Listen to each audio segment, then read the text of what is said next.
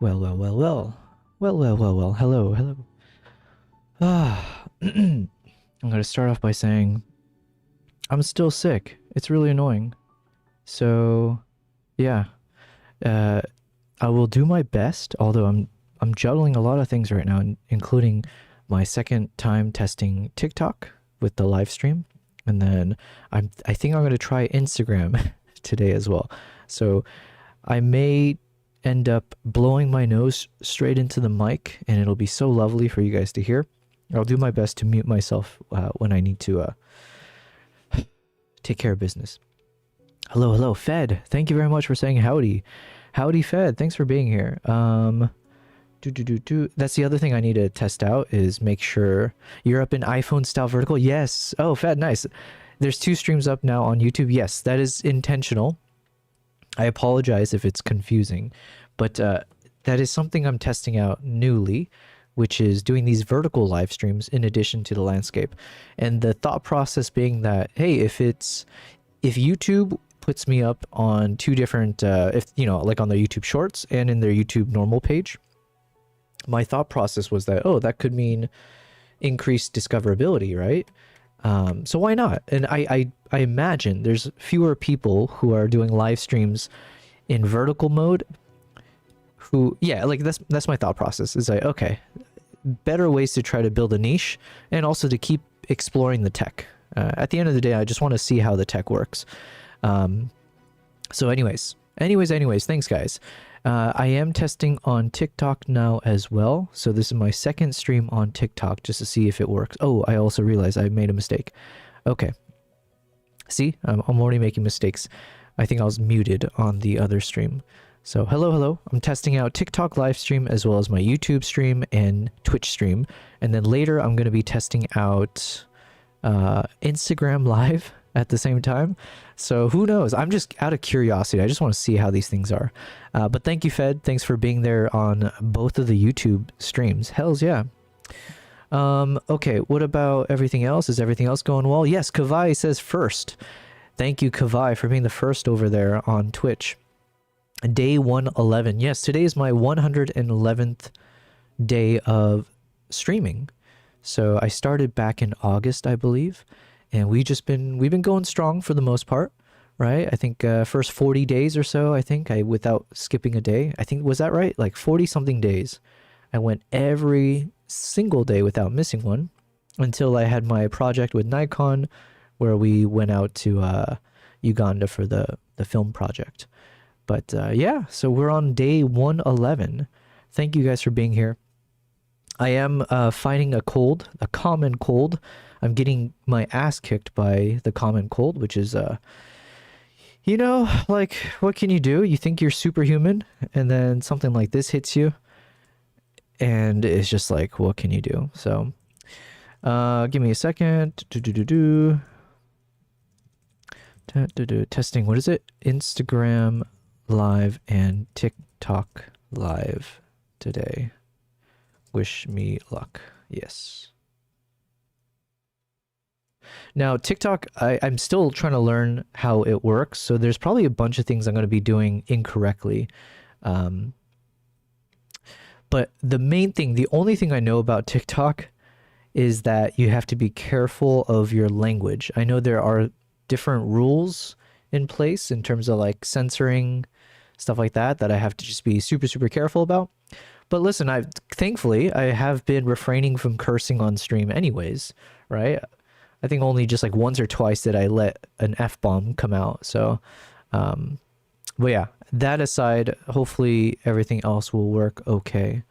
So let me just play around with a few things here.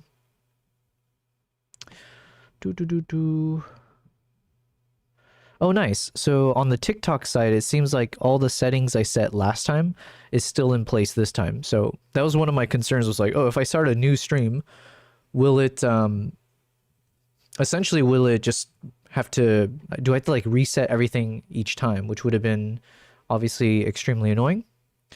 But yeah, that's fine. Fed, you said we filmed another video last night. I graded it using Genesis and now I'm working on the audio. Yo, well, good job. Would love to see it once it's ready. I did meet a group of filmmakers and like script writers and actors here in Dubai, and so they've been wanting to work on a film project, which was really cool that they're like just gung ho. They just want to get started. So some of them have scripts already, and they're like, "Hey, let's film this."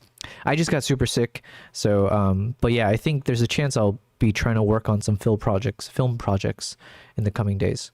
Okay, so we've got our TikTok live up and running. We've got our YouTube streams up, and Twitch is also operating. So I think everything should be good.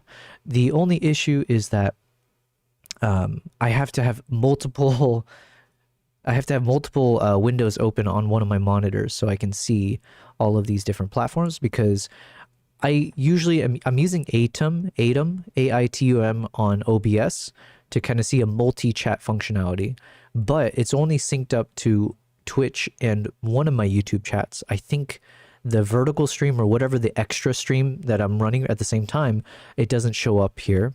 So that one I have to have a browser open to see that chat. Plus now with TikTok, that's completely outside the realm of OBS. So yeah, if I miss something that you say that's urgent, I do apologize. I'm going to do my best. I will do my best. And then on the TikTok side, I am still testing the different screens, or like the scenes that you would be able to see while I'm there. So right now, for instance, you should be able to see a view of Kimbap right above me in the middle, and then Nala is down below. Then I created a scene in TikTok, which I need to, for now it's just a manual switching. I need to build it into Elgato most likely. But we got one view, which flips over to Nala will be here, main screen. And then Kimbap and myself will be just up above in like a little vertical box. Then I did the exact same thing with Kimbap. So then there'll be one view where you can see Kimbap as the full screen, or like the larger screen, and then the rest of us are on top. And then when I start editing, which I do want to focus on today, then we get into our editing modes where you can see one of my windows where I'll do all my proper editing, and you can still see both my cats, and then I will be a little bit smaller on the screen. So those are my thoughts right now. But yes, anyways, thank you guys for being here. Thank you, Kavai, for, again, telling me it's day 111. Nothing special gonna happen from that, but, you know, whatever. Okay, I kind of prematurely started this stream as well, so let me just double check, make sure everything is properly functioning. Like I said, one thing I'm going to test, maybe I'll test it once I feel a bit more settled. I need to test the Instagram live. That's going to be fun, right? Because I don't know who uses, I don't know how many people watches Instagram lives. To be fair, I also don't really know the culture that exists on TikTok. Like, I don't know who joins TikTok lives. I can imagine my type of live stream is maybe not the type of streams that people are used to watching on TikTok, but to be honest, I have no idea. So yeah, all of this is just kind of like, let's see what works, what doesn't. At the very least, I want to stick to what I normally would do. So while I do a lot of talking here, it is mainly where I want to show like my photo editing, my video editing, share the behind the scenes of how do I create the content that I do. So we'll stick to that. So right now, oh, yep, see, I have to fix this yet again. Why does my OBS just does some really weird things? Let me see here. When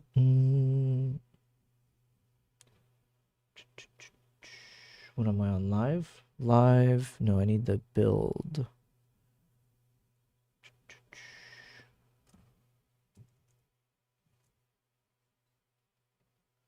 All right, let me just try to fix a few things here.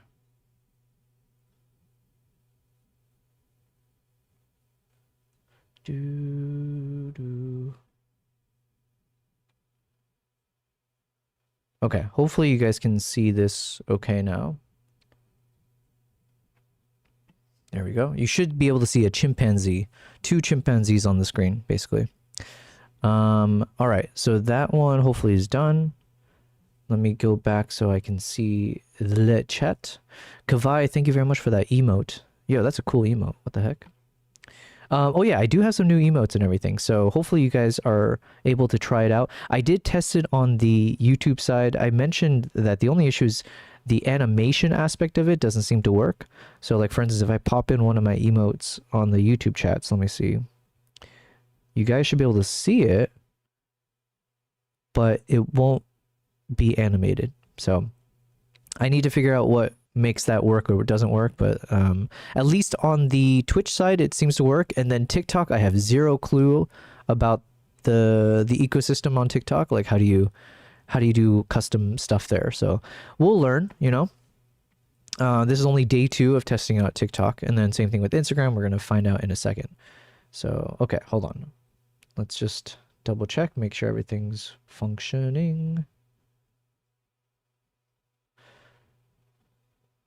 And again, I will keep apologizing, but I am still recovering from a cold. So if you hear it in my voice, I am fairly congested, which is annoying. And my nose is constantly runny. I had to switch from drinking my typical iced Americanos to now drinking hot green tea with a vitamin C tablet put in there. So really disgusting stuff, really. Okay. Here we go. Welcome, guys. So, the last few days, I was supposed to be streaming yesterday, and I couldn't just because, yeah, I was feeling a bit under the weather. So I figured let me just take one extra day off. Today, I'm not 100%, but I think I'm okay enough that I should be able to stream.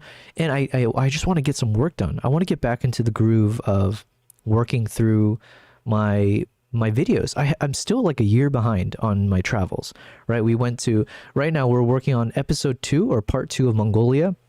Then I have a trip to Sri Lanka. I have a trip back to Uganda with a few photographers. I have Zimbabwe for about a full month. Then I had a trip to Vietnam for a full month. What came after Vietnam? I think I had one more. Oh yeah, after Vietnam, then I took a honeymoon couple to Zimbabwe and Uganda towards the end of the year. Then I had a trip to Colombia and a trip to one more, Hokkaido, Japan. So I've already lost count. I think. Oh shoot! I was counting on my fingers and I forgot to pay attention. I think that's like about 10 different trips or something, right? It's at least 5, maybe around 10 different trips that I haven't shared the footage or the content from in full detail. So those are at least a lot of exciting kind of short film making style content that I want to make. So with that in mind, I do want to hustle. So before we get into Mongolia again, I did want to make one more quick video from my trip to Uganda recently, where I filmed a bunch of chimpanzees in, what is it? The Ngamba Island Chimpanzee Sanctuary. So that was a really cool experience. And yeah, I have some footage from it, right? And we've been just kind of like pushing out a bunch of stuff, including my short film, which you should check out on my YouTube channel, Yobel Prize. It's called The Island of Second Chances. And so these are some of those extra footage that I had. And we were going through these the other day, where I want to just find any footage of the baby chimps. And we're just going to select all the baby chimp footage, put it all together, and then kind of filter from there to see, you know, what are the best clips to keep that we can make I don't know, I was aiming for like a 5-minute video, maybe just like a quick 5-minute video showing some lovely scenes of baby chimps being babies, basically. So this is not meant to be like some kind of heavy duty, high fidelity storytelling or anything like that. It's just meant to be like easy content that I can push out with some nice high quality footage from the latest Nikon ZR. So just be like a nice, hey, here's a portfolio or body of work using the Nikon ZR. This could be a nice moment here. Let's rewind. Let's full screen it.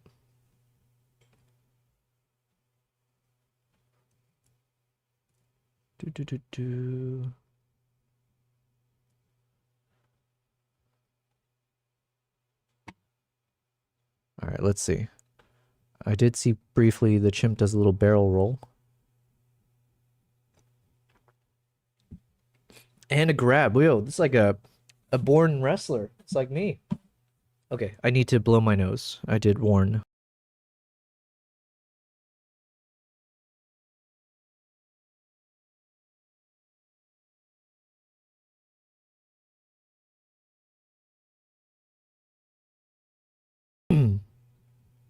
Okay. Oh, we're on to the next video. That one for sure we want to keep as well. So let's grab this guy. And let me watch the other one real quick. And very, very briefly, I should have done this. I should always do this because they are the stars. Let me make sure to reintroduce or make sure everyone enjoys the company of my two cats. So over to my right here, we've got Nala. Hold on. Let me test out TikTok. So on TikTok, I would switch to which camera? I guess I'll just switch to the main camera view so you can see both. So over here is Nala. Nala is the older sister of the two. And all over there, stretching over on the top side on TikTok. And then let me jump over there. Way back there is Kimbap, and he's the younger brother. So those two like to hang out near me, which is nice. They like to hang nearby while I'm working. So I figured as a photographer, I've got all these cameras. I might as well aim these cameras towards their beds and turn it into content, right? So that's been fun. So yeah, we got our two cats, but yeah, they're just sleeping. They just kind of chill, do their thing. Let me hop back over to a bit of an editing mode on both sides there. Cool, cool. All right, so with my two cats just kind of hanging out, but the main thing we're doing here is right in the center. Let's go ahead and start reviewing these footage. So we got this barrel roll that we'll want to keep. And then I was briefly paying attention, but I think this one had a baby in it. Yep. So we got baby chimp.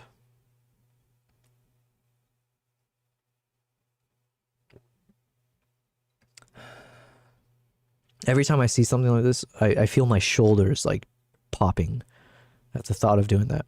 My whole body's destroyed from my wrestling days, including my left shoulder. Yeah, it is what it is. The price you pay.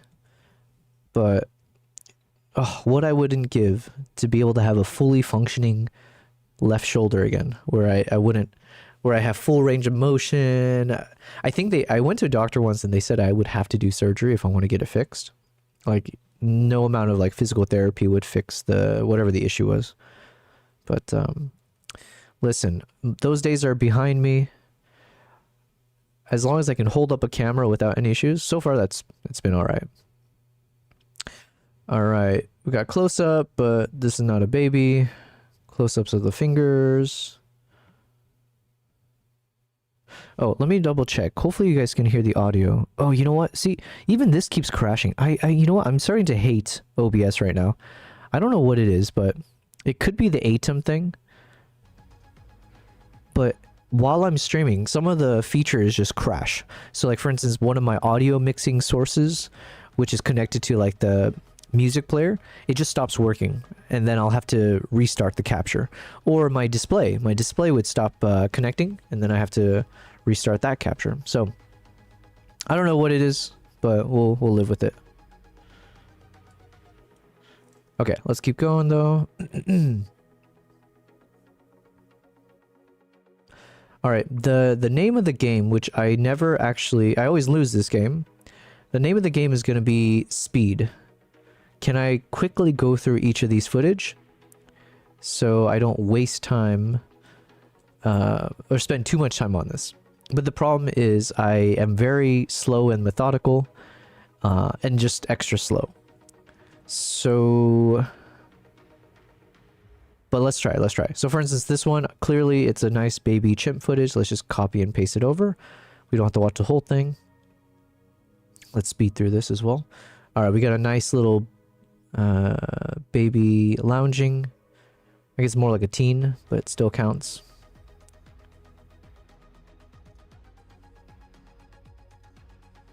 Okay, so let's bring this one over. I did notice that the color grading is quite different between these two shots. This one's obviously very, very rich and dense with the greens. And then here, it's more like the grass is a bit desaturated. So I don't know what my mindset was when I was editing these two. But obviously I want to find a little bit more of a single grading style across everything. So we'll see what I can do. Oh, that reminds me. Someone had asked me to help out with one of their video projects. So I should, okay, let me go through all this first. Okay, so we got baby. There's some good moments here. Yo, is this baby threatening me right now? It's like, watch your back. Okay, so let me drag this one over, but yeah, someone asked if I can help them. I don't know what you would call this. I'm not I'm not part of the filmmaking industry, but basically, I guess Slime Lord Army says hi. Hello, Slime. Thank you for saying hi over on the YouTube side. I appreciate it. On the vertical stream as well. Nice. Okay. Yo, the vertical stream is kicking my landscape stream's ass right now. Damn. Good learnings so far. Thank you, Slime Lord, for saying hello. We're just doing a chill stream today. Just a little bit of editing, a little bit of talking. I'm testing my voice as we speak just to see if I have the energy to speak, because unfortunately I caught the cold. I'm assuming it's a cold a couple days ago. I'm hoping today is the worst of it, and starting tomorrow I should be back on back to normal. Okay, what was I saying? Oh yeah, so I mentioned I met a few different like filmmakers, or there's a big like filmmaking community, and so it's a groups of people who are actors, script writers, you name it. And yeah, so I met one guy there, and he asked if I could help him recolor some footage. Like, I guess he has two versions. He has like the original version, and then he has like this other version. And he was asking, can I take this other version and make it feel the same color grading style as the original? So I was like, sure, I can try. So I'm right now I'm just doing it out of the goodness of my heart, but also it's a fun little exercise to see if I can do a good job. And my hope is that if I do a good job, well, one, yeah, the guy's seems like a pretty chill guy. He's like an actor, editor, and stuff like that. But I hope he will think of me, or he will what do you call it? He will let other people know of what I can do, and maybe there can be some fun like job opportunities in the future in this kind of like more traditional film making industry. So whether it's like being a colorist, I'm assuming that's the right terminology, like a colorist or a cameraman or blah blah blah. Yeah. So once I grab all these chimp stuff, let me work on that next, because I think I told him I'll work on it by today. But then I got sick yesterday, so I wasn't able to work then, blah, blah, blah. Yo, we got so much good baby chimp footage. This is actually going to be more of a problem than I expected. I thought I could just make a casual 5-minute video of some of my baby chimp footage. But like, if you look right now, for instance, we're at over 1 hour of footage of the baby chimps. Now, these are all slow motion footage, so it's not actually like an hour captured. And there's a lot of fluff inside of it, so it's not like we need all of it. But the point is, there's a lot more video clips here than I expected of baby chimps being baby chimps. So it's a good problem to have, but it's still a problem. So let me just keep checking things, make sure everything's working. And then also at some point I want to flip the switch and turn on the Instagram live as well. So we're just going to test everything, okay? How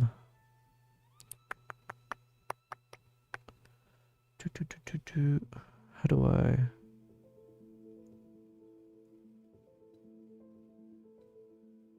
One thing I want to figure out on the TikTok side is, because right now I'm testing out a live stream from TikTok desktop. Is that different from going live on like TikTok mobile? So if I were to open up TikTok right now,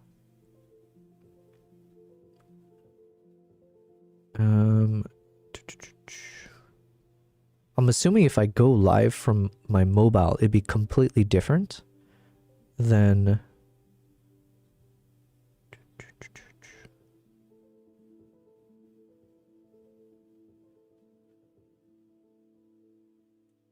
Like, would that be weird if I go live from this desktop view, but then I also go live from my mobile device, which is, I guess, just like a selfie view, but technically it's like another way for people to know that I'm live?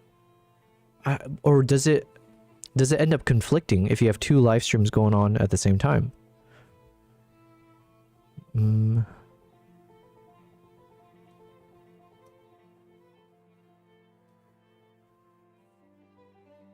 Monitor live. Okay, so I can monitor. Sorry guys, I'm gonna be doing a bit of work, and then also right now I'm just in exploratory mode, so I'm just trying to see how is everything working here, if it's working.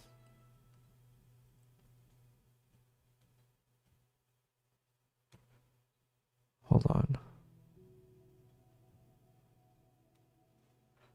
Testing, live chat. Nope.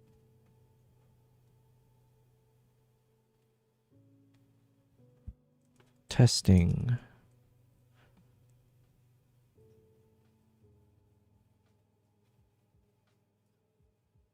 Mobile preview.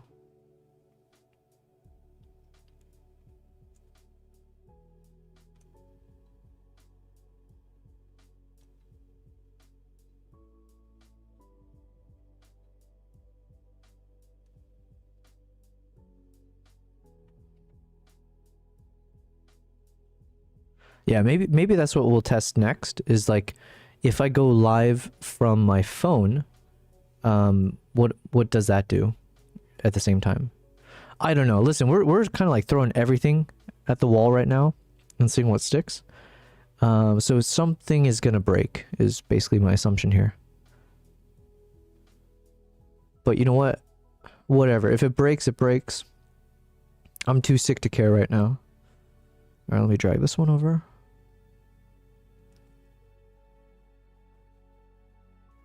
The main thing I need to test is like I guess I have to keep monitoring to make sure that my OBS is working properly, which is so annoying.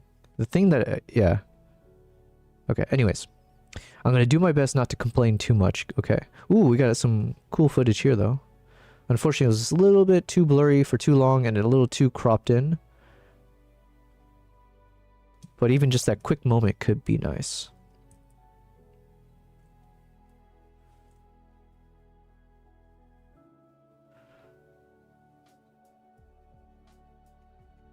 Okay, this part was too blurry, it seems. Yeah, I didn't really catch it.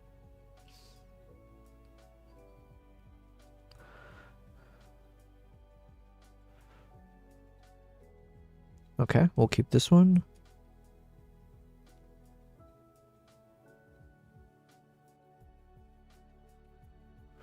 I think I'll skip that one.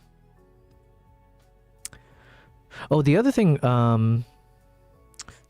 I need to figure out, and I guess this could be something that affects my TikTok as well, or TikTok and maybe Twitch. I mentioned it briefly before, but given that I live in Dubai, even though I'm clearly I'm an English speaker, but my region is Dubai. So I don't know how much that impacts like my ability to reach the right audience, because I didn't think about this before. It would never cross my mind, but I mentioned that I met someone from the Twitch team recently at that 1 billion follower summit, and he had made it sound like that could be something that impacts me as an English speaker. Majority of, let's say, people who are tuning into live streams in the Middle East would be Arabic speaking, so that would negatively impact my ability to be in front of the right audience. But I don't know if that's like a temporary thing, or if over time that gets... Yeah, I have no idea. I don't know if it gets better over time, or if there's a way around that. So...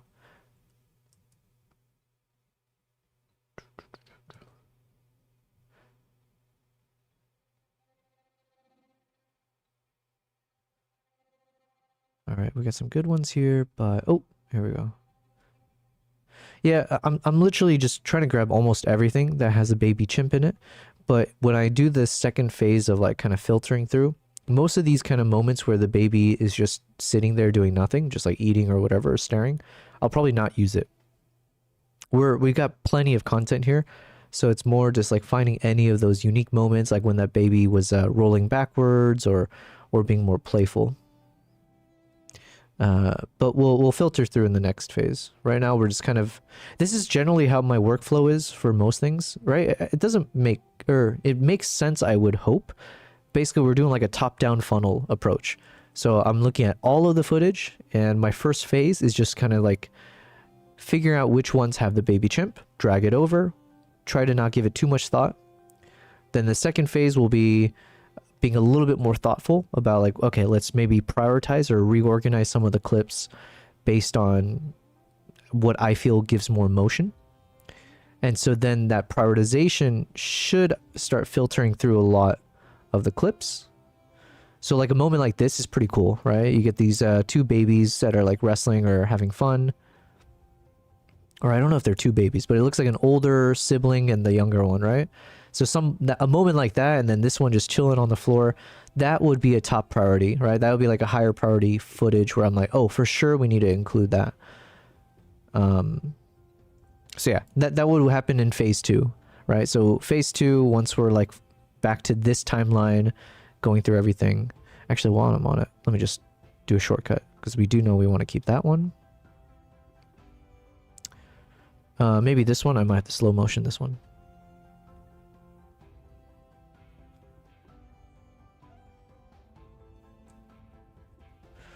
Let's drop the playback.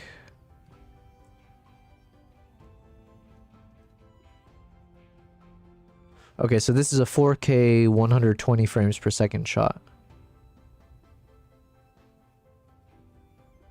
Okay, we do want to keep this. We got we got 2 playing and 1 coming in with a stick to save one of them, right? So let's drag that one over.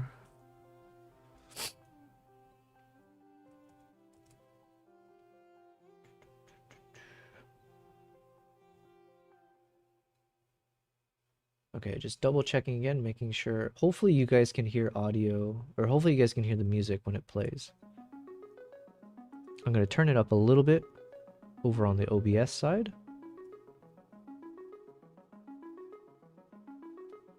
Okay. Oh. Yo, I was about to skip this clip. I thought it was going to just be this, this one. Alright, so this is probably a top priority one as well, because we get this nice moment where the baby walks up. Alright, it's going to be a little bit glitchy, but here, let's speed it up.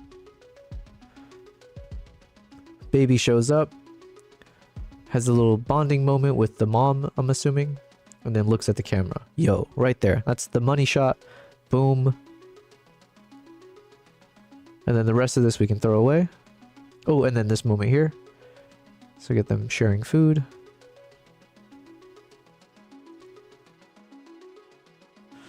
That one, yeah, we probably won't keep this part, but let's drag it over.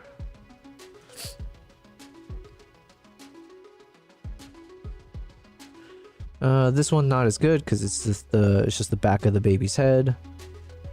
This one would have been funny, but it's all out of focus. That was a user error. So I didn't focus in time.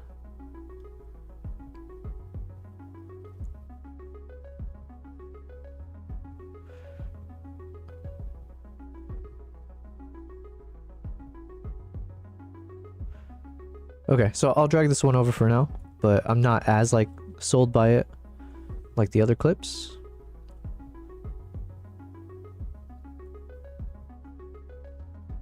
Oh, we got some barrel rolls. Here we go. Let's just watch this from here.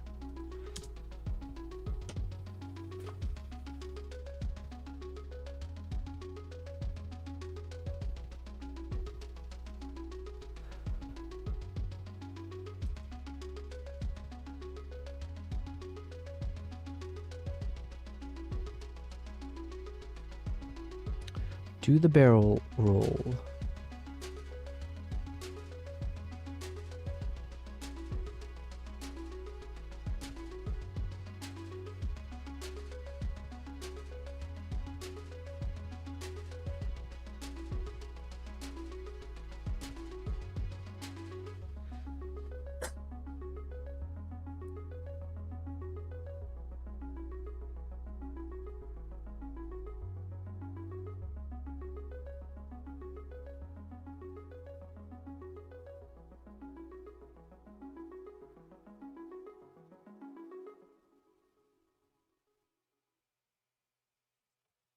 Okay, hold on. Gotta log in. I'm trying to monitor this live stream. Yeah, this also might just be too many things for me to do at once. But like I said, really it's just in the name of research. So I will test out the Instagram live in a second here.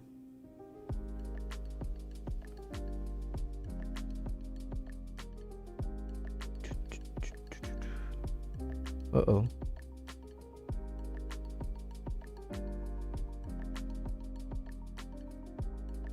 Yo, we had people send me finger hearts earlier. Well, that's cool. Man, TikTok is like a completely different vibe. Which I don't mind, by the way, but... Okay. So this one, yeah, we'll keep. We got a little barrel roll. Let's drag it over. Okay, this one's clean, but it's just kind of wandering around.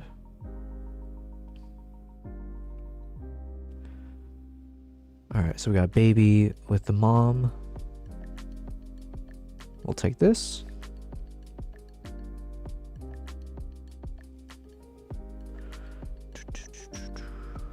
Alright, and then these ones, as epic as these shots are, these are the stuff that I've already posted on YouTube. So I can skip through all the tunnel shots.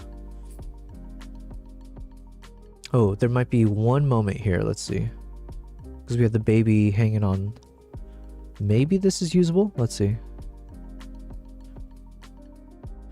I mean, it's usable. The issue I have with it is that it's in such a completely different environment than the other shots, so it would be a little bit out of place. So if there were more of the baby in this area, that would be different, but we literally just have that one shot. So yo, Joseph Wildlife is back, says hi bro, thanks for being back. Yeah, I was planning to stream again yesterday, but I was feeling a little too sick, so I took yesterday off, but here we're back again. I'm still congested. I'm still like, I can feel stuffy. I've got my Kleenex ready. But yeah, I'll be streaming as long as I can today. So thank you for being here, Joseph. Joseph Wildlife. Fellow photographer, yes? Okay, speaking of which, I need to blow my nose again. Jesus. Okay, let me just play this out for a little bit. Let me make sure I go on mute so I don't destroy your guys' ears.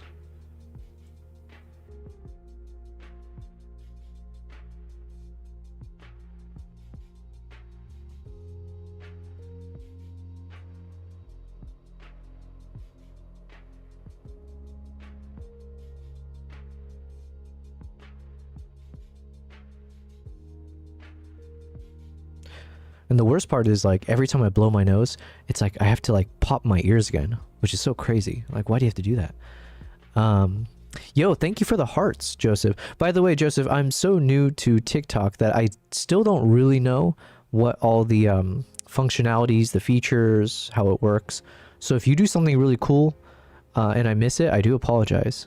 But I'm doing my best to not be a boomer, as they say, and like quickly learn the ropes and act like I know what I'm talking about.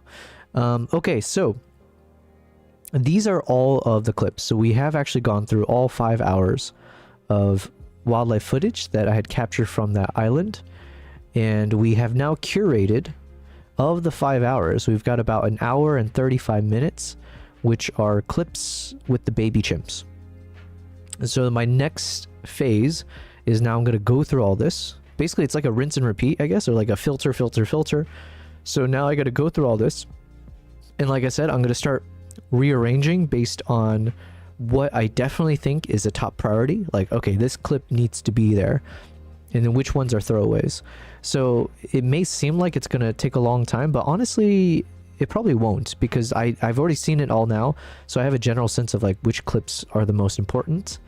And we also have kind of a self-applied timer, like in terms of how long this video clip should be. I don't really think, unless for now, my thought process is that this shouldn't be too long. Like this should be like a 3-minute, 5-minute type video with some nice soothing music in the background, that kind of thing. So, okay. However, before we go any further, I think I have a task that I mentioned. Someone had asked me if I can recolor his video that he's made. And so I think we'll do that task. Hopefully it should be easy enough. But it's my first time doing this too. Joseph asked, do you shoot Nikon? Yes, I'm all Nikon. All Nikon, baby. Nikon all the way. I use Nikon Z9, ZR, and Z6 III. So in terms of the cameras that I'm using for my live streams, they are all shot with my Nikon. So let's see. From this view here, the view of me is shot with the Nikon ZR. Here, let me switch over to this guy. So the center camera here is the Nikon ZR, and I've got a 20mm f1.8 lens attached to it. And then over above me, or I guess one of my cat cameras, which is of Kimbap, I'm using my Nikon Z6 III with a 50mm f1.2 lens. And then for Nala, below me and right next to me, I'm using the Nikon Z9 with the 24-70 f2.8 lens. So absolutely overkill for a live stream, but since I have the cameras, it's like, it's technically not overkill. It's just I have them, I might as well use them. So yeah, I'm definitely going into overkill territory even further. I've got a few different things that I need to purchase for some upcoming projects that I want to do. And as part of that, I think I'm gonna you're gonna see more crazy stuff that I'll be playing around with. But hopefully that's exciting, you know? But yeah, and then in terms of the footage that I was editing of the chimpanzees, those were all shot with the Nikon ZR with an assortment of Nikon lenses. Yo, Maple's in the chat. Maple says, what are we working on today? Well, firstly, thanks for being here. I was supposed to be streaming yesterday, and my sickness was just too annoying. It wasn't like extreme, like I didn't have a flu or something, or I wasn't like dying, but it was enough where I felt like I couldn't speak long enough without feeling I would have to blow my nose every 10 seconds. So but thank you. What are we working on today? So two things that I want to, no, three things. Sorry, three things. First thing, I guess, is I want to quickly get into this video. Oh, and actually, Maple, I could ask, maybe I could ask you, because you're like in the industry, right? I think, I apologize if I keep mixing this up, but I think you had said you've done, what's that phrase? Director of photography related jobs before, or you understand that world. So I met some filmmakers and like artists and people in that space recently in an event, and one of them had asked me, I think he's like the actor and an editor, but he asked if I could recolor this footage to match to the original footage. He has like two versions, version 1, version 2, and so he gave me the reference version and this other version, and he was like, hey, can you map the colors of this final version to match the reference one? So I was like, yeah, sure, I can do it. It'd be a fun exercise for me. So I'm not getting paid for this, by the way, but I figured I'll do it, and if I do a good job, maybe it's like one of those things where they'll let me know about future opportunities, and I don't know what that would be like doing. Is that like being a colorist? I have no idea. Maple says that's BD, I think. No, I know for sure BD does like proper like film studio stuff, but I thought you had done a project in Canada, or no, there's someone else that I know he was like a director of photography, but I seem to remember like you were on a project, or there's a moment where you were off for a month for like a project, and I thought it was because you're doing some kind of film project thing. Joseph has asked in the TikTok side, how do you like the ZR, honestly? Wait, can I tag people? So if I do like @JosephWildlife, does that work? I love it. I made a short, I made a short film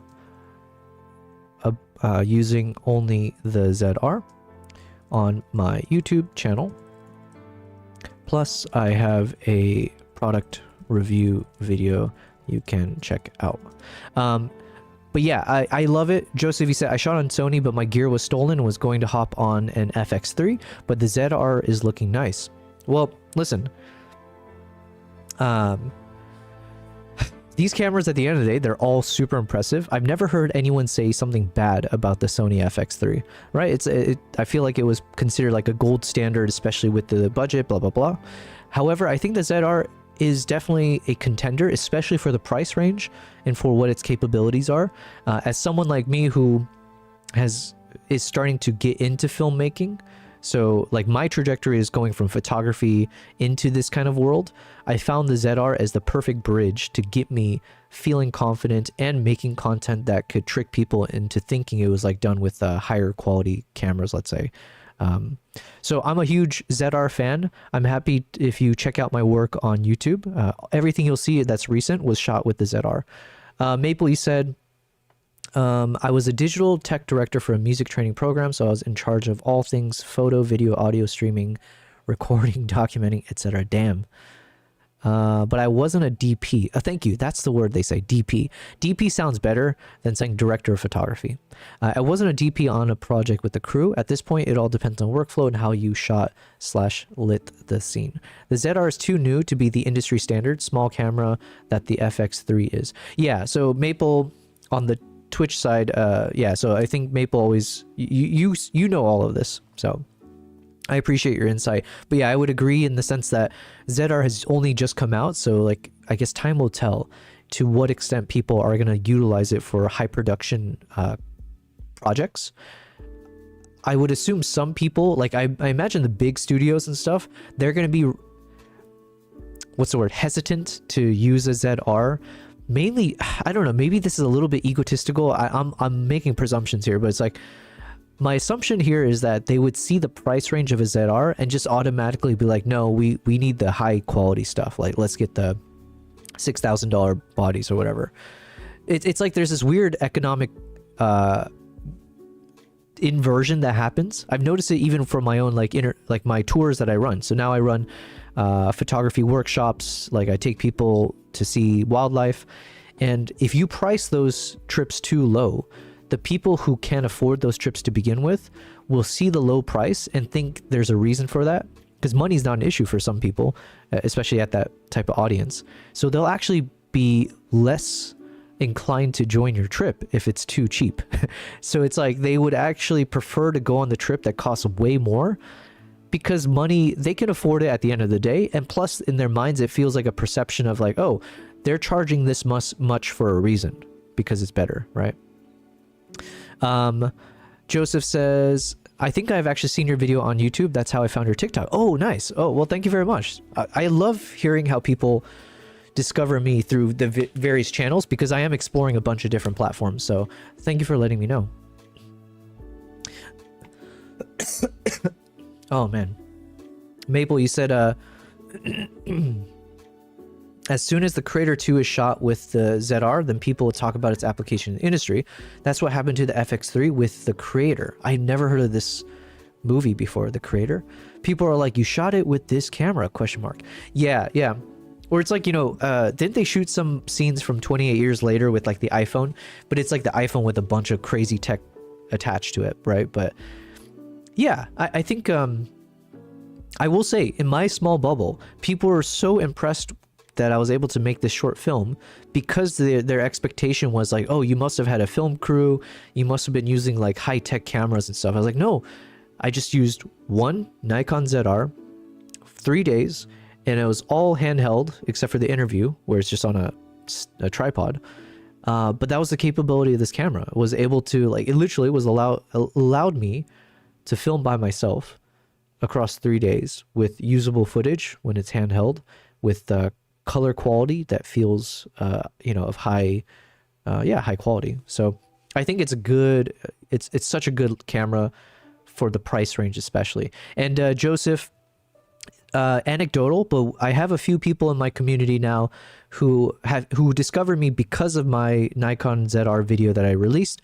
And a few of them, I've had over 10 people actually, at least in the chat or messaging me, telling me that they've switched from Sony to Nikon, or they, even if not switching, they've said they are purchasing the ZR just from seeing the content. And then there's one person who said they sold, sorry, they were buying 5 Nikon ZRs because of the price point, and they're basically going to use it for their studio. I don't know what they do, but it's like they're literally buying 5 units of the ZR because the price range can allow them to do that. So Joseph, you said, what lenses do you use when shooting wildlife? What does Nikon offer? And sorry to hound you with questions. Not at all. You never need to apologize for that, because I mean, that's part of the reason why I'm live streaming, right? I like doing this kind of behind the scenes, sharing how I create my work, and then also learning from people, and also hopefully I can share that as well.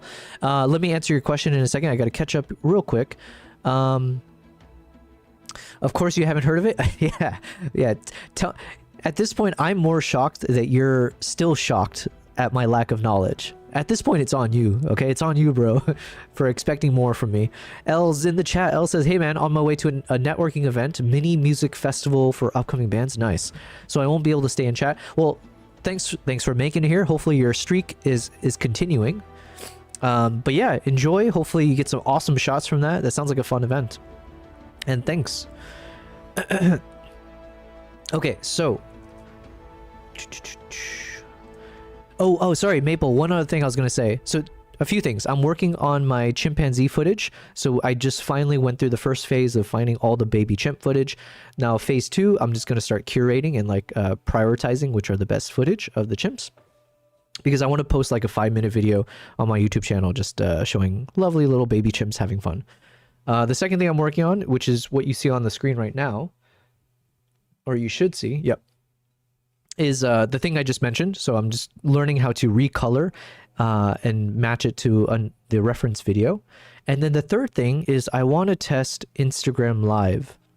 So we've already tested TikTok, and you know, there's still a lot I need to learn about TikTok, but while we're still learning, I'm going to ramp it up a notch, and we're going to try to test out an Instagram Live. And I'll do that anytime tonight. I just want to first see if I have the energy to talk right now while being sick. Seems okay. So that's another thing we'll do today. So Elle says welfare package with benefits. Hells yeah. Okay, so Joseph, your question, what lenses do you use when shooting wildlife? What does Nikon offer? Maybe what I'll do, I'll show you with the video I made, right? Where is it? Where is my video? Here, I'll just open it up. Give me a second.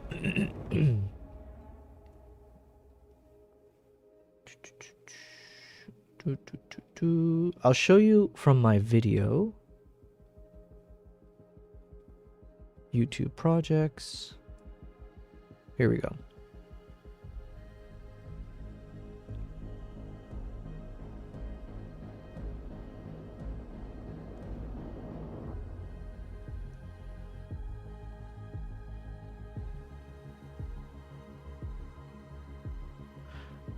Now, I won't be able to play the full thing just because I think I'll get copyright struck by my own video, right? Because the music I use, I think... Wait, actually, it might be okay on this one. But yeah, I'm just like always mindful of that. But let me just show very briefly. I'm not going to actually play the video fully. I'm just going to show you some scenes.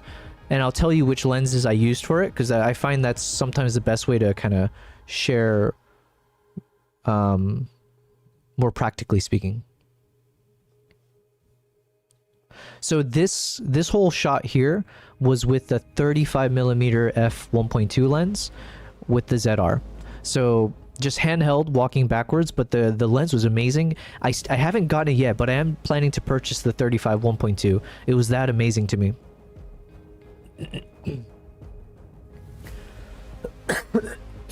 Excuse me. So the thing I mentioned about this lens is that I haven't had a lot of practice with the 35mm lens before, but after this was the second time I shot with the 35, I love it because I use a 20mm. It's what I use right now for this selfie camera, but it's oftentimes too wide for you to kind of get like cinematic separation of like a subject in the background. It all kind of blends in together. I don't have the right terminology to say it better than that. You just don't feel like the subject stands out in a wide angle shot, at least not always, right? So With this 35 lens, I felt that you clearly see the subject, and there it felt almost like a portrait shot of the subject, but you have so much landscape behind the subject that you can still capture. So you still end up with like a nice wide angle, wide background, you know, capturing the mood of the scene, the environment, while having a better composed, better like separated subject.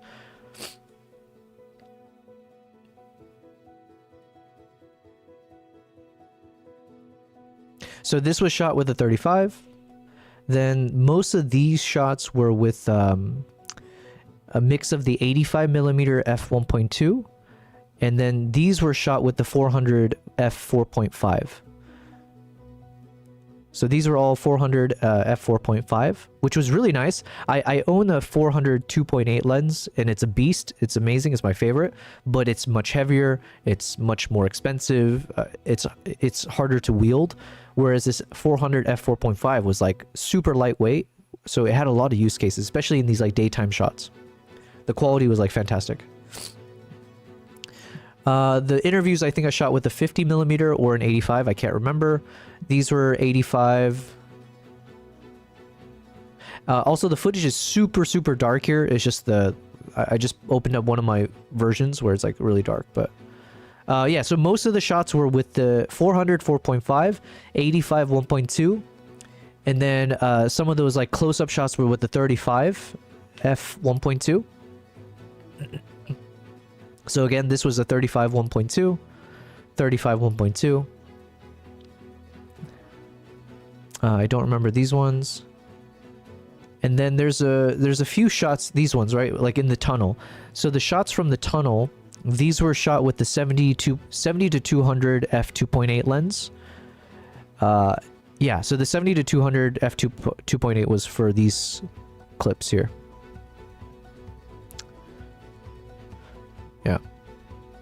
Yeah, but anyways, generally speaking, I would say the 85 1.2 became one of my go-to lenses for like my travels. Okay, I need to blow my nose again. Lord help me. All right, let me go on mute.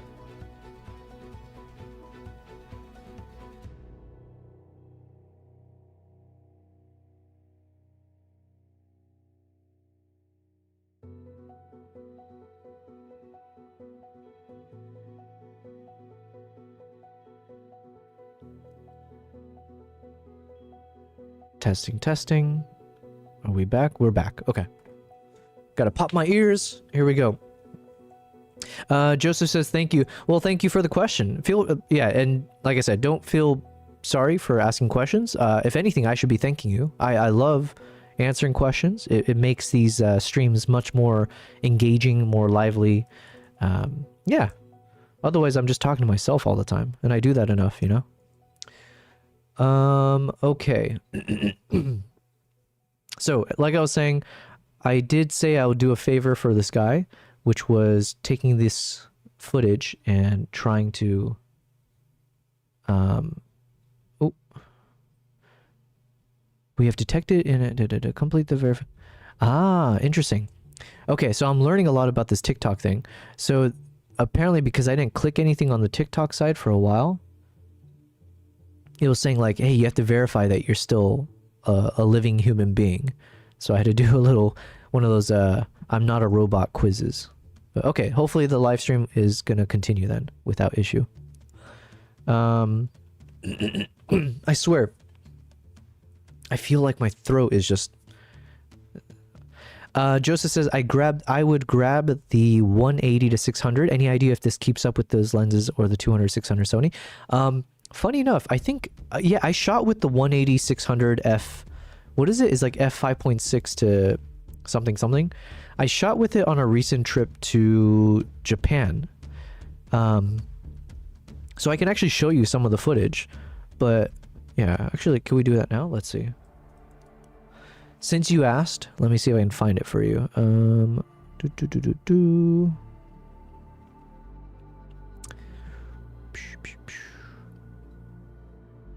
Hokkaido.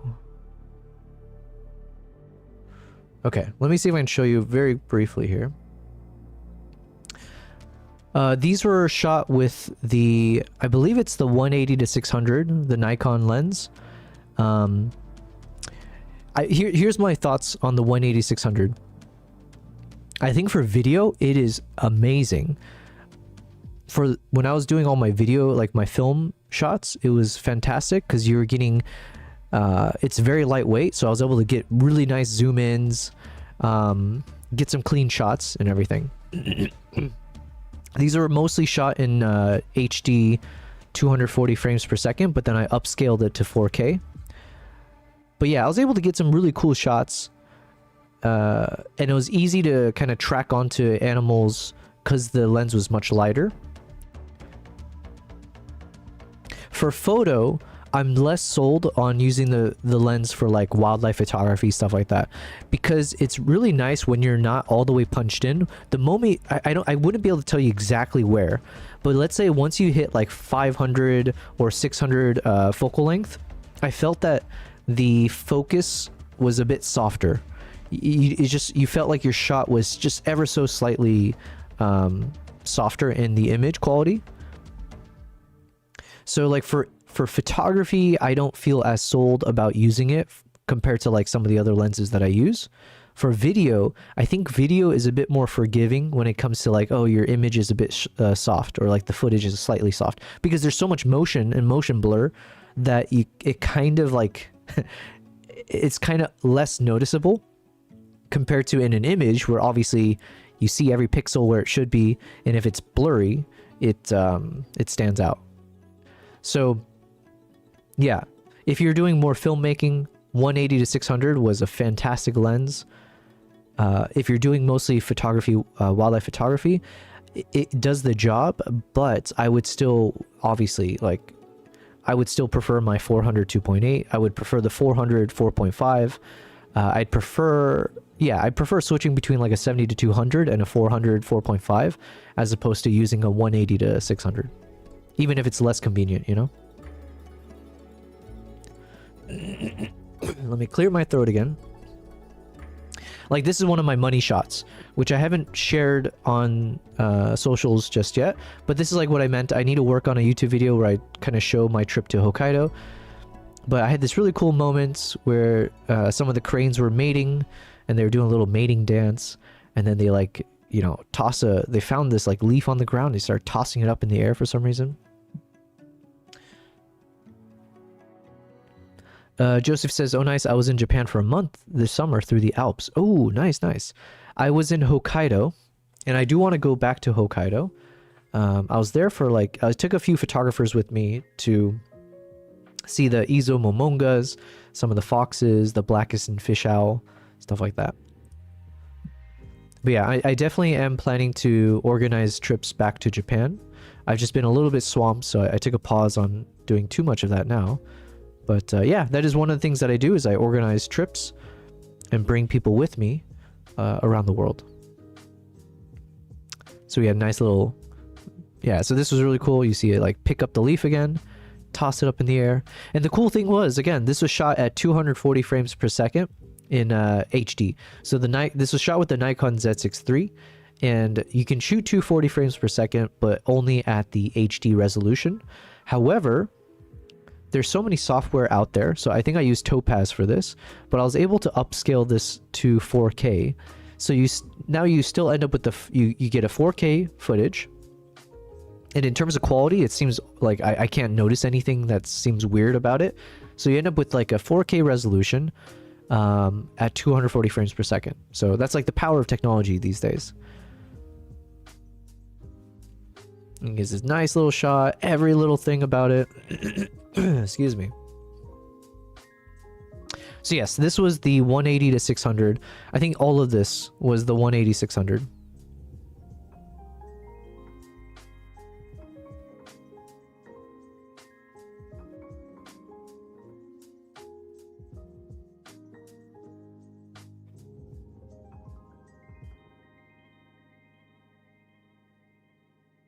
Oh, also, randomly, one of the nice things about this 180 to 600 lens is it's got a thread size that works for my ND filters.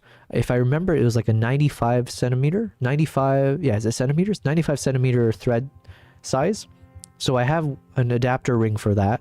So then I can use my variable ND filters attached. Whereas like with my 400 2.8, you would need to get like one of those drop-in filters, which are really expensive. So yeah. Yo, BC's in the chat. BC's is gambling it all away. It's okay. You're almost at that 150,000, okay? Thanks for being here, BC. I'm doing a few different tests. I was supposed to stream yesterday, and I was just feeling under the weather, so I decided it's probably best to take the day off. But I'm back today, even though I'm not really 100%. We are streaming on YouTube, 2 streams again. So I've got the vertical stream and the landscape mode. So feel free to join whichever one works best for you. Although it seems like the vertical stream is doing a lot better in terms of views than the landscape one. But there could be another reason for that. But anyways, that's one thing I'm observing right now. TikTok's been fun. TikTok, oh, we got 600 likes on the TikTok video, the live stream, which is cool. I appreciate that. Yesterday was insane.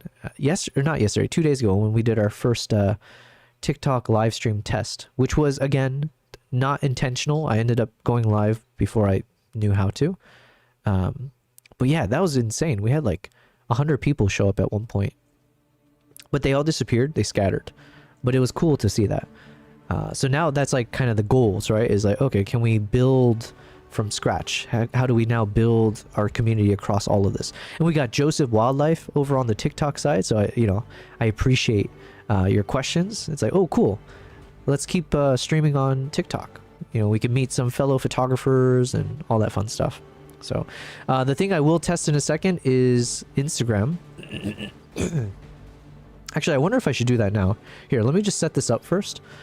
So I remember I did this previously. There was some button that I hit that allowed me to see 2 views at once. Split screen. And then what do I hit? Split screen.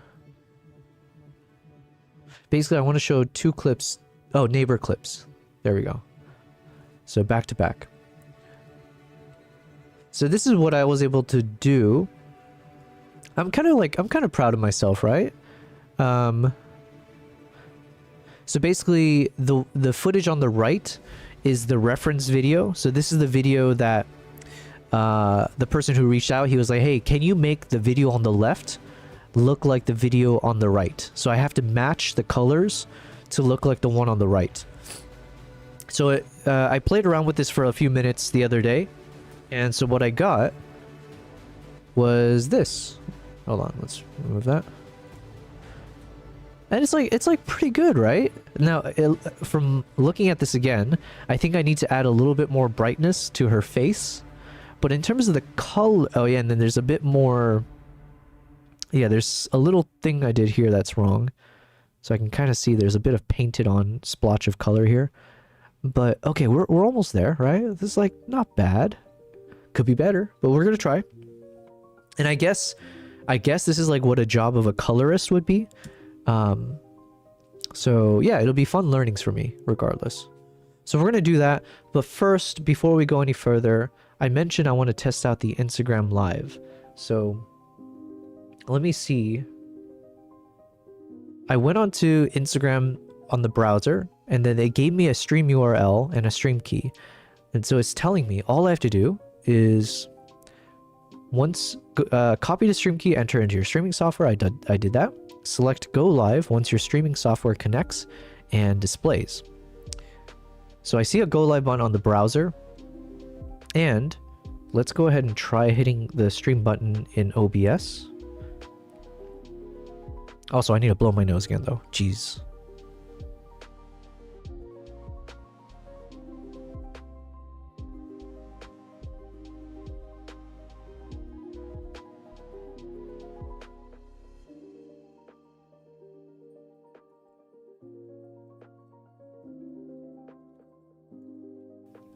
Probably not the opportune time to try to test all these lives when I'm like fighting for my life over here. But in the name of testing. So I'm going to hit the stream button on Instagram. Okay, so I hit this button. Now let me observe Instagram and see if something's about to happen.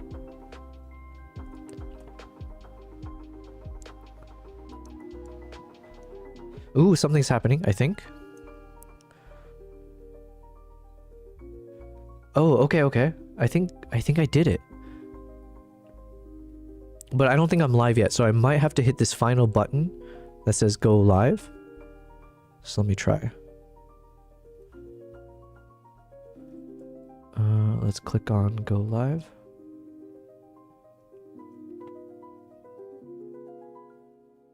Oh wait, did I like put a title and stuff on this video? Whatever, it's too late. Okay, so I think I am live now, but I have no idea if I can tell. Hopefully people can hear me, firstly, and hopefully you can see me. This is testing Instagram Live using my OBS in my home studio. Joseph, you said I'm live? Oh, nice. Okay. Well, thanks for checking for me. Wow, we got our TikTok user testing out the Instagram. Going into the enemy territory. Joseph says, I'll pop onto that one to see if it's working. I appreciate it. And if anyone is watching the live on Instagram, I actually don't know if it's actually working or not. I am basically doing some tests here. Test, 1, 2, and 3. Hello. In case you guys can hear me, I am currently testing how to do a live stream on Instagram. So we have, in the past 5 months, we have learned how to do Twitch live stream and YouTube live stream. And then recently I was learning how to do a YouTube vertical live stream at the same time. And as of the other day, we've been testing TikTok on how to do live stream there. And I felt ambitious enough that I was like, let's go ahead and expand that test one more time. So now I'm testing, can I do an Instagram live using the same setup that I've got for everything else. So I don't actually know if you guys can hear and see me, but just in case you can, I'll just quickly let you guys know what I'm working on. So usually when I do go live, I'm using that time to share a bit of the behind the scenes of how do I edit my videos, how do I edit my photos. We share a little bit of behind the scenes of my travels, stuff like that. And right now I do have a few projects I need to work on, even though, oh yeah, I should have also said I'm feeling a bit sick. I got sick 2 days ago or so, and I've been trying my best to recover. So if I keep going on mute and blowing my nose, just know that is why, okay? Anyways, so right now I am just using this time to edit my footage, and I figured while I'm testing things out, I'll test Instagram next. So hopefully, if you are watching this on Instagram, you should be able to see a screen. Oh wait, hold on. Maybe you won't. Here, I'm gonna hit some buttons and see if things change. So, if I did this correctly, you guys should be seeing that I switched scenes. So right now there should be a scene where it's just me in the center, one of my cats up top, and then one of my cats down below. But then we have different views. So let's say if I switch to this one, hopefully you guys will now see a new view where you got Kimbap, one of my cats, taking up the bottom half. And then I'm still up top. And then we got another view, which is focused on Nala over here. And still seeing me and whatever else. So these are the kind of like the test screens that I had created for like a vertical format. And I think it should all be connected, where when I make the change on my OBS through my little stream deck thing here in front of me, it should now update the vertical stream scenes on YouTube vertical as well as Instagram. I'm just voicing it out loud because I don't actually know if it's working, so hopefully people can tell me if it's broken. But that's generally what I'm trying to test out here. And then the view that I was mostly focusing on is my editing scene. So it should now pop open in the center, you will see my monitor, basically what I'm working on. So you should be able to see right now there's a chimpanzee walking towards me, because that's one of the clips, that's one of the projects I'm working on. Let's go and switch over to this guy. Okay, so right now project number 1 is I've got a bunch of these baby chimps that I captured on camera, not in reality. I captured on camera from a recent trip to Uganda, and I'm trying to I'm basically sourcing, I'm going through all these clips, and I want to see if there's a select few that are maybe the best quality that kind of conveys some excitement or something about these young chimps. And I just want to post, I want to put it all together and post it as like a separate YouTube video, but meaning to be like a short video, like 3 minutes, 5 minutes, something like that. Maximum maybe 8 minutes long. But ideally we just find like a 3-minute segment of baby chimps that I put together thematically. So that's like one quick little test that I'm doing with these chimp videos before I can move on to some other video projects for my YouTube channel. The other thing I'm going to work on today, we had someone reach out to me who is an editor slash actor in Dubai, and he asked if I can help him recolor a video that he's working on. So basically he gave me like a reference video and then the final version, and he wants me to try to change the colors of the final version to match the colors of the reference one. So I figure it's a good test for me, and I said I'd help him out, so I do want to get that done today. So I figure I can do it on the stream, potentially. And the third thing I was working on today was I want to see if I can do an Instagram live and see if the tech works. So I actually have no idea. I wonder if I can check from my phone if it's working. Hold on. So if I'm on Instagram on my phone, does it show that I'm live? I can't tell anything on my side. On my side, it has nothing. On my phone, it says I'm not doing anything.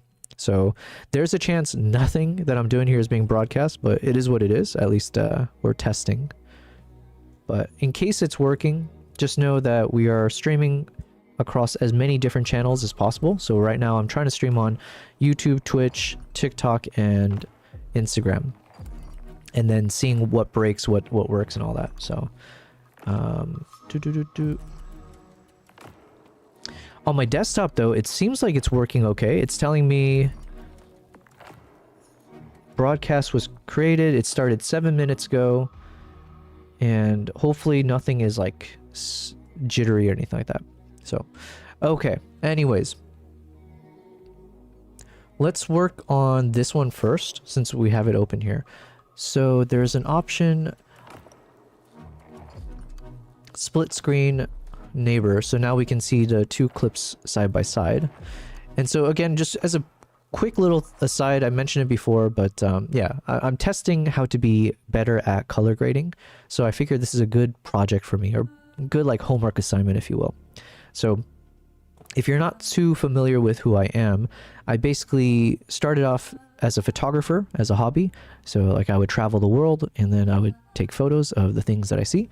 And I've enjoyed it for the past, I think like 8 years, 9 years or so. And then post-COVID, I started, or no, right before COVID, I started getting into more wildlife photography. And then after COVID, I started testing out how to do video. So like learning how to record video format. Yeah, just like capture fun little moments here and there. And I enjoyed it so much, I figured I wanted to spend more time doing video. I started my YouTube channel a couple of years ago, and I've been focusing a lot of my time just traveling still, but trying to capture film instead of stills. And yeah, that's where we are in the journey. So I made my first short film a few months ago, courtesy of Nikon, with their ZR camera out in Uganda. And then my goal for this year is to constantly push the envelope and make more films. And we got into live streaming a few months ago, and that's the next big kind of like frontier, is can I learn how to be a proper live streamer and find different ways to make it engaging. So right now I'm doing like a little home studio setup and testing out how to do the streams everywhere. And then eventually I'll be starting to travel the world again and doing live streams while we travel. So things to look forward to, hopefully. I need to figure out how to fix some things here. Because I can see, initially I thought it was okay, but I do see I made some kind of mistake here where the colors are a little bit splotchy. And I'm just trying to see if I can identify where I made that mistake.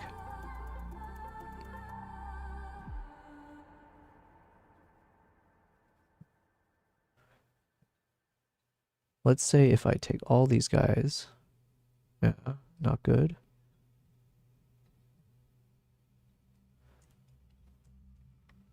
Like I said, we're learning, right? So it won't be perfect.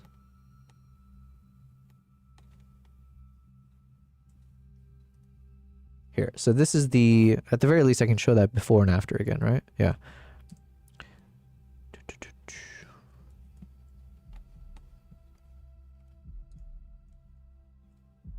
Come on.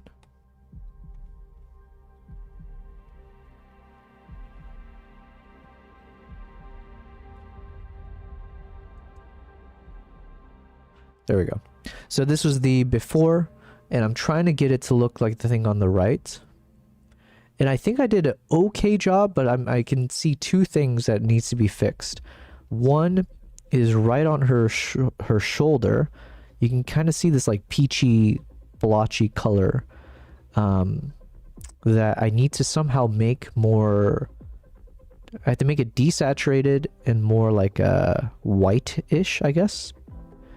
And then two, I just feel like her face is slightly darker than this one.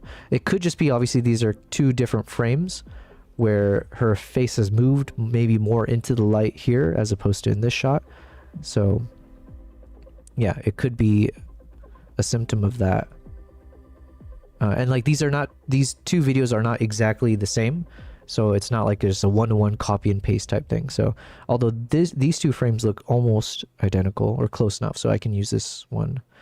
Okay, so without being an expert or knowing exactly how to do this properly, I'm going to look into how can we, how can we make it match?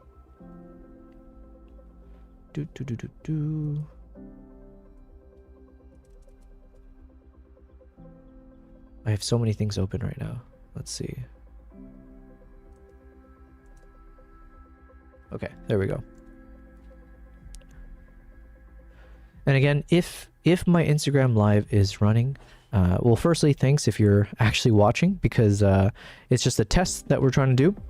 Also, yeah, basically, I'm just doing one big test. So hopefully the audio and the video and the audio and the visuals all are coming out cleanly. And if so, then I'll keep that in mind next time I test the live stream. I still don't know if like Instagram and TikTok are best for this type of stuff that I do, like the daily live streams that I do from home, like when I'm editing and stuff. But it's all in the name of testing it out. The holy grail, of course, is that once I start traveling, I'll be able to do more live streams from the travels. So you guys can actually join me when I'm like on a trek or when I'm, you know, going into the jungle or doing some wildlife related stuff. Okay, now how can I fix this? It's a big question and I don't have a good answer. Let's just create a new node real quick. And let's say in this node, I need to somehow isolate this guy. Oops. I don't think that was the right button to use. Hold on. If I take this guy, is it this one? Qualifier, maybe? Okay, yeah. Here we go. I take this little qualifier guy. Yeah. If I just isolate this thing here.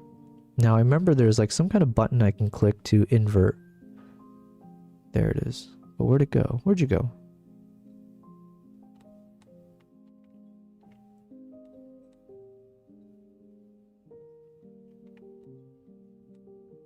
Okay. It's not what I wanted though. Let's try again.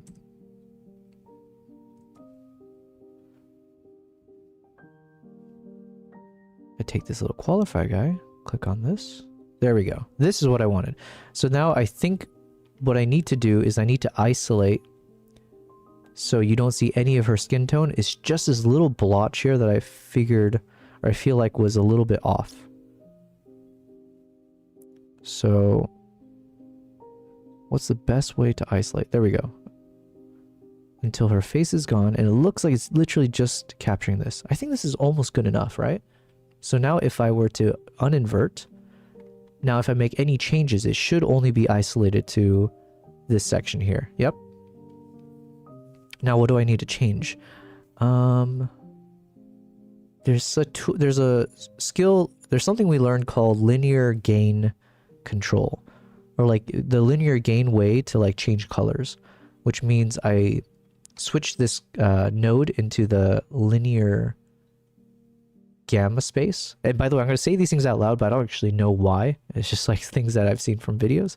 So we switch it to the linear mode, and then we're going to go into this color wheel and choose this gain wheel. And then here, basically what we can do is we can move around this guy to make it what we want.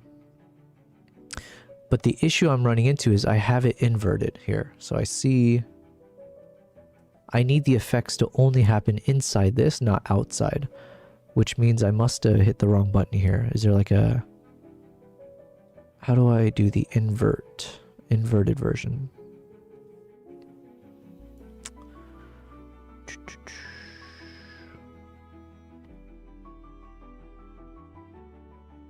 There must be something.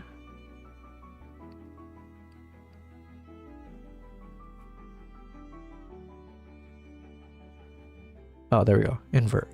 Okay. There we go. So then, now that it's inverted, if I were to go back into that color wheel, it should only change... Yeah, there we go. Obviously, that's extreme, but let's just zoom back in. Unfortunately, it is capturing more than I was expecting it to. So... Oh, wait, hold on. I think I'm on the wrong scene on this guy. There we go. So hopefully you guys can see what I'm doing here. I just want to get rid of this weird splotch of color.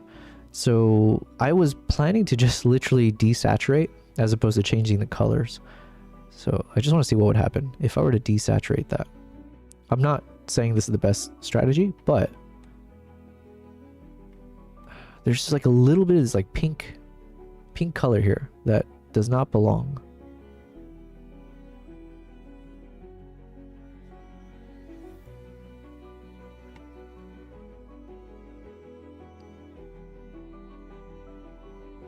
And now my new problem is it's capturing more than I want it to. I thought I fixed this too. Okay, so clearly I don't know what I'm doing, but I swear I thought we got rid of everything. We like hyper focused it. But no worries. We're going to try again. Let's see if we can isolate it.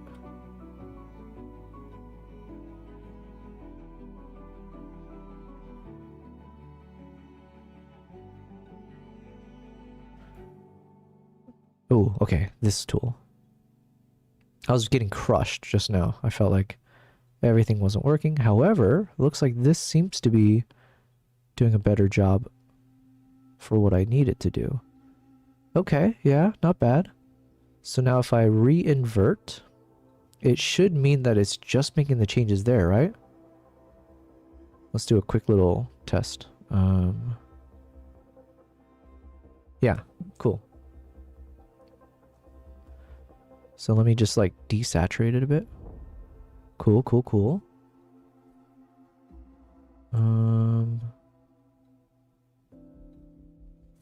Let's split screen it again.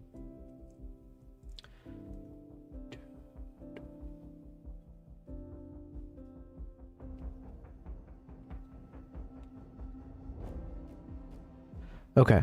Now I don't really know what I can do about her face being slightly darker. I mean,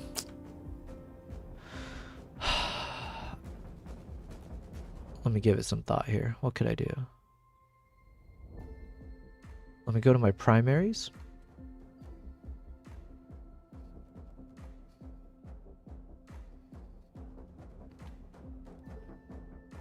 Let me lift it a bit. Okay.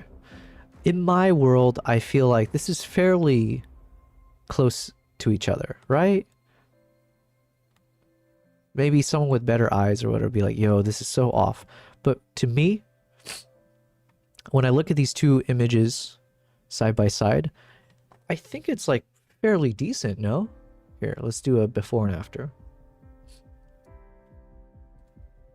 So if this is before, obviously everything is off in terms of the brightness, but then the colors as well. And now we look at the after. Okay, the things that stand out to me, her lipstick here is slightly darker than the lipstick there. So is there something I can do about that? Let's say if I take the density. Let's say we take this density tool. Oh wait, no, but I have to do the opposite. Hold on. Okay, wrong tool.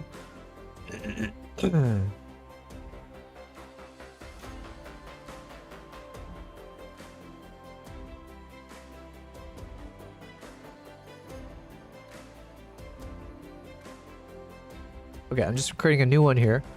Let's make this one for brightness, maybe? So I do have like a DCTL thing that's for brightness. So if I drag that guy in, and the main thing I need to do is isolate it to the lipstick. No, that's going to take too much work. Let me just see if I can raise the brightness.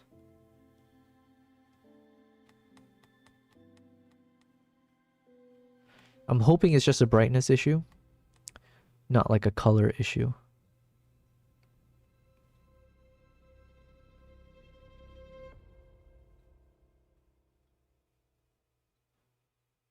I think, you know what? That's not bad. That's not bad. I accept the output of this one. All right, so let's say if this is good enough, as they say. Hold on.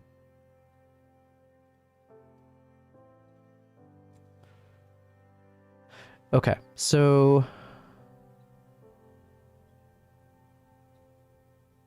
just trying to eyeball this one, but it's like, you know what? I think it's acceptable.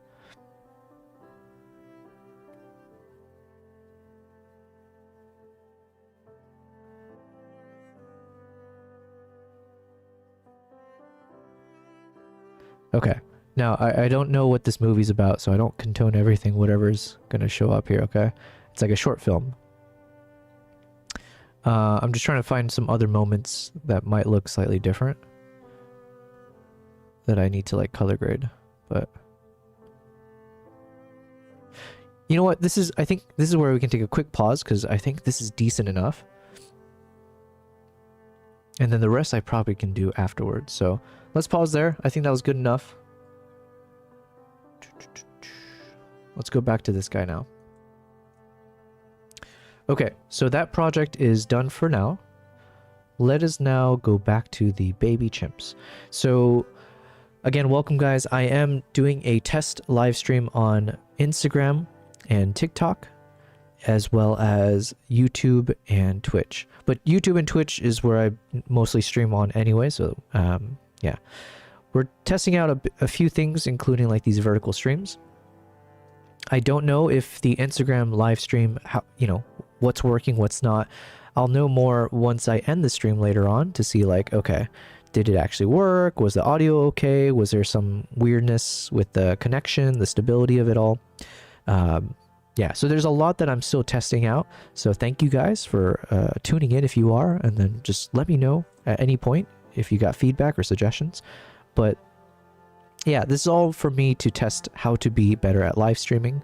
And my goal is that I'll be able to take you guys with me when I travel, and I'll do it via live stream. So that'll add an extra little excitement factor, hopefully, as we travel the world, try to find some cool experiences and all that. In the meantime, usually what I do when I'm home and I'm live streaming is I like to share the behind the scenes of how do I edit, how do I create the content that I do, and it's been fun. It's been, what, 5 months that I've been live streaming. Met some really cool people in the community, in the chat, who've helped me out creating my latest videos and photos.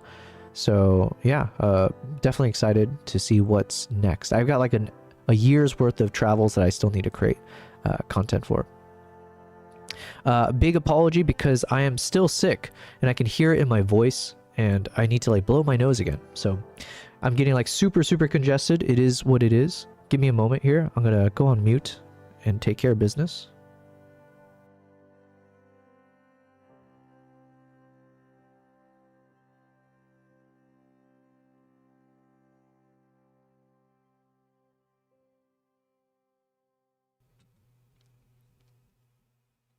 Okay, I'm alive. The other aspect of, I guess, my live streaming is you guys should be able to see it. I've created a few different modes of how you can see it, but I've got my two cats. And so now that I've switched over to working from home, basically every day I'm just like at home in front of this computer doing my thing, which is very, it is what it is. I have the stamina for it, but you can imagine it's not good for you. You got to socialize. You got to see the sunlight. So yeah. Anyways, I'm home all day like this, and I work on my content.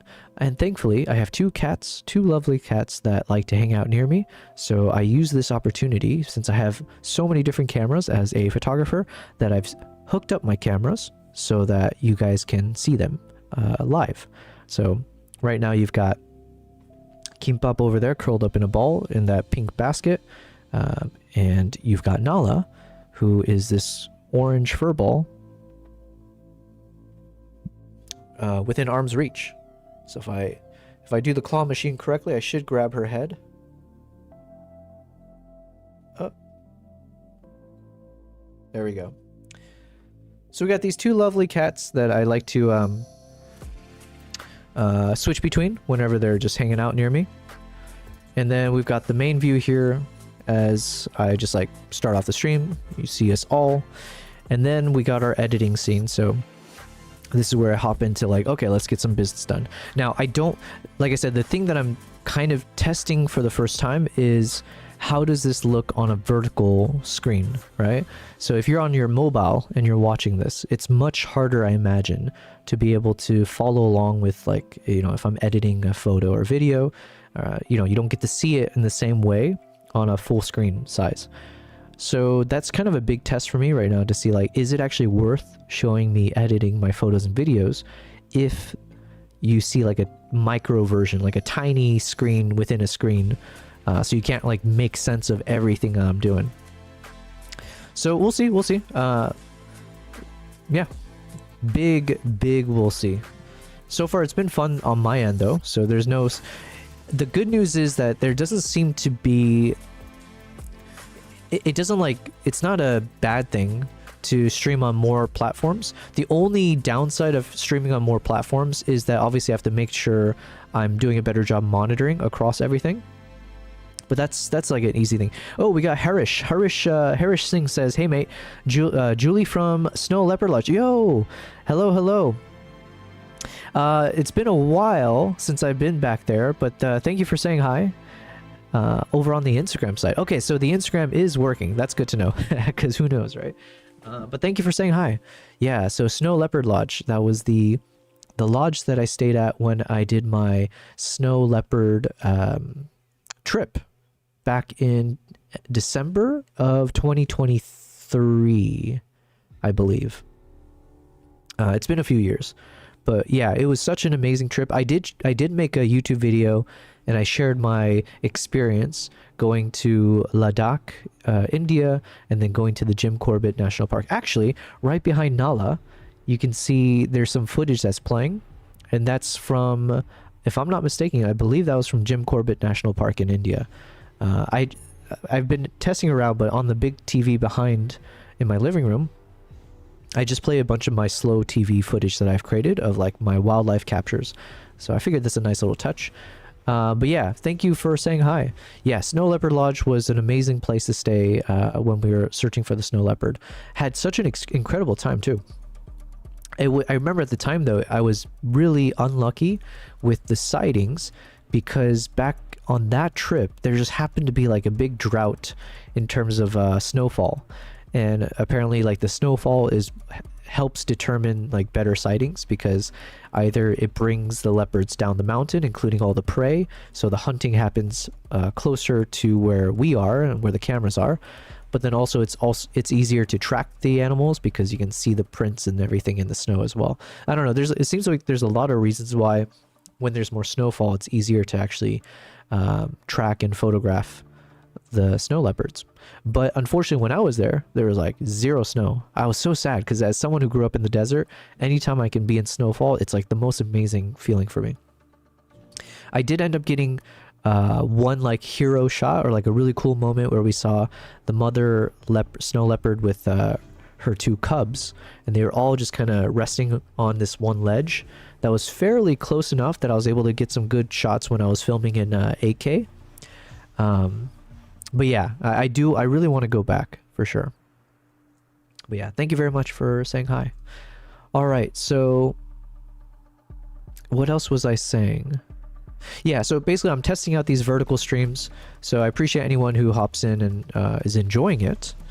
But like I said, there's really no extra work on my part to start up a TikTok stream, an Instagram live stream. I've done the hard work already of like creating these like layouts of how it comes across, and then hopefully as long as my microphone and the audio is working, then we're golden. The big extra effort is like I just got to make sure I'm monitoring and checking out like the chats or any of the other activities that are happening. But as a small streamer, it's not like the toughest thing to do. Okay, so right now, what am I doing? I'm looking at some of the footage that I captured from a recent trip, and I want to start to rank these clips based on what I think is maybe the most exciting, because I'm going to make like hopefully a short video clip combining it all. And the theme of this one is going to be just like the baby chimps. So just taking a number of shots of the baby chimps and showing them being playful, essentially. So this one doesn't start with the baby, but I remember the baby does hop onto this chimp's back. And this could be a nice starting scene just because the mother's face looks so... I don't know if menacing is the right word, but there's something about it that's imposing.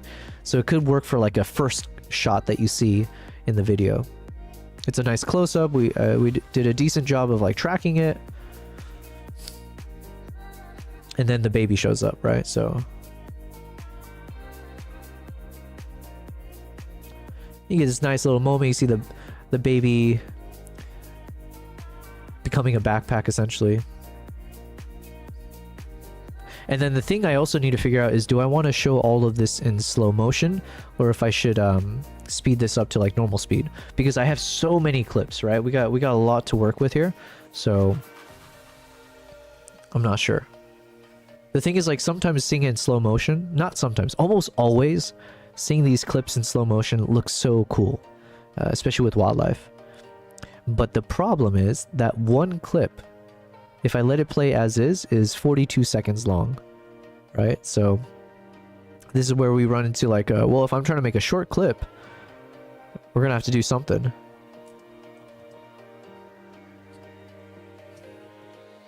We can cut some stuff now. Oh yeah, maybe let's start with this one. What can we cut? I actually don't really want to cut anything from this. It starts off blurred, but that's fine, right? It's like sometimes I think like having a blurry beginning adds a nice feel to it, because it's like you're disoriented and then you're starting to gain focus. And then once you lock focus, then it's like, wow, okay. So I think we will keep it from the very beginning, and it's more just a question of where do we end it? Do we literally let it play out all the way, or is enough of this kind of redundant where we can just cut it from the moment, like let's say baby hops on, walks for a bit, and is that good enough? And I'm leaning towards that's good enough just because like we have so much clips to go through. This one could be a nice one. Let's see. Again, blurry start, but then we see it.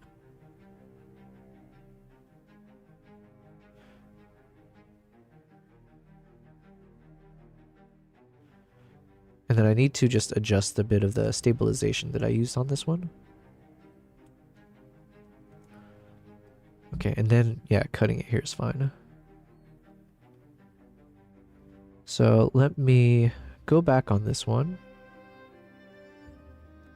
Let's go to the stabilization.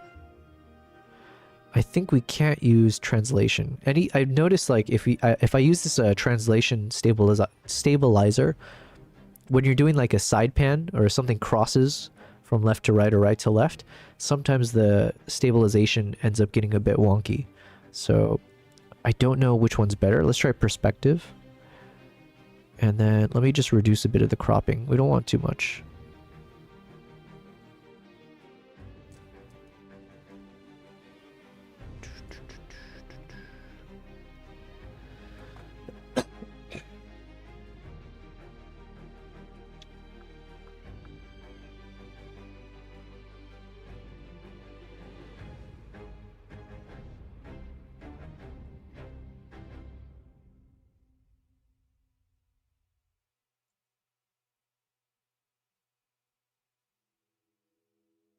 Okay.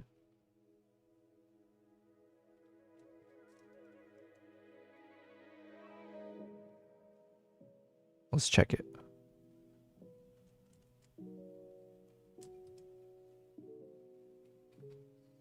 Oof. Yikes. That looks nasty. I guess I could have told... Yeah, I guess this visual should have told me something's off. But then is translation really the only option I got? Let's try again. Oh, man. I hate being sick.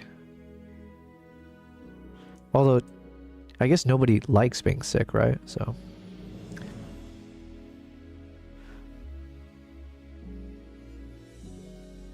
Okay, that wasn't too bad.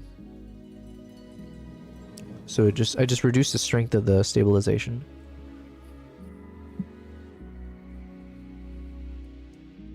All right. Let's watch the next one.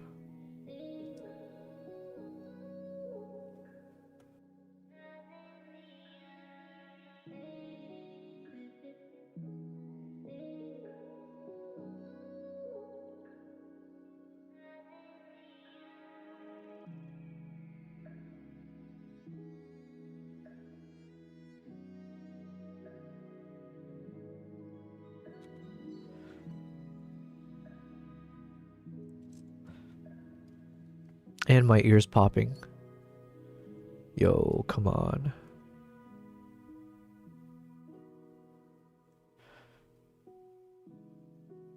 Alright, I think this one is also a hero shot.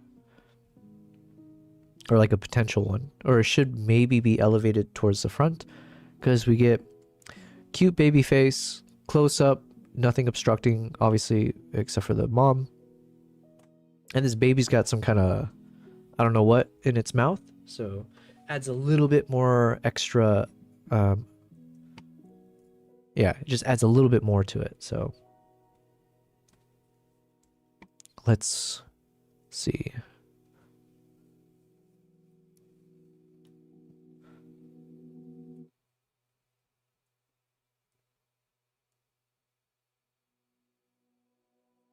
Yeah, it's good. And again, the issue is going to be the clip is super long. So we're going to have to be a bit selective about what we keep. This makes our life easier because we know we can just cut all this out. And it was blurry here.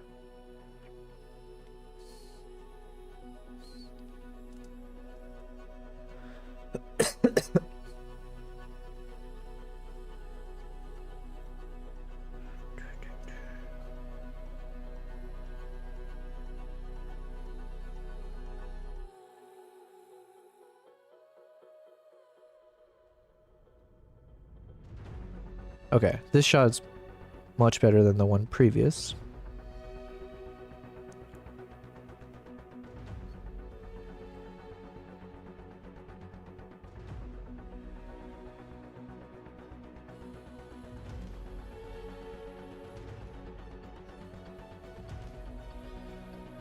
And then the last bit of it we probably don't need, so maybe all of this we can cut. And I'm like leaning towards we probably don't need any of this clip because it's a bit redundant. We have a better version here, so.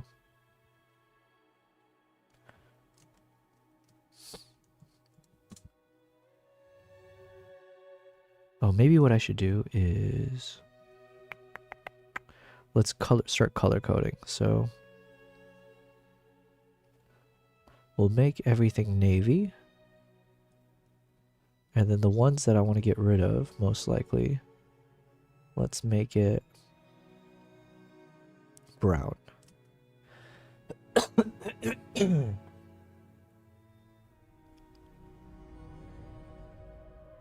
let's check this one out.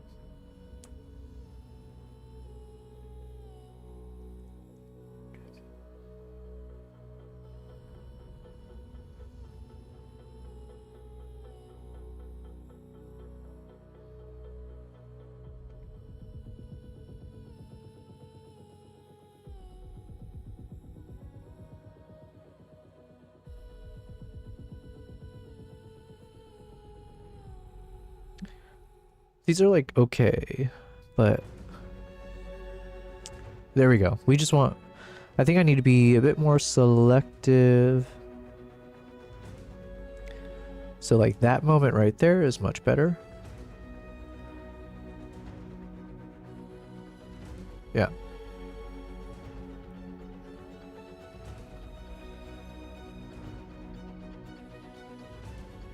So basically all of this I can probably cut out.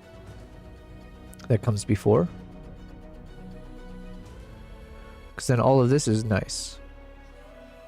Baby does like a little weird thing. And the question is, do we need to cut this part out? Let's see.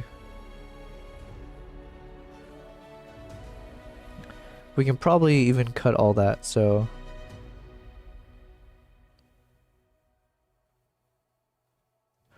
maybe cut there.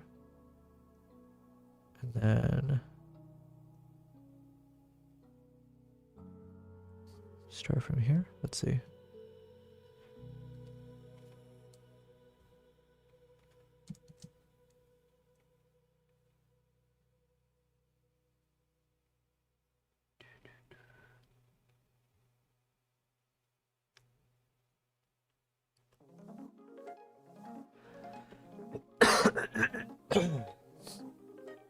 I feel like I need some text somewhere that says, I'm sick.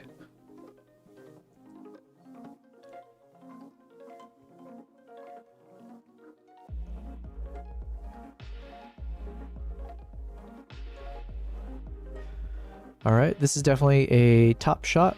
We get the baby annoying the mom, or trying his best to.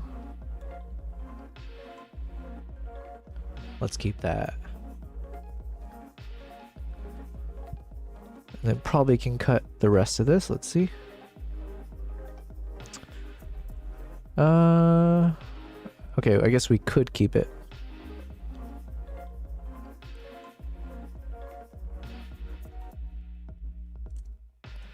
Next clip. So you guys can get a sense, I tend to work really slow, right? So that is one thing I need to learn, is how do I work faster? How do I work more efficiently? I think part of that probably means I shouldn't actually watch each clip, especially in slow motion. I should probably just do a bit of skimming and try to see if there's like a key moment to keep.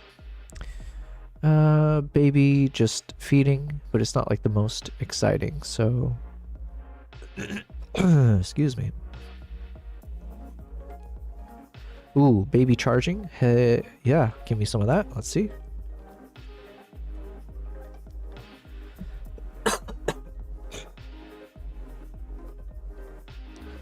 So all of this, let's go ahead and cut this out. I think I just want that charge. Hold on. Maybe from like right here.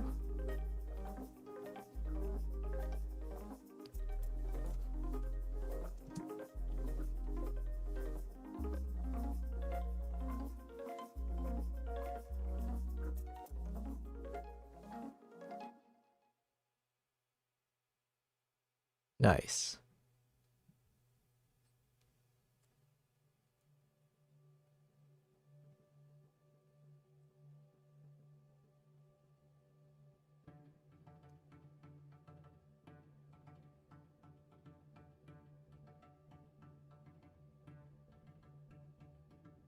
Sadly, all of that is out of focus, but I feel like there's enough there to tell a story. Baby took off. Mom chases after. Baby took some food. Mom is now trying to get that food away from the baby. And the baby loses.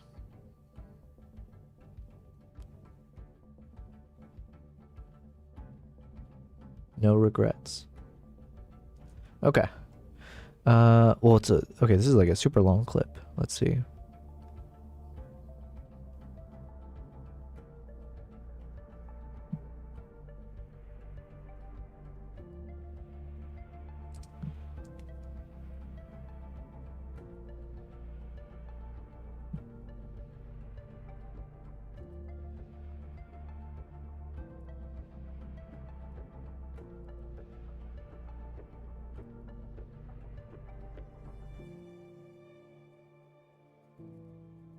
So I want to use most of this, but I think the main thing is I want to see if I can cut out some of the sections in between, which would also help me with the stabilization, because you can tell it's like there's a lot of cropping.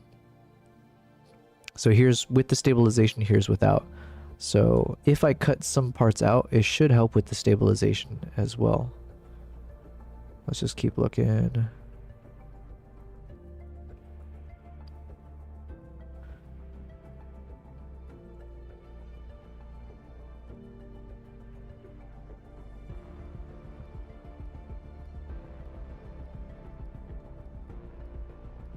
So we know there's like one moment where the baby takes off, charges, looks like maybe picks up some food there. Mom chases after. Baby runs away. Mom catches up and takes the food from the baby. So all of that, at some point here, I should be able to clip. Yeah, so maybe right before he takes off again. So somewhere here. Let's say if I cut that. Let's see how it plays without any stabilization. Maybe it's good enough. We'll see. And let me blow my nose again, because oh my god. This congestion is so insane. You can probably hear it in my voice. It's so annoying.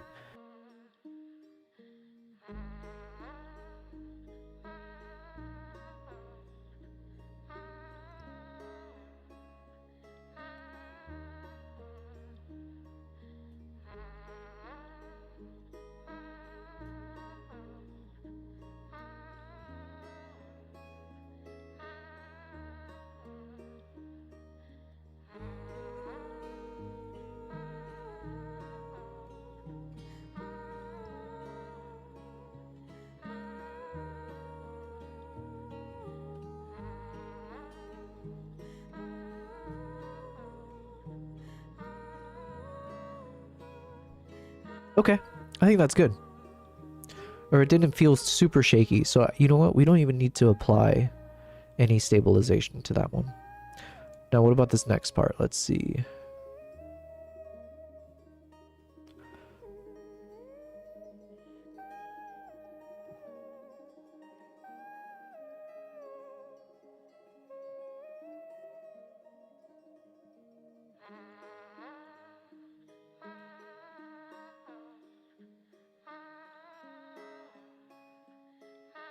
I mean, it could use some stabilization, but it's like, it's not super jerky where it's like, okay, it's required. I think there's like a forgivable amount of instability, I guess.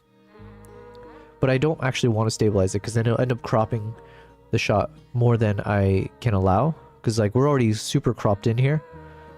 So as long as it's not like super annoying, I think we can survive without it. Okay. Looks good, looks good.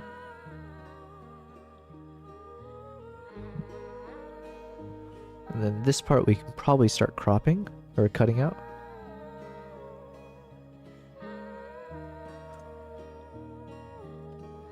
So like right around here.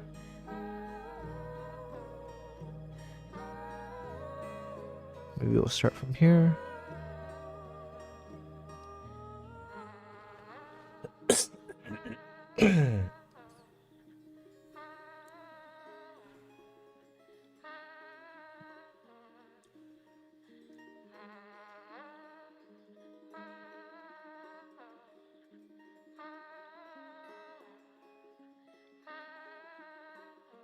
Okay, and then this part is mostly boring until if it decides to take off like that. Hold on. Let's see. So maybe from here.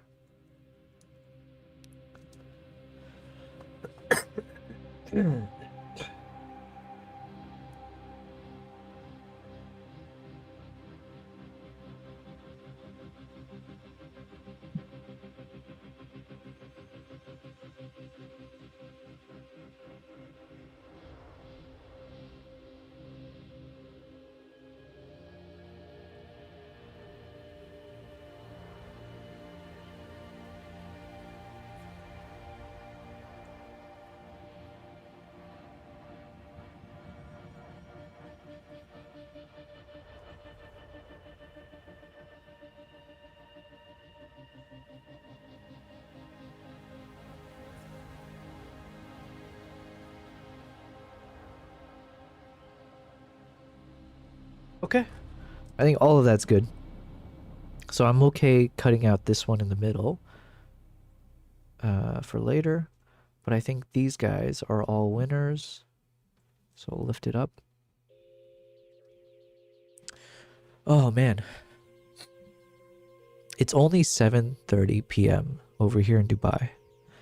My goal usually, so just as a quick little FYI, usually I live stream, since I've started, I try to live stream in the evenings, my time. I usually do like 2 streams. One would be, let's say, mid-afternoon, where it's like a co-working stream. I just put some music on and I'm just working. So it's like you don't hear me talk too much. It's just, let's just co-work together. And then my normal stream usually happens around 6 p.m. and I try to go until 10 p.m. or maybe even as much as, like, you know, go until like 11 to midnight. However, as I was starting to get in the groove of like streaming again, I get hit with the cold. So you're hearing me struggle to even speak properly because I'm like super congested. It just like constantly is it's a struggle. It's a struggle. So unfortunately, I don't know. Either I'm gonna fight through it and be able to stream properly, because the goal would be I'd be streaming from right now 7:30 at least 3 to 5 more hours.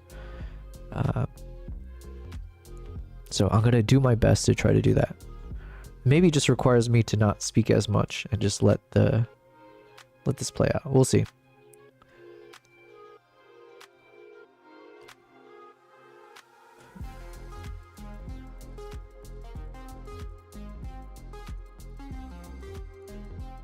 Okay, probably just this amount. This we can get rid of.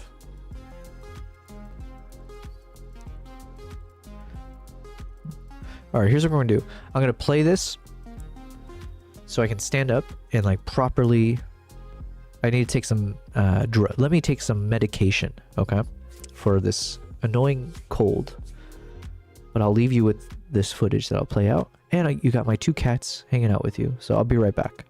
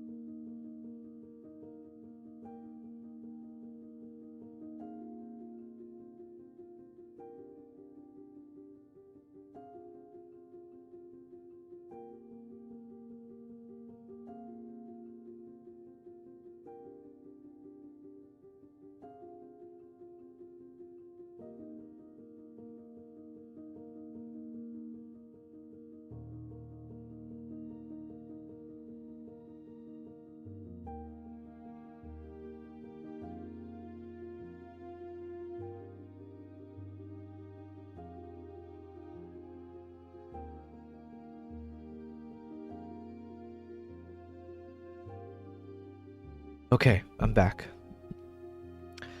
Hello, hello. Long time no see. Hold on, you're on the Instagram side. Hello, hello. Oh wait, are you in the YouTube as well? Hold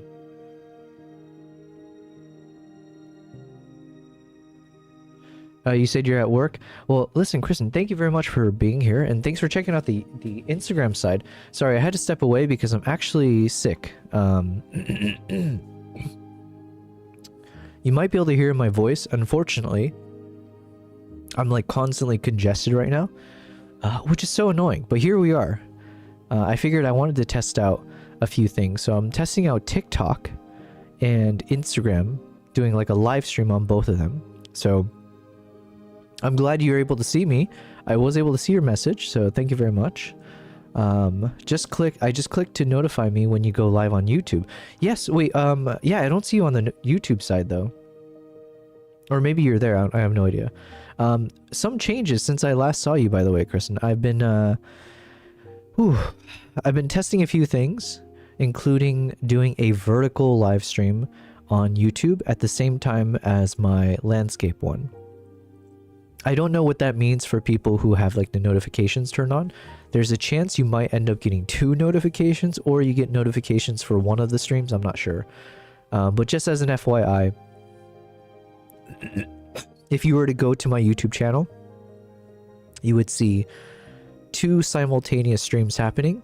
I'm trying to change things up so the thumbnail should make it a bit more obvious if it's a vertical stream versus a landscape. But yeah, it's up to you to choose which one you want to watch, or you can watch both. They're 2 different formats now. You asked, do you have a special drink for your sickness? Yes. I just poured me one right now. It's, what do you call it? It's just, one of those little fizzy vitamin C drinks. So I just put a little tablet in. It's actually really tasty. Like, you said I don't like that one. No, I hear you. Wait, unless you're talking about the vertical stream. But like, if you're talking about the little tablets, I agree with you. This one's actually tasty. Like almost to a point where I'm like, yo, sponsor me. But it's actually good. This one's delicious.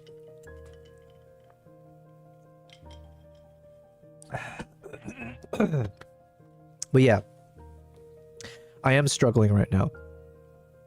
And it was even worse yesterday. That's why I didn't stream yesterday. It was so sad because 2 days ago when I was streaming, I was like, yo, we're back. I've been busy with a bunch of, there's like the 1 billion follower summit. My mom was in town for the first time for like 3 weeks. I had my Russian tattoo artist that was here prior to that for 2 weeks. And then I have another one of my friends who's staying here for the rest of the month. So it's just been like a crazy past 2 months, let's say. And it's been hard to like maintain a normal schedule. 2 days ago, I do my stream and I was like, yo, we're back. I'm back to like, I'm back to the grind. You guys will be seeing me stream every single day. 5 hours, whatever. Kristen, you said, talking about the vertical stream. Yeah, the vertical is, it's not like conducive for like when I'm editing, but it is something, surprisingly, it's actually been helping me in terms of the discoverability. It seems like doing the vertical stream, people end up finding the stream more, or there's more views that go onto it. So that's part of why I'm testing on the YouTube side to see like if I were to stream on vertical and landscape, would it help more people discover my channel? Which obviously as a small streamer, that's like a big bonus. Well, you said I need my mom back? Yeah, apparently, because my goodness, I'm like getting my, I don't know what I can say because I'm streaming on TikTok. I'm getting my butt kicked by the common cold, and it's so emasculating, it's like, wow, I can't even speak properly. I'm blowing my nose every like 5 seconds. You can hear it. Now it's like the scratchy voice. You asked, growing up, did your mom have a drink she'd give you when you were sick? I grew up in the era of tough love, as they say, especially for like immigrant moms. There was a lot of like, you just gotta suck it up, My dad used to force us to drink a shot of lemon juice every day. he would go to the neighbors across the street, and I to this day I don't actually know if he ever got their permission or if they just kind of like let it slide, because he was like this Mr. Miyagi guy who barely speaks English and very affable. But he would always go over to their garden in their front yard, and he would pluck all the lemons from their tree, and then he would squeeze it into our little shot. We had these like Korean shot glasses, I still remember. And before we could go to school every day, he forced us to take the shot of lemon juice. And it was like super pulpy, super lemony, super, it's a lemon, straight out of the freaking garden. And we'd have to drink that every day. That was miserable. Can you imagine like a shot of pure lemon juice squeezed out with the pulp? You said, I think I had COVID a couple weeks ago. I slept all day on the 1st. Oh, well, that's not a bad way to start off the year. Not the COVID part, but the sleeping all day. You said no sugar with it? Terrible? Yeah, no sugar. Just literally a straight shot of lemon juice every day. My childhood, that alone should be enough to be like, yo, I went through some trauma, okay? How did you survive your childhood? A shot of lemon juice every day? Yes, that was me. But yeah, it was the name of like better health, I guess, or something. I don't know.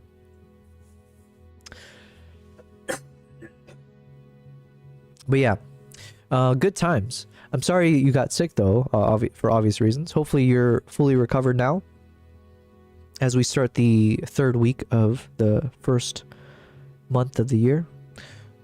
Oh, we got Nala leaving. Where's she going? Oh, should I feed them? Hold on. Did I feed them? Yeah, I already fed them.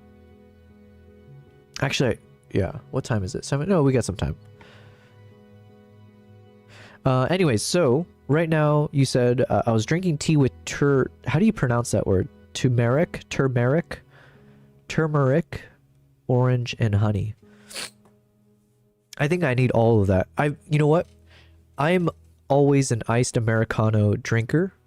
And this has been the saddest part of being sick, is like I haven't been drinking it. Instead, I've been drinking hot green tea, which, it's like it is what it is, but I prefer give me an iced Americano, So God, I am turmeric. Okay. Thank you. Wow, I'm learning so much today. But thanks for being here, and thanks to anyone else who's like hopping in and out. Like I said, I'm doing a quick test of the Instagram live and then TikTok. So those two have been really fun. Well, obviously Instagram, that's where I started my content creation journey. And then that's where I paused for a while. So if I'm in all honesty, it went from like Instagram, it's like mainly for a hobby, passion. I would post my photos. Then as I shifted more into like the Instagram Reels, that's been really fun. But then I took a pause from Instagram for about the past 2 years or longer, as I decided I wanted to start traveling like nonstop and focus on YouTube. So I took a pause from Instagram, or at least posting on Instagram as often as I did in the past, and using that time to try to start setting up for a YouTube channel and things like that. And then in the past 5 months, I've shifted over into live stream. So I've been focusing a lot on understanding how to do live streams, and that's been a fun journey, right? I'm still technically on that journey, starting in YouTube, Twitch, and then also testing out Kick. But then I'm not doing Kick right now just because of technical difficulties. And then yeah, now we're like trying to do these vertical streams and seeing what works, what doesn't. Christy said you need a hot tea and honey. Honey will get you feeling better faster.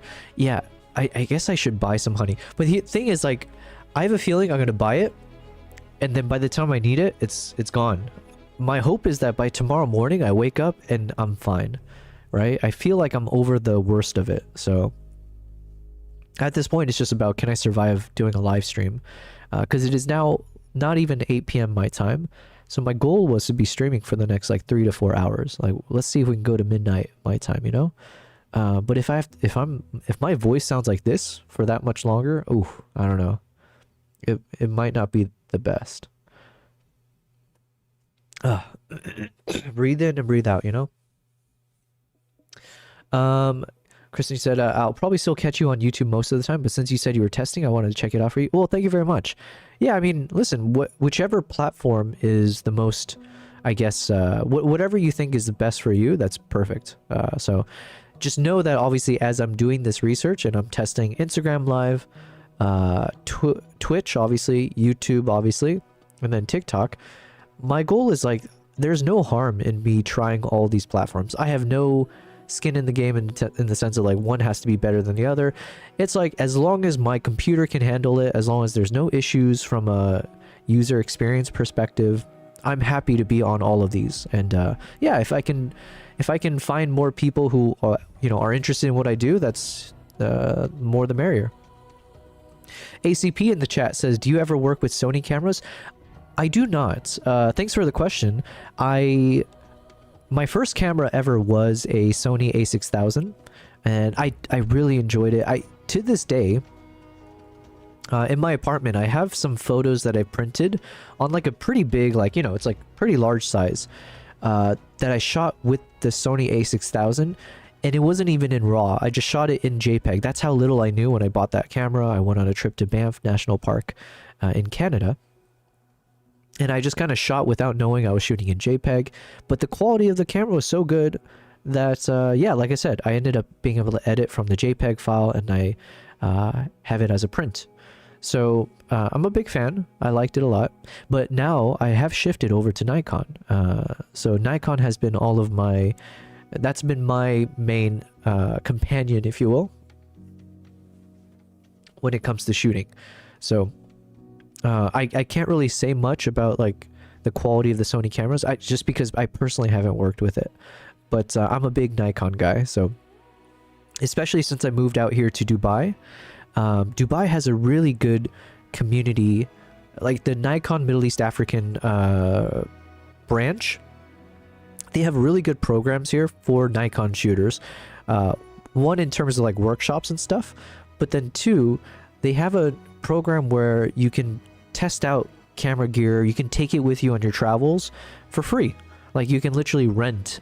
That's how I got into wildlife photography. ACP, you said Sony A7 III. How do you say it? Sony A7 Mark III. That's how you do it, right? Sony A7 Mark III here, still learning. Yo, well, listen, I don't discriminate. I have a number of people in my chat. They make fun of me for shooting Nikon because they're like Canon shooter. They're like Team Canon or Team Sony. Listen, I don't care. At the end of the day, they're all excellent tools. And so for me, it's just like, what's like the universal truths that you can learn about how to take the photos, the composition, the framing, all of that, and then also how do you edit. And so all of that is something that I focus on my live streams. So yeah, it's just one big learning journey. So Kristen says, I got to get back to work. Just a 15-minute break right now. Hope you feel better soon. Get honey. Thank you very much, Kristen. It's good to see you again. I'm excited to see you back on the typical streams. I will be streaming regularly again, not doing like sporadic ones. So I should be streaming tomorrow. Usually I don't stream on the weekends, or I try not to. But I might just to keep researching, but otherwise I'll be back on Monday, Wednesday, throughout the week. But thank you. And I'll be streaming for hopefully until my voice goes away. ACP says, well, that's a great way to get user adoption. Nikon is smart to do that. Yeah, let me just take a quick moment to tell a nice shout out to Nikon, really. But basically, when I wanted to do, I was like, oh, I would love to learn wildlife photography. But you can imagine, if you want to get into wildlife photography, usually you gotta have really expensive camera gears, right? The camera body, at the time, it was like the Nikon D5, I think it was called. And that thing is thousands of dollars. And then you would want something like a 400 f2.8 lens, which also costs, like, I don't know, at the time, was it like 13,000, 15,000 US dollars? So that's not like for a hobbyist to be able to just pick up. But Nikon has another thing out here which I really enjoy. It's called NPM Travels, Nikon Premium Member Travel. So if you purchase any Nikon gear, I think that's all you need to become a premium member. But as part of that, you can join some workshops and you can join these like international trips where usually it's like you get like a discount. It's like actually affordable pricing, or they price it where it's much better than if you were to travel to that location on your own. And you learn from other photographers, right? So I did my first trip. There's a photographer, his name's Subodh, I'm going to say it wrong, Subodh Shetty. Amazing photographer, wildlife guy, drone, all kinds of things. But yeah, he was organizing the tour. I got to join. And as part of it, because it was a Nikon premium member trip, they brought a crazy amount of camera gear. And so they let me borrow the D5 with the 400 2.8 DSLR for free. And that trip ended up being so amazing. I got to take some crazy cool shots. Some of them, you know, like, yeah, it turned into one of those nice inflection points for me. So it fed my curiosity and my desire to keep doing wildlife photography. I ultimately bought my own gear, but because I got to try it for free, it's what allowed me to know this is what I want to do. So I don't know if Sony and Canon does something similar. I have no idea. All I know is Nikon does, and I'm eternally grateful that they would do that. And thankfully I didn't break the camera, because I'm imagining if I broke it, then I have to pay for it, right? But still, that's a good service, you know? So anyways, long answer to your question about if I shoot Sony or not. So I do not. But now I am a Nikon creator, which basically just means like they'll reach out to me at times to do things like I've run a number of classroom workshops or like travel workshops. And recently the project that I got to work on, I was super excited about. This was they let me test the Nikon ZR before they launched it. So very, very grateful that they thought I was worth you know, providing that camera. But I think it was also just the timing of my journey where I've started shifting from photography into video. And so the ZR is like a camera that I feel like was designed for someone like me. They straight up built this camera that's meant to be like, hey, with this one camera at such an affordable price, you can shoot like professional level camera, like film cinema quality footage. But it's perfect for like run and gun style. So I got to take it with me. And that's what you're seeing in the middle. I think you can see in the middle right now is these are all footage that I captured with the Nikon ZR. And I made a short film out of this. And now these are kind of like the bonus behind the scenes shots. So I'm just kind of like, I've made a few that I've posted on YouTube already. So if you would like to see more of my content, YouTube is my main channel now. That's like my primary yeah, that's my primary area where I look to create content. Excuse me. But yeah, you can check out some of the recent videos I made. It's just like 5-minute cuts or like short moments behind the scenes of this short film that I made. And of course, I would love if you check out the short film itself. It's on my YouTube channel. It's called Island of Second Chances. Took me 5 days to make that video. Oh man, if I wish I could have shared, I wish I could have been live when I was making that video, because that's what I was doing for some of my previous YouTube videos, right? Is like, you get to watch with me and help me as I'm creating some of my content. There's yeah, it was such a crazy 5 days of like non-stop working, because that was my first time making a short film. So a lot of learnings, a lot of just like not knowing what I was doing. A lot of just, yeah, literally just fumbling in the dark and hoping what you do is gonna be okay.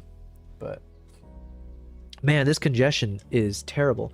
ACP says, I see I'll subscribe on there too. Yo, yes, that's what I love to hear. Thank you. Subscribe away, you know? Wait, am I able to put links in an Instagram live? www.youtube.com/Yobel Prize. Does that work? I don't know if it works or if it's clickable. Maybe I gotta put HTTP. Yo, Corey, dude, long time no see, man. What's up, bud? Nice setup. Yo, Corey, happy New Year's, man. Long time no see. I need to head back over to the beautiful United States at some point, and head back to my hometown. Would love to see you, man. Thanks for saying hi. I'm a little bit sick right now. I'm testing out this Instagram live for the first time, so hopefully the quality is okay. It's I have no idea. I won't be able to tell until afterwards if I can review a live video.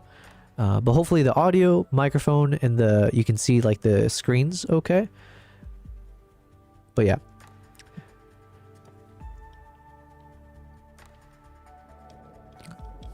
unfortunately, as I was like excited to get back into like creating content, doing these live streams, testing everything out, I get sick. And so I'm just struggling here to talk properly and all that fun stuff.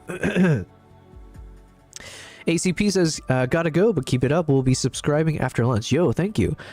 Don't forget. Don't have such a good lunch that you forget to subscribe. We got my cat joining us over here. Hello, little one. Hello, hello. Corey, you said everything sounds and looks great. Ooh, thanks, man. Thanks for letting me know. Yeah, I'm sure there's a bunch of things I do want to do to keep improving the quality, let's say. But yeah, I'm interested to see how this like vertical format works out, because like the vertical streams, it's not something I was thinking made sense. Just like not to say I'm not that I know much. I know little about anything, okay? But my assumption was like if I'm doing a live stream where I'm live usually like anywhere from 3 to 7 hours at a time, my assumption was like people wouldn't be watching that on their mobile device maybe, or I don't know. It seemed more like a desktop behavior. Or actually, what was I thinking? Because I watched some live streams from my YouTube, and obviously that's not vertical, but it's like as long I'm okay watching it, but usually you watch it in a way where you can exit the app or you can browse and do your other stuff and you can still hear the live stream going, right? Or see a visual, like a, what do you call it, where it pops out. Anyways, my point is like I didn't think vertical made sense for long form content, but I figure we might as well test it out. And as I'm learning more about like OBS and some of these like streaming software services, and the fact that you can create these unique scenes so that you have like, you know, whatever you want to show, but you can still keep things in landscape, you can still do stuff. Yeah, as I was learning a bit more, I figured let's try to incorporate it into these Instagram and TikTok lives. So yeah, I'm still in learning phase though. But yeah, thanks for being here, man. But yeah, Corey, you said everything sounds good. Yeah, you bought a house in Flagstaff. Oh, nice. You know what? I think I'm, not that I'm like on social media as much these days, which I should, to be fair. I feel like I might have seen something like that pop up before. Or maybe I'm just dreaming it up. But yo, congrats. Congrats on the house in Flagstaff. Yo, amazing. Does that, okay, I can only assume that means you've moved up north then. But yeah, I wish you the best over there. Yo, that's a big move. Nice.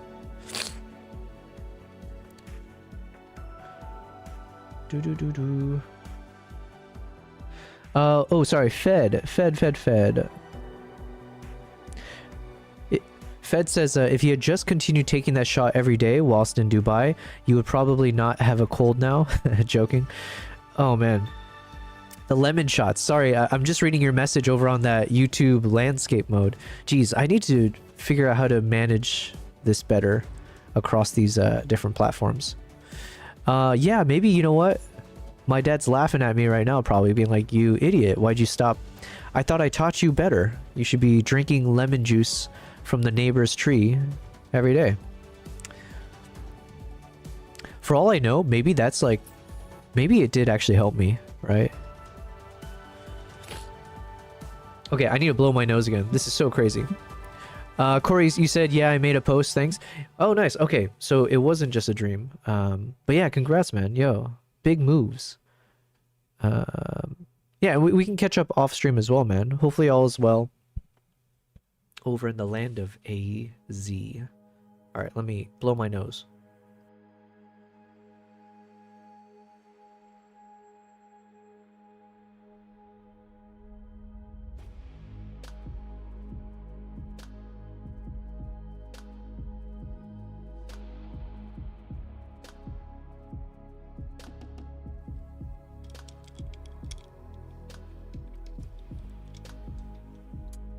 Okay. All right, so we're trying to get some work done. That was like the whole point. So let's do some work. Corey said, love you, bud. Keep up the good work. Thanks, man. I do appreciate it. It's been a while. I'm glad you're doing well, man. He said, thanks for muting. Yeah, listen, I'm here for you guys, okay? Hopefully the mic quality is clean when I'm speaking and mutes anytime I do something I shouldn't. Feel better breakfast time? Oh yeah, it's morning time. Yes. Appreciate it, man. Enjoy breakfast. Thanks for being here, man. Okay, so yes, as a quick reminder, I am now live streaming on YouTube, Twitch, TikTok, and Instagram. So the TikTok and Instagram vertical stream is something new that I'm testing out just to see, you know, like, is it enjoyable? Does it work? You know, does it look nice? Does it sound nice? So these are the big things I'm testing as of today. And then on the YouTube side, that YouTube and Twitch, I've been doing that for the past 5 months, and it's been really fun. So feel free to hop into any of those things. Enjoy the company of me, my voice, and my 2 cats. Although right now, one of my cats has gone MIA. Did not show up to work. What the heck? Let me adjust this pillow, though. And then you see Kimbap behind me, all the way over there. Corey says, see you soon, hopefully. Yes, I do hope to come back this week. Or, no, what the hell am I talking about? Not this week. I hope to come back to the States this year at some point. I just don't know when. Ideally, I can time it with like a wildlife photography trip. So if I can go to like Alaska, that'd be great. Yellowstone, obviously, would be nice. I just need... There's a lot of things I have to do before I can prepare for that. But yeah. And thank you guys, well, on all the channels, obviously. So firstly, those of you who've hopped in at different points on the Instagram live, I appreciate it, because it's my first time testing it there, and it's kind of cool to see people joining or just stopping to say hi or just enjoying it. Corey said, I'll go with you 100%, just let me know when. Yes, absolutely, man. If you're into photography and stuff, because my aim is to do more of these like international photography trips. So you can go to my website. Right now I've got 2 trips planned for Uganda. So that's just like my main market, if you will, like my hub, because I love that place anyways. But you can join me on gorilla treks, chimpanzee treks, going to see like the lions, elephants, all of that fun stuff. So I'll be going to Uganda at least twice this year, maybe a bit more, to be honest. And then I do want to start organizing other travels throughout the world, but I've just been so swamped. I do need to set some time to build that out. And then separately, I was saying, oh yeah, thanks those of you guys on the TikTok side, because TikTok is also new for me. Don't be fooled by the number. On TikTok, technically, I have like 95,000 followers. At one point, it was over 100,000, but that was not really earned, if that makes sense. It all came from one single video that went viral, which was a cool video. I'm happy that that was the video that went viral. But it went viral when I didn't know how to use TikTok. I still don't, to be fair, know how to use TikTok properly. But I was just like recycling my Instagram reels from Instagram over to TikTok because it's the same format and everything. And then I remember this one video. It's the video of the shoebill stork in the rain that I captured in Uganda. And anyways, that one video, I posted it, and then literally 1 month of it being posted, nothing happened. You know, it's just a typical thing that I posted, and it's like, okay, some people like it, nice. But then for some reason, 1 month after that video was posted, then it like somehow snuck into the algorithms and traveled through the pipelines of TikTok all around the world and garnered like millions of views. And then, literally from that one video, it got me 100,000 followers on TikTok. So it taught me a few things. One, I think like TikTok, it seems like it's much easier to get follows because it's like short form content. So maybe people just hit the button more easily compared to like YouTube and stuff like that. But yeah, that's what in my world I was like, oh, okay, that's super cool, but I didn't like feel like I earned it per se. So now, as I'm learning how to do live streams on TikTok and Instagram Live and stuff, now I'm assuming I keep doing this, which I see no reason not to. I will aim to earn a following on TikTok the right way, you know, through consistency. But yeah, the live, I'm actually also impressed with TikTok Live Studio. I didn't know what I was expecting, but I stream from OBS, and as of now, I don't have a stream key or TikTok hasn't given me access to a stream key, so I don't know how to plug it in. So when I'm streaming from TikTok, I have to do it through TikTok's desktop application called TikTok Live Studio, which is slightly annoying because that means I had to like recreate different scenes, and then I have to go live separately from this application. But the scene creation thing was actually pretty simple, or it wasn't actually that bad. So, anyways.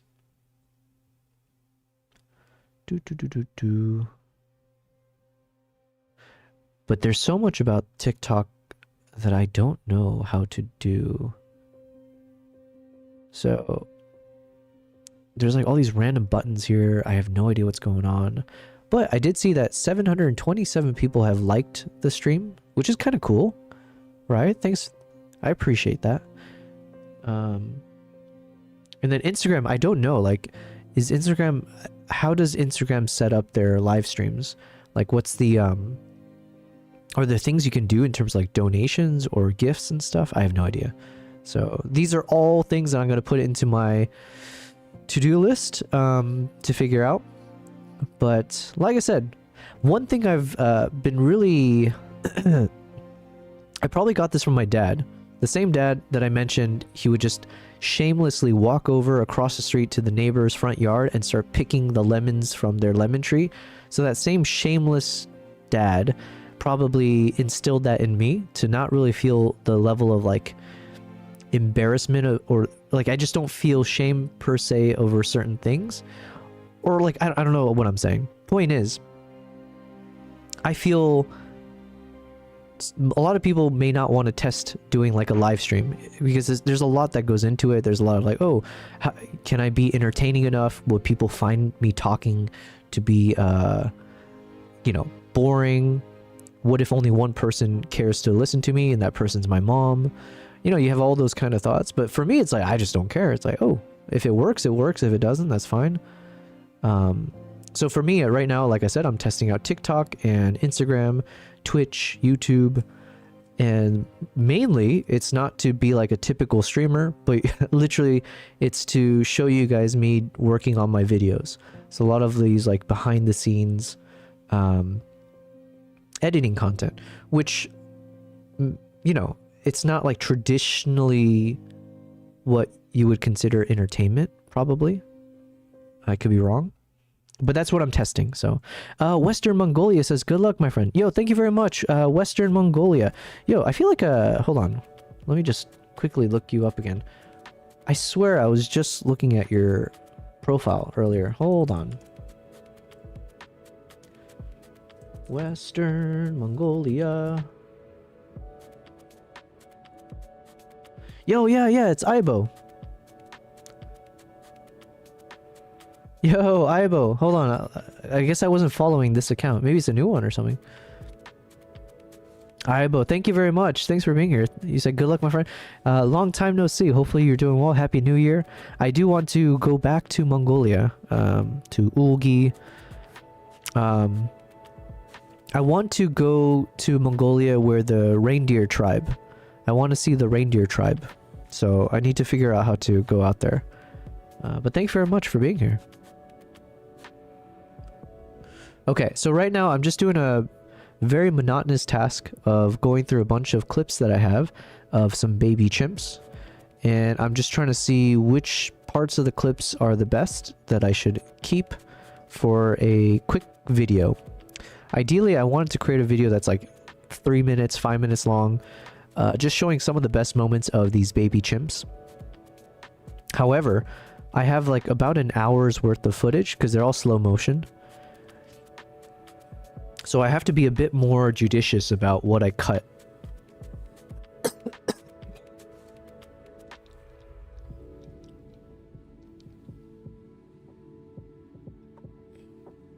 So right now I'm just trying to find the most cinematic shots, but also the most like engaging. So what are moments where you see the chimp is behaving more playfully, yeah, just being a young little kid type thing. So we've already identified a few moments where the babies are pretty playful. And then I just want to isolate them to be the parts we keep.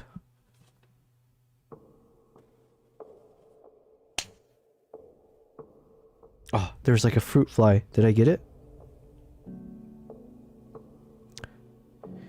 You know, if I wasn't sick, I would have totally got it. My reflexes at its best. Oh, yeah, I would have. It's like getting a fly with chopsticks. I would totally get it. I blame it on being sick, okay? Okay, so this shot is okay. You know, because it's like in sunset. Obviously, baby on the mom. But they're not really doing much. So, like, I'm a little bit inclined to say this is probably one we can throw away. Whoops.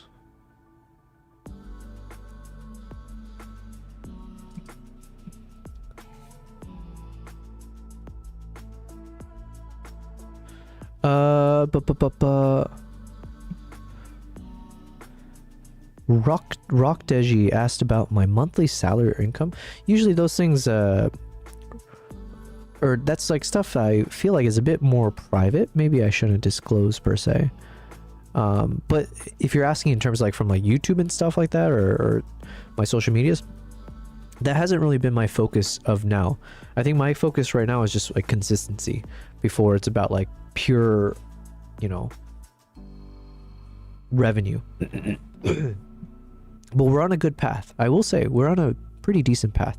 I just need to, the biggest thing, my biggest challenge right now is finding a proper YouTube editor. Yeah, I've already kind of harped about it the past few streams. It's been one of my biggest frustration points is the past few editors that I've tried to work with ended up being sorely disappointing, especially because the money that you spend on it. I'm looking for someone I can work with long term, and they just, unfortunately, yeah. All right, this moment could be nice. Hold on.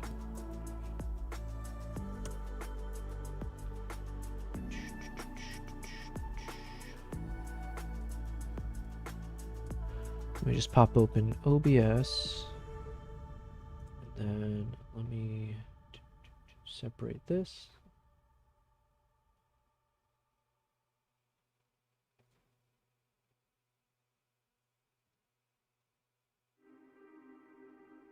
There we go.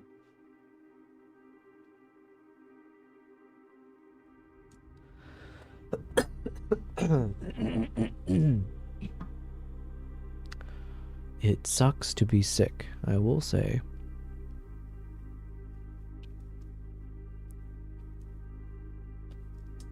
Alright, so like I said, I'm just doing like this very tedious task where I'm just kind of going through some of these clips, seeing if I can find the most compelling shots, maybe?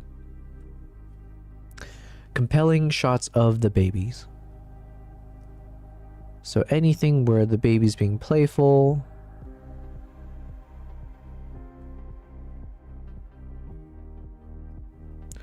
These ones are like medium quality, I would say.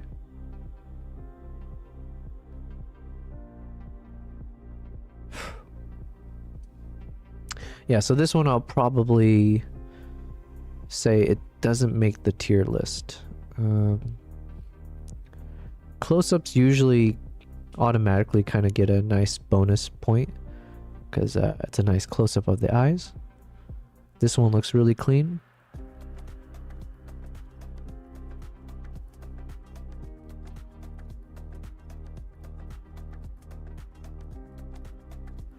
And then most of that is unusable.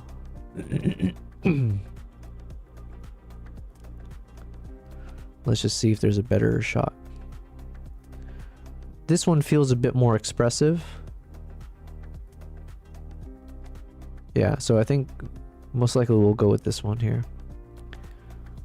So let me just drag this guy over.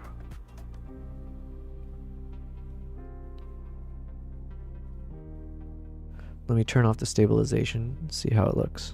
All right, here we go. Let's see.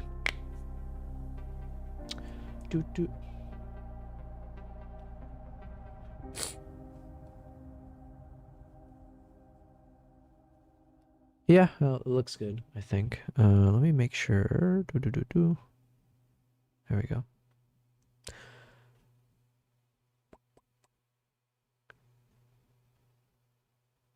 All right, so we're gonna keep this one.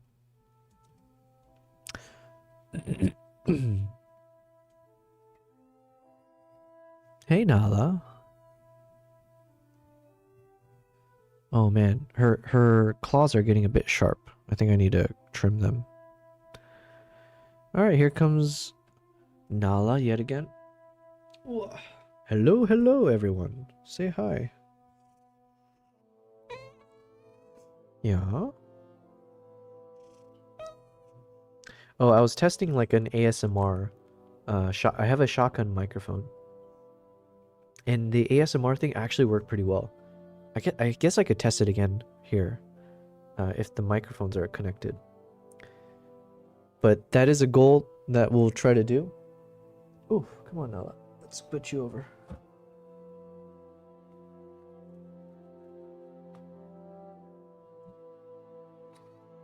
Good girl.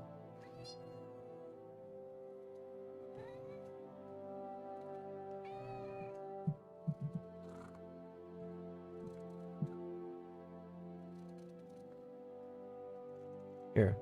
If she stays over here, I want to see if I can test the ASMR mic. Let me pause the music.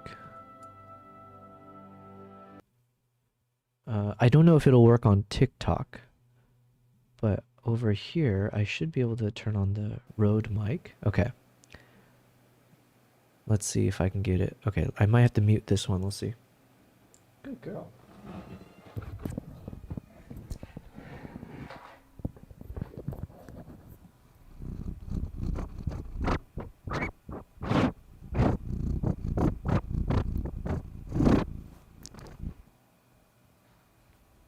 So I don't know if you could hear that on TikTok, because TikTok, I think maybe the mic is off. Let me see.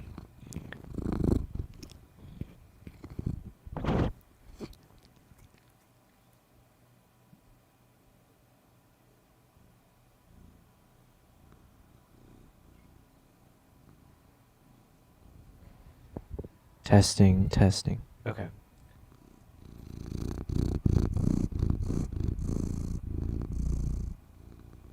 Good girl.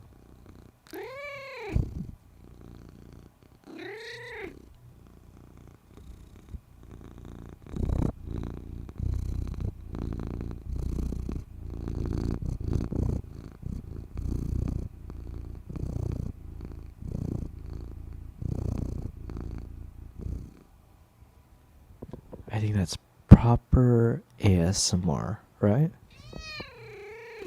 Yeah? What do you want?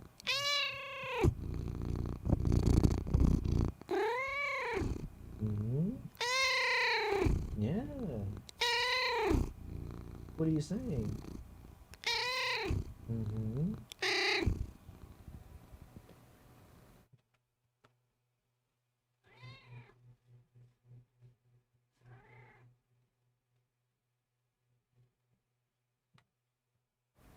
Okay, anyways.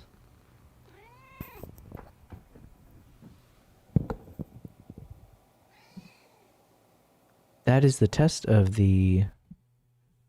Testing, testing. That is the test of the ASMR microphone. Let me fix the...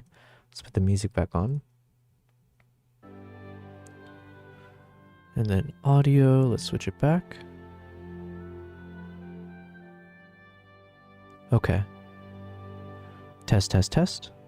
I think we're back.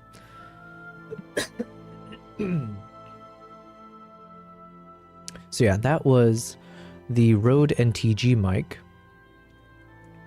And I think it works okay for the purring. I could be wrong. Oh, Siegfried, you said, damn, I didn't know you stream here, sir. You didn't know because I just started. Today's the first time I'm testing the Instagram live. So thanks for stopping in, man. Fed, you said... Oh, no. Mindful says, just in time for some purring. Yes, yes. Welcome, welcome. Hopefully you heard it okay. It's been... I just did a test for the first time in a while. But hopefully you guys could hear the purring in perfect audio capture. I still haven't figured out what to do with it though. Like I need to figure out how I can turn it into a fun little segment on these streams. One, it probably means I need to like set up, I think I need to set up a stand so that yeah, I can just like set the mic somewhere. I mentioned briefly before, I think I might just put it to my little vertical pole thing, and if I attach an arm and attach the shotgun mic to it, and if I can just lower it down to Nala whenever she's in a purring mode, then you guys can hear it. Or, you know, as we get to a point where I'm more shameless about asking for money, maybe it's like, ooh, if you donate some form of you know, currency to me, then I'll drop the mic down, right? So we'll get to that point eventually. But thanks for being here, both Siegfried, Sid, right? And Mindful Grinds. Thanks for chilling. And Mindful, I know Fed, you're also in the landscape one, right? Or no? I think. Yeah. I'm always curious of like if people on the YouTube side, they hop onto like the vertical format or the landscape one. Because I am still kind of like testing things out, seeing what format is best. But yeah, anyways, okay, hold on. Let's keep working here. Mindful says, hey Fed, just working on some editing myself today, some R3D footage at a winter B-roll event. Nice, nice. Man, I would love to be in Europe right now. If I could be in Norway right now to just capture some really cool winter scenes. Oof. Yeah. All right, anyways, anywho, let me just bring everything back up. Sage is asking, when are you coming to Nigeria again? Yo, thank you for asking. Thanks for wanting me back. I don't know when I'll be back, because I'm kind of like in this mode of, I'm in a day-to-day mode. I still need to catch up on so much stuff before I can start planning ahead. There's a few different projects that I'm working on right now, or I'm juggling in terms of setting it up. So I would love to come back to Nigeria for sure. I think part of it's going to come down to like if I can pitch certain film projects where it would make sense to go there. There is a story I want to capture in Nigeria. I really want to capture the story of like the drivers, like the taxi drivers, the minibuses. There are some really cool shots that I thought I could capture if I was to spend some extra days there. That could be a nice little short film. Yes, real quick again, I've said it so many times, but I have to keep saying it. You can hear it in my voice. I just want to give the caveat. I am fighting a cold, so unfortunately I'm like super congested. So if I keep pausing because I need to blow my nose or just to clear my throat, yeah, hopefully I don't capture too much of that in the microphone, because I can imagine that's super annoying. But yeah, fair warning now. Mindful says, I'm always on desktop 90% of the time, unless I'm running my laptop with the big screen up. I have a 49 and 55-inch 4K LED in my office. Yo, I tried to, right before I started the stream, I tried to set up the stream as 4K for YouTube, just for you, man, because you mentioned that. Hey, Nala. But then I struggled getting all the settings right, so I dropped it back to 1080. You're gonna have to settle for that upscaling. Yes, Nala. Yo, my cat is in a catty mood right now. Yeah.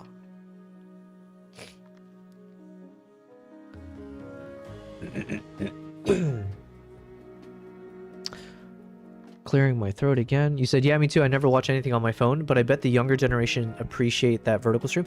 Yo, okay, you know what? I'll take a quick pause. I've been pausing, and I'm pausing on the pause to kind of share a little bit more of my learnings right now. So again, very, very small sample size, because this is only the third time that I've been doing a dual stream on YouTube where it's like landscape and vertical. But today I'm testing yet again, and on the vertical stream, it's almost like, I think it's almost like 5x the views as the landscape. But I don't know what counts as views. Because like like the average view duration is about 9 minutes and 40 seconds. Whereas on the landscape, it's about 41 minutes. So the landscape, definitely people who view on landscape end up watching for longer, which is great. I appreciate it. Whereas the vertical, they watch for a shorter period of time, but it garners more views. So I don't know, I just don't know what that means yet. But it does feel like there's two separate audiences, or the ones who watch on vertical tends to have shorter attention span, which makes sense. But 10 minutes of watching my content, that's still like, that's like awesome. I'm happy to see that. So I would assume there's no reason for me not to continue trying to stream on both. And the other day when I was streaming on both, I think I got some people, there were more people who ended up subscribing to my YouTube channel because of the vertical stream. So I don't know, it might be a new audience that discovers me, but yeah, it's just too small of a streamer, too few attempts to like make real good data analysis out of it. Mindful says, all good, 1080p is great. People are too caught up on resolutions and pixel peeping.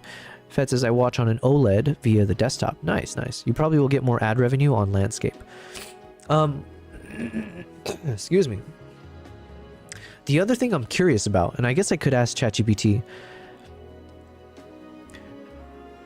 I have like a hypothesis. My hunch is that if I create a live stream in 4K on YouTube, my hunch is that YouTube would be like grateful, or they would love to have a 4K live stream, because the assumption might be that it's a higher quality stream. So then maybe they would promote a 4K stream more over than a 1080. I don't know. That's like a little conspiracy hunch thing I have in my head. So I can't say for sure. But I do want to test that theory. Salu asked, Maina asked, what's your page name? And then Salu also asked, what is your YouTube channel? Thank you both for asking those questions. My channel is at Yobel Prize on all social media platforms. So you can find me everywhere at Yobel Prize, because my name is Yobel and it's unique enough, and Yobel Prize was unique enough that no one else took it. Yes. So I'm Yobel Prize everywhere. Vast Media, yo, Vast says, loving your content, man. Keep up the great work. Thank you very much. I apologize. Hey, Nala. Yes. She almost smacked me in the face. What are you doing, Nala? Yes.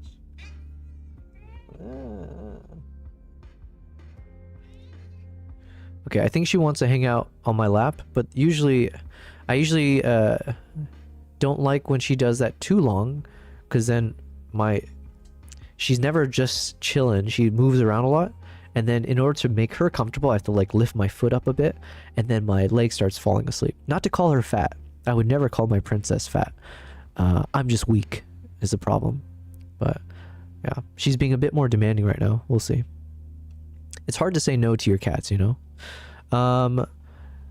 Mindful says, I'm not at an OLED budget yet. Too much free community-based work. Gotcha. Thank you, Salu. Salu says subscribed. Yo, it's the one and only. All the way from Korea. He says so cute. Thank you. How are you? Yeah, how's everything in Korea? Are you guys doing more trips? Sorry, my voice is broken right now. Just I've been sick for the past couple days, so I apologize. It's hard for me to like speak properly. But yeah, we got the one and only Yona. Oh, you have a kid now. Sorry, I'm doing a little bit of stalking. Sorry. You guys have a kid. Wow. Congratulations.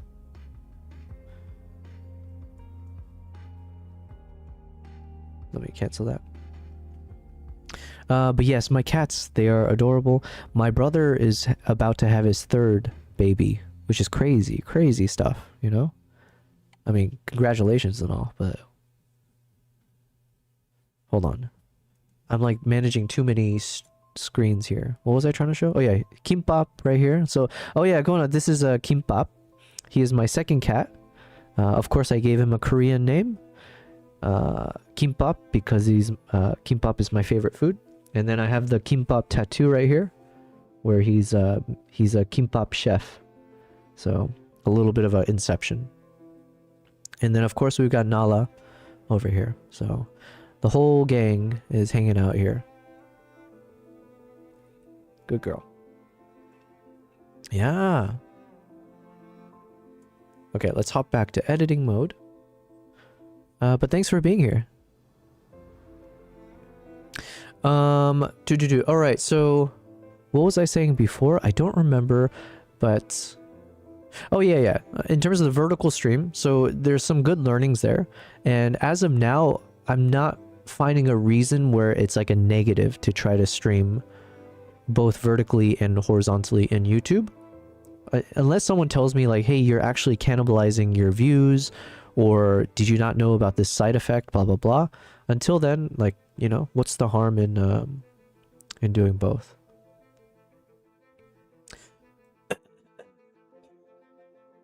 Yes. Ah, so sick. This is a nice shot. I feel like because of the close-ups here. Although I'll need to start it a little bit later. And let me blow my nose again.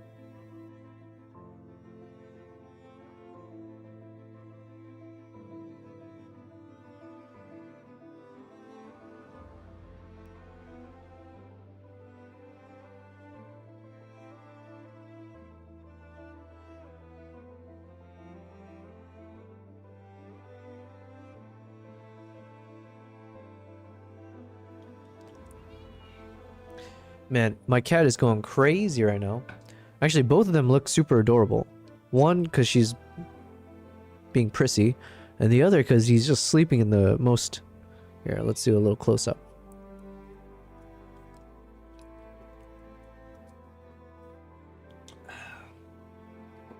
Look at Kimbap over there. Wow.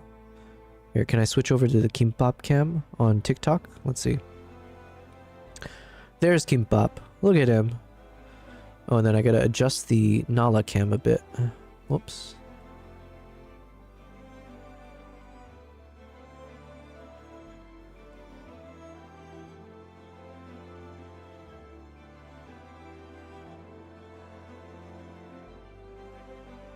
There you go. We got Kimbap just chilling, sleeping.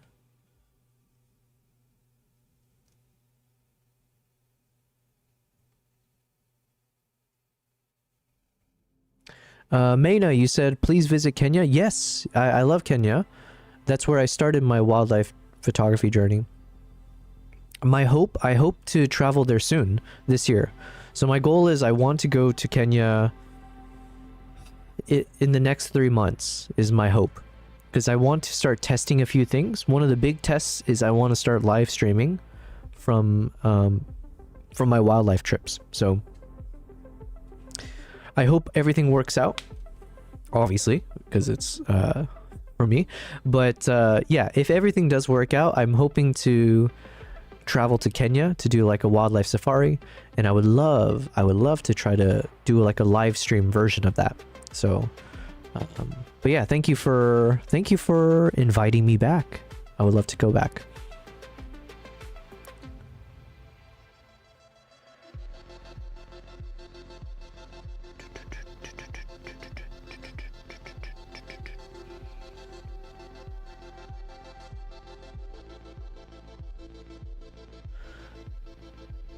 Okay.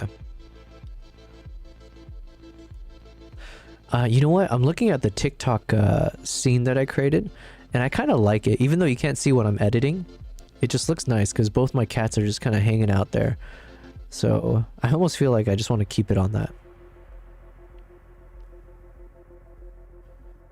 Actually, it looks nice on Instagram too. It's the same thing. Basically, I had to recreate the scene, but yeah. But I do need to get into editing mode. So what if I switch back? Let's see. We'll switch back. Editing mode.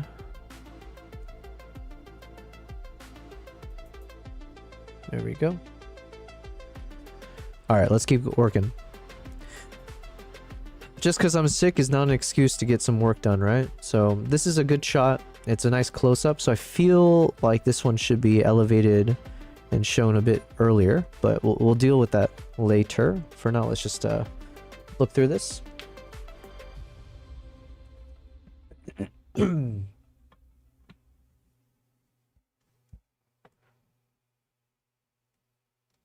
mean, it's a good shot, but it's a bit repetitive with the previous one. I think I should have just as good clean shots here, but a bit more engaging. Like, look at this little baby chimp. It's like chewing on its own foot, right?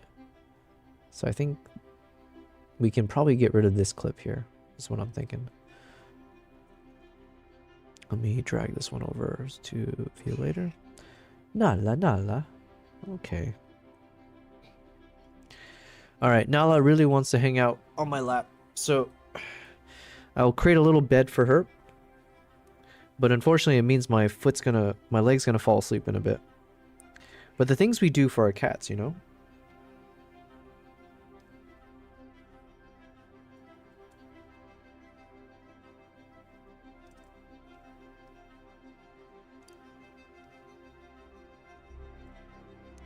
Do. Oh, nice. So this one, you can see one of the babies in the background starting to roll into frame. I'm assuming that was the baby. Let's see.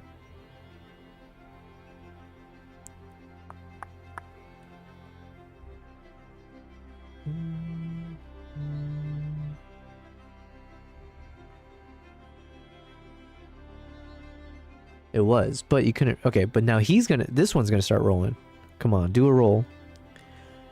Oh, and of course I was out of focus, but now we're back.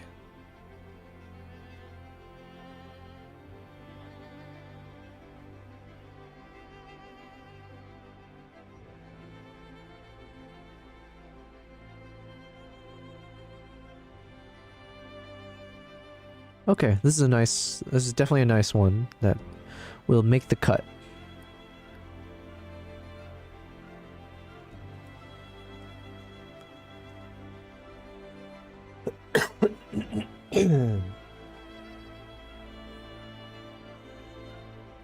Alright, so let's drag this up. And then one thing, this will be like the final step, but one thing I have to keep an eye on is each of these clips, I'll need to have a uniform color grading because they all look so different from each other. So I'll have to choose like one format to stick with.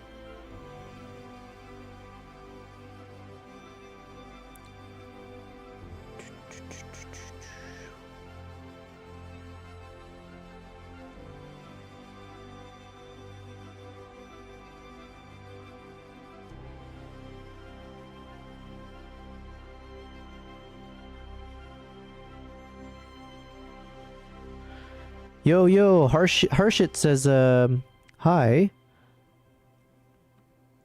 Hi from India. Nice. Well, thank you very much for joining. And the Italian illustrator says hi from Italy. I could have guessed from your name. Thank you very much. An illustrator from Italy and Harshit from India. I need to do a trip. I did one wildlife trip in Italy with this amazing photographer duo, Michele Bavassano.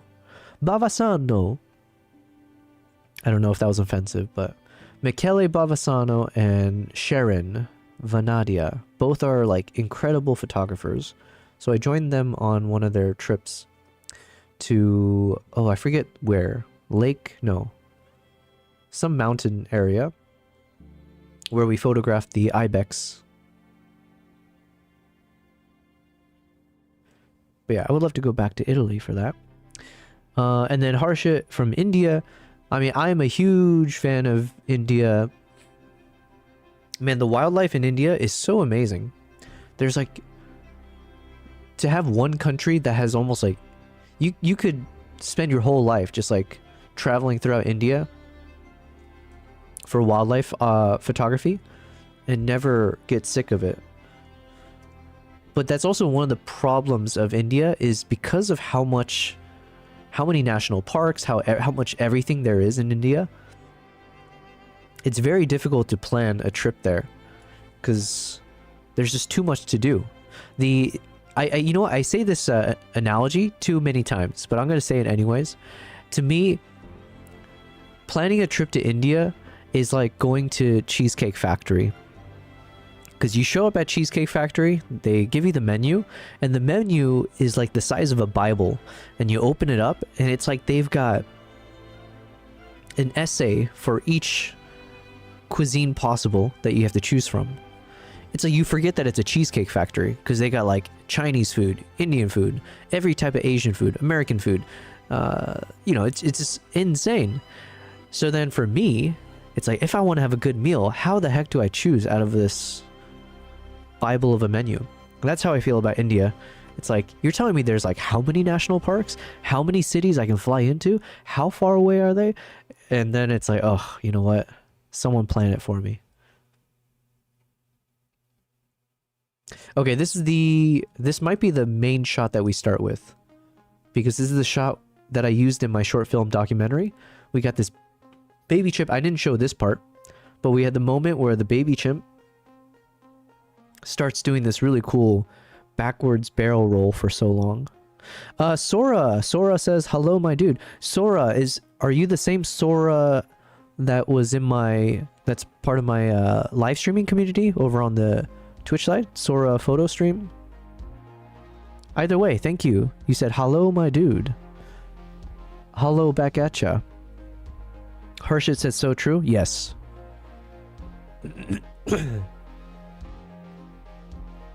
Also, Indian food. Ooh, amazing. Butter chicken. Ooh. There's no stronger, better combo than butter chicken and white rice. Or I guess basmati rice. Actually, I don't know. I guess I don't care. But the smell of basmati rice is amazing. But there's no better combo than butter chicken and rice. Oof. Actually, no, I take it back. Spam. I grew up on Spam. That thing was so good. Spam and rice? Ooh, that's true power. Okay, so that probably will be the first clip. It's a nice little moment. You see the baby just exiting scene in the craziest way possible.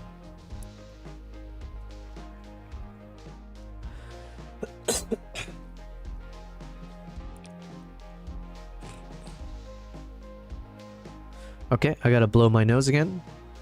Let me go on mute.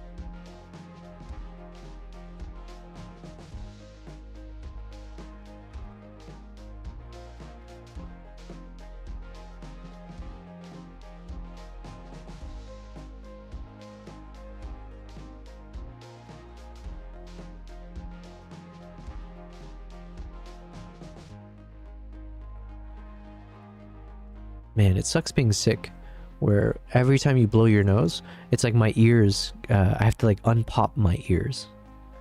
How crazy is that?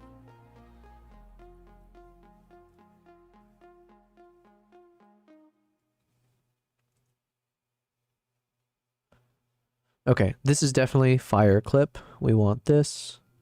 And this one's hilarious enough that we should keep it. Because like, what is he doing? So these two will elevate up. This one I wasn't paying attention. Oh, did I skip a few things? Let me see. This one's a nice pose. This one, he's walking, so there's that, but not really doing much besides staring at the camera the whole time, which is kind of fun. And then this one, let's see, it's a nice close-up. Let's see. Here, let's cut out all this.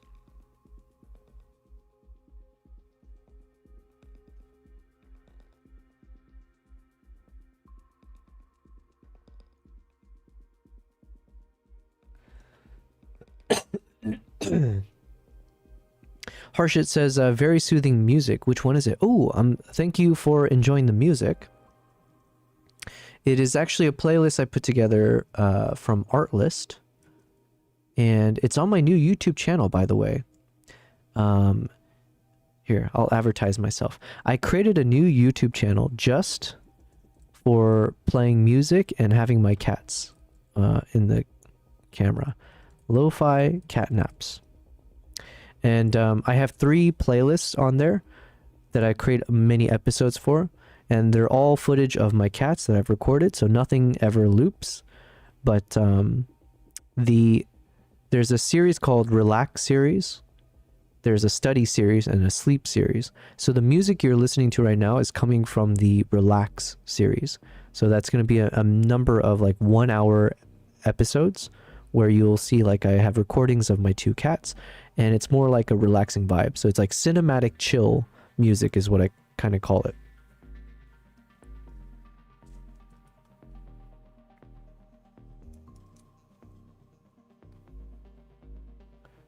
And I don't know what the name of that previous song was. I don't know if I can check. If I hit the back button, let's see.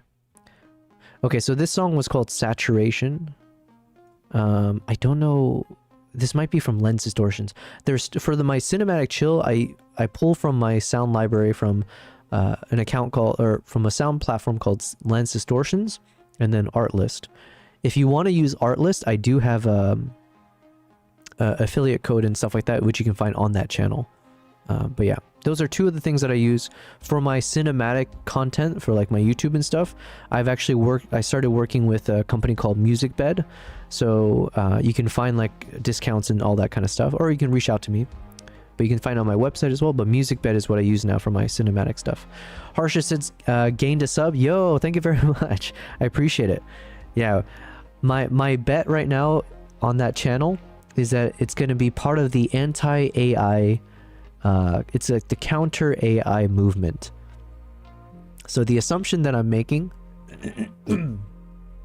is that at some point, a lot of people are going to get sick and tired of all of the AI content that is out there. Right now, it's very fun. It's fascinating, right?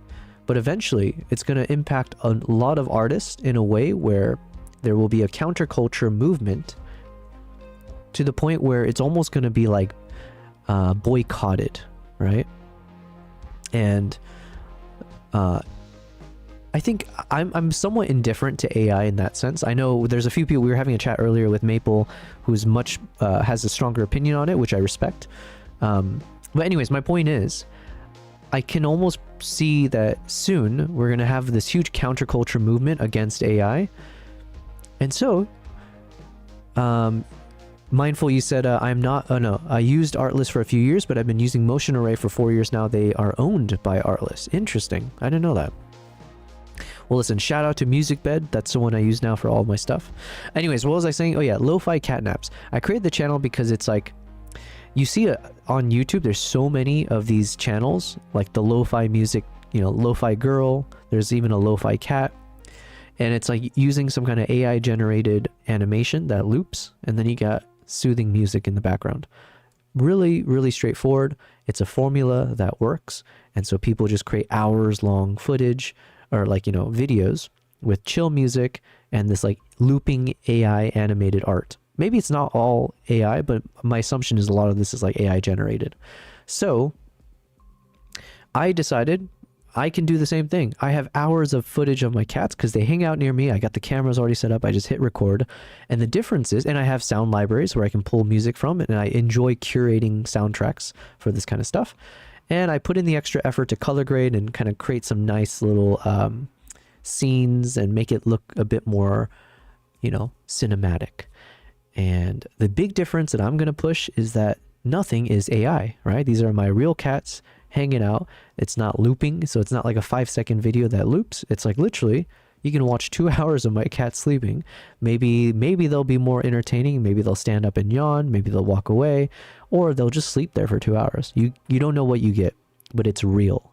And so my hope is that as I keep putting more content out there, we can keep growing that as a channel. And then as people get sick of the AI stuff, they'll be like, oh, let's check out this guy's platform with these 2 adorable cats. And, you know, it pushes out new episodes every like week, and it's always fresh videos. It's never repeated. Yeah, so hopefully there's a bit of an appeal to that. But either way, it's like it didn't take too much effort for me to make the videos. So I figure I can do this in addition to my existing YouTube channel. So anyways, who asked, you know? All right, let's cut all of this.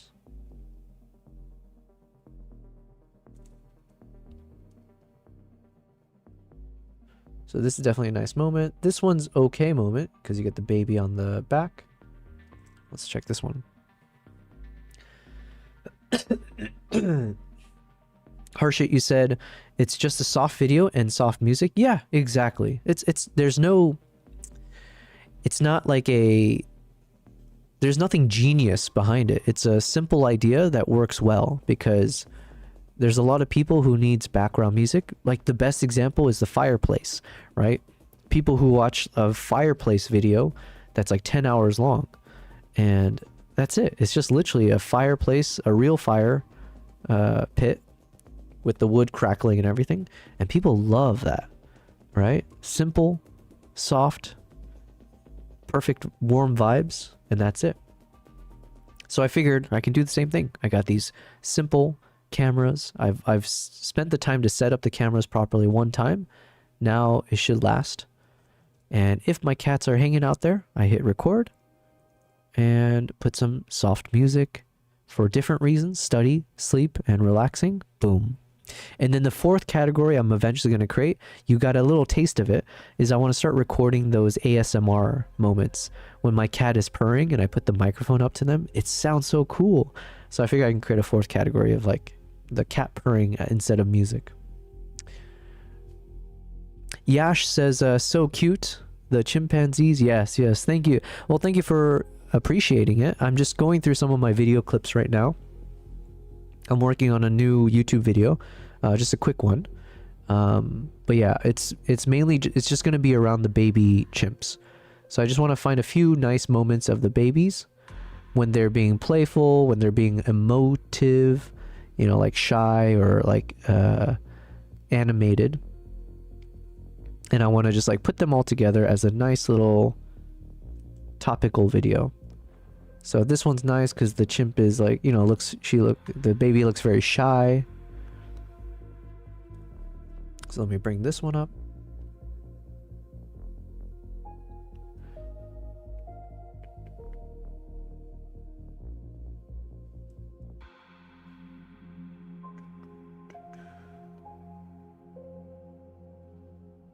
This one, I didn't do the best job of... I think I adjusted the ND filter. And I'm just too lazy to have to go and fix it. There wasn't the most action going on there anyways. So let's go ahead and... This one could be a good one though.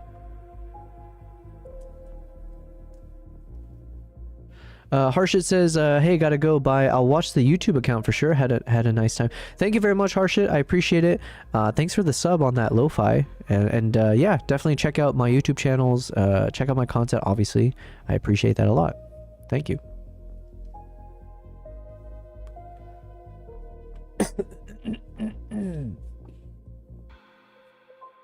All right, so baby chimp doing something, hanging out on the top of this little bush. It looks like he's got some poop on its mouth. Yikes.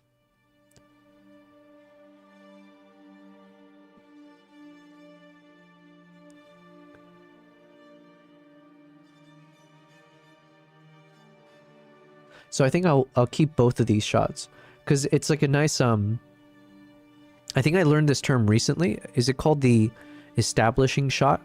So I think in film, and take everything I say with a grain of salt because I am still trying to learn, but I believe we had learned there's a something called the establishing shot in filmmaking, where usually you start wide angle to establish the scene or like establish where the subject is, blah blah blah.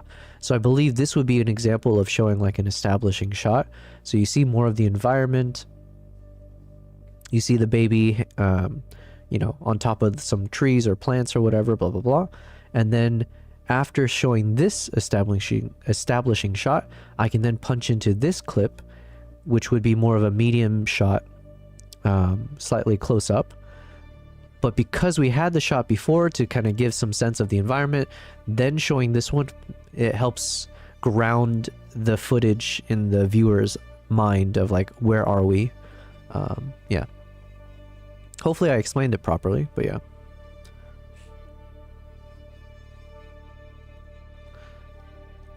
Okay, I need to blow my nose again. I'll say it again. Unfortunately, I'm a bit congested and sick. Bad timing all around.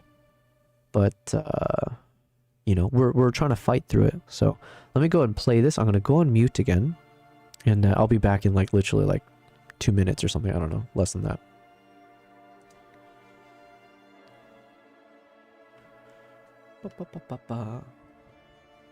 Oh, yeah.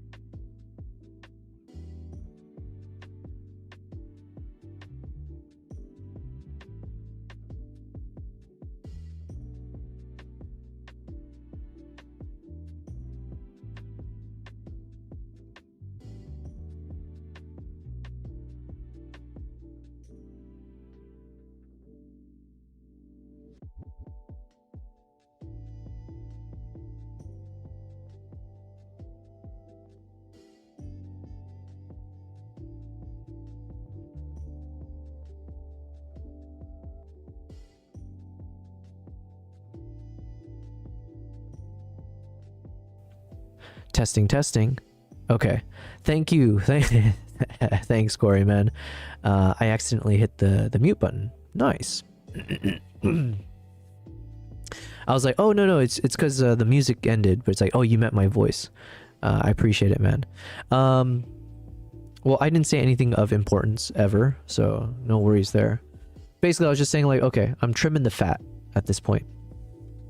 So I have these like moments of, oh wait, no, hold on. Because then I don't know, I might have been muted when I was responding to Ravi from earlier. Because Ravi had asked, why am I editing my video? So the shortened answer to that is I enjoy editing my videos and photos. And I figured I will start live streaming and sharing how I edit and create my content, basically.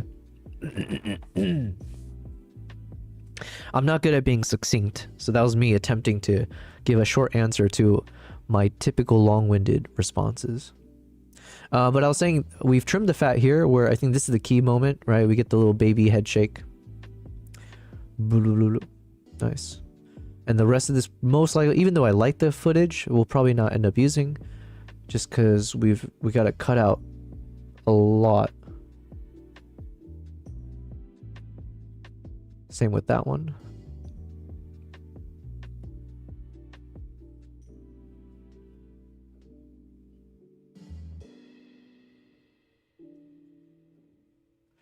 Anytime there's some kind of motion, it's always like, that's what I'm looking for. And then there's a nice little thing here. It looks a little like a what's the word I'm thinking of here? Flamboyant, I guess, the way the baby's doing that. So let's see where we can cut. Maybe like here. Let's see.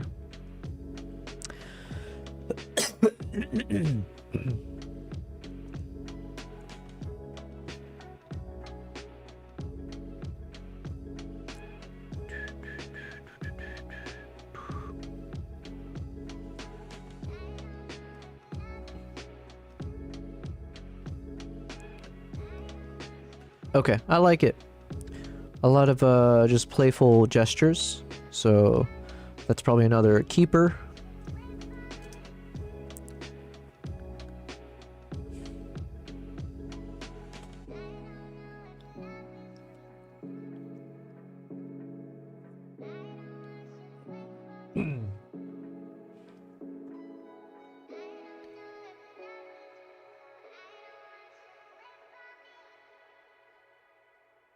Oh yeah, and also if anyone feels like the audio level is too loud, or if it needs to, like something needs to change with the audio, do let me know. Yeah, because from my end I can't tell.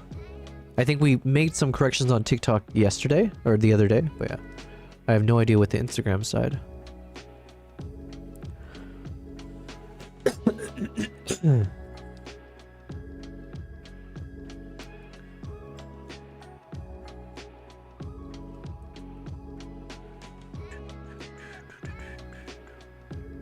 Oh, we got some nice... Alright, so maybe from like around here, let's see.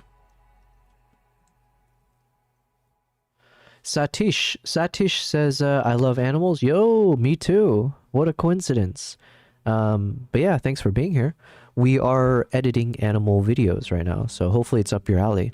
And I've got my 2 cats, who by the way are also animals. Wow. So you can see them when they're here.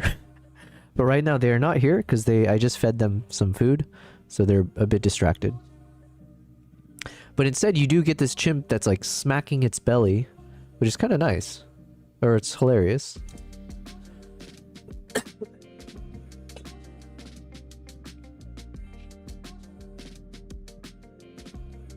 So for sure we want this video. This is a nice moment. And then we can probably trim the fat here. So we'll just cut all this out.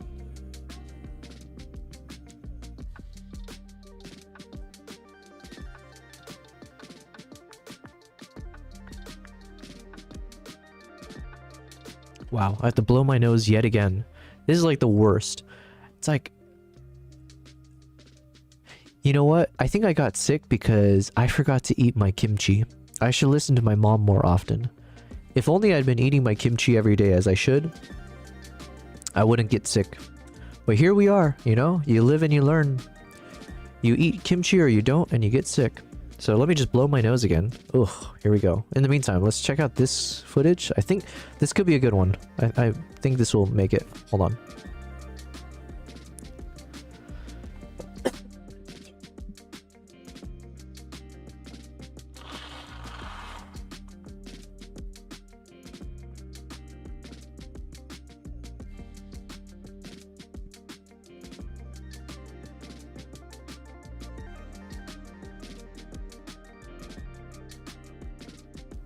Nope. Testing, testing. Testing, testing. Okay. There's a chance that I'll think I'm muted and then I didn't, and you're just gonna hear the beautiful sound of me blowing my nose. It is what it is. Satish says... Sorry, I just screamed into the mic. Satish says, 6 dogs and 2 cats. Dang, okay. Well, it's not a contest, I don't think, but if it was, you're winning. Yo, what's up, Nico? Nico says hello live on Instagram too. Yo, thanks for being here on the Instagram side. Yeah, today's the first time I'm testing out Instagram live, and then today's also the second time I'm testing TikTok live, and it's the third time I'm testing YouTube vertical live. So thanks to everyone for participating in any way possible in terms of me testing all this. But generally, yeah, you would normally find me on YouTube and Twitch, as well as Kick, but I haven't been streaming on Kick in the past. I changed some tech stuff and it doesn't work right now. Also, I'm sick, but thanks, Nico. Thanks for being here on Instagram. Let me know what you think of the Instagram stream, because obviously this is like in a vertical format, so I'm curious if you think it works compared to what you're used to seeing in like the landscape format. But yeah, thanks for following me all the way over here. Tattoo says, this is cool. Is this in Congo? Thanks. Well, firstly, thank you very much for joining the live stream, and thanks for your question. This is in Uganda. So, excuse me, I am a bit sick right now, so I'm trying my best to be able to speak properly. But yeah, so this is actually in an island off of Entebbe, close to Entebbe in Uganda. So it's called the Ngamba Island Chimpanzee Sanctuary. Ngamba Island Chimp Sanctuary. I was recently there for a short film that I created. You can find it on my YouTube channel, so I hope everyone checks out my YouTube channel. You can find it there. It's called The Island of Second Chances. It's 5 minutes. It's my very first time ever making a short film. So I was really, really proud of myself. You know, it was like 3 days of shooting and then 5 days of editing. And yeah, it was a labor of love, but it was crazy. It was just so compressed timing. And it was just me with my camera shooting everything and then trying to edit it all myself. So there was some learnings to like things I could do better next time, but with that said, I feel really strongly about that video, and strongly enough that I need to look into like, can I submit it into film festivals, stuff like that. Do I think it can compete against like proper films? No, but there must be some kind of like amateur film festivals or something where I can apply it and submit it. I would like to be able to try. Because I think that's one thing I'm trying to be... That's one thing I want to aim for this year, is be like a proper filmmaker. As in like, either I join other people's projects, or I pitch my own film projects, get funding, go out there, shoot, start to finish, have the idea, shot list, blah, blah, blah, shoot everything. You know, like I want to do the whole shebang again, right? But like this time with the mindset of like... Because the one I made for this Chimp Island... It kind of fell into my lap because Nikon reached out to me asking like, hey, would you like to test this new camera before it launches? And then I pitched this idea.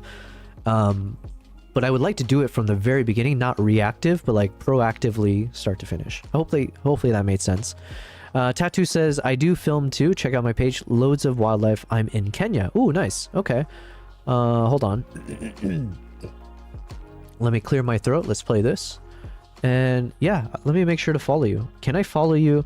Unfortunately, I can't follow you from this Instagram live. So I just need to separately, I guess, open up Instagram.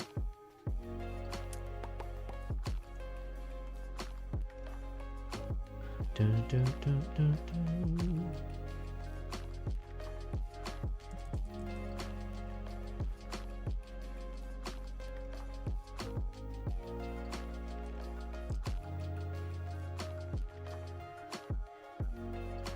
All right, I'm struggling to find you properly on this thing. Anyway, send me your work maybe on like the Instagram DM or something. I'm happy to check it out.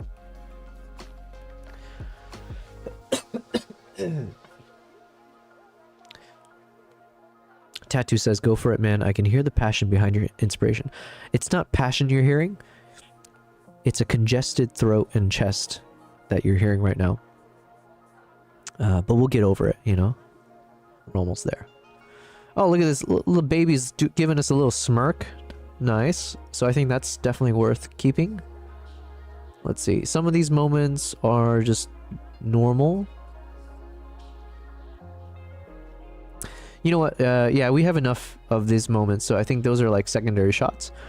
This one, I think, should be a keeper, most likely, because we got some motion.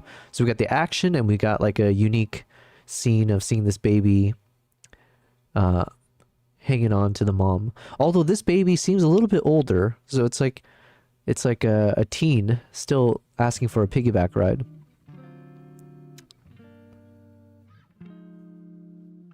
But I like it. We're gonna keep this. Oh, and then we get, oh yeah, here we go. Same thing. So again, as we learn about these film concepts. Yo, what's up, Garv? Garv says, nice Instagram stream. Thank you very much. Thanks for telling me that.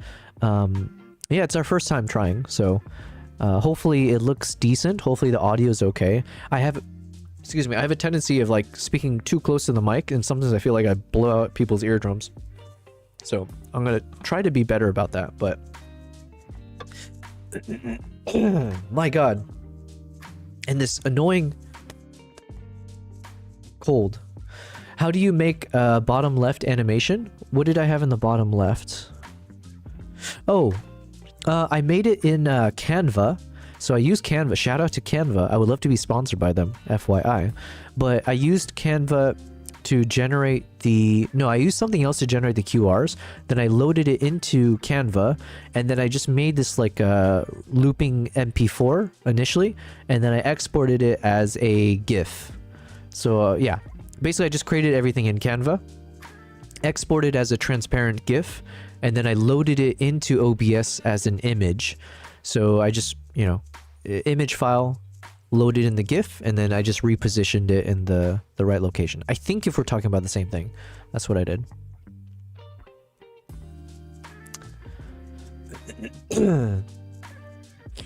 Okay. So yeah, we get this little baby on the back. Oh yeah, so this is another example, I believe, of the establishing shot. So we've got our establishing shot, mainly just because it's a bit more wide angle, so you can kind of get more context of, oh, okay, baby on the mom's back, there's a termite hill over to the left, and we got this like forest environment. And then eventually when it pops into this view, you have a better sense then of like where we are. Kind of, I think. It doesn't work as well for this one, because like different angles, but yeah. Because in some ways, I feel like this shot should come first, because we're seeing the chimp go from left to right. And then once the chimp moves off to the right, it could almost make sense to then show this footage here. Yeah, see, like, then if it hopped over to here, it would make a little bit more sense. It almost feels a bit more, like, yeah. Okay. So I'm going to break from what I said. I think this shot should come first. You see the chimp walking forward. And then at some point where they pause... Yeah, so maybe like when they pause here.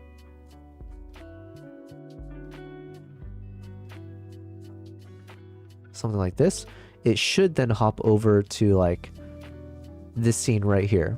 Right? So it just jumps to this shot as if it's like one continuous footage. And then as they start turning around again, we hop back into this mode as it wanders off. Something like that. But what do I know, you know?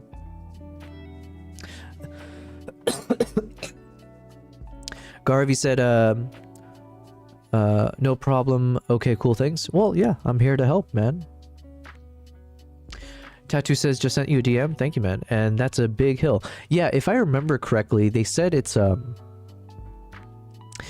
it's not a real termite hill. It's like a, I forget what they said.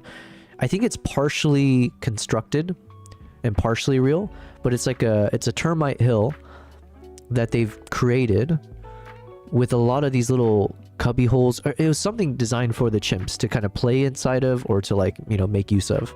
So there's like a functional purpose to this, but it's not like a real termite hill, because yeah, it's like way too large for that.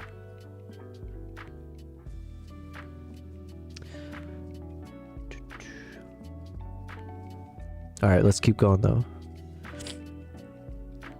Yo, I need to also research, like, how do you get over a cold?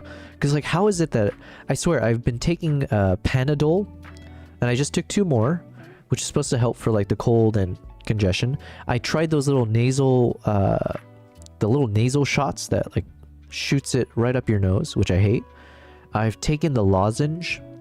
I've been drinking green tea, and I've been blowing the ever-living snot out of my nose. And yeah, it won't go away. I'm assuming the answer is, like, just drink a lot of water and get some sleep. But that's so boring, you know? Okay, so this shot we don't need. But yeah, I need to blow my nose again. Yo, Anoush. Anoush is in the chat. Anoush says, what's up, yo, Bill? Yo, man, good to see you. Happy New Year. Yeah, Happy New Year, man. We got to do a proper catch-up. Thanks for hopping onto this live. I'm testing out this Instagram live format first time today, actually. But it's been kind of fun. The only issue I've been having is that I'm recovering from a cold. So, like, I'm super congested, and, like, my energy level has been up and down. But I'm planning to keep testing out this Instagram live format. I don't know. I don't know. Like, of all the formats I'm testing, Instagram is the one I'm most hesitant to try doing, like, daily live streams from, because I just don't know if that's, like, how the platform is normally used for. To be honest, I don't know anyone who does like Instagram lives.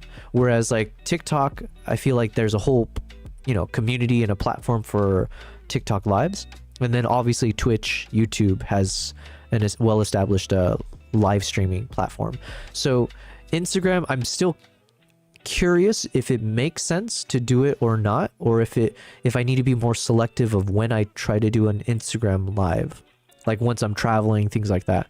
Or what's the harm, you know? Like, would people really be annoyed if they keep seeing that, like, I'm live? I have no idea.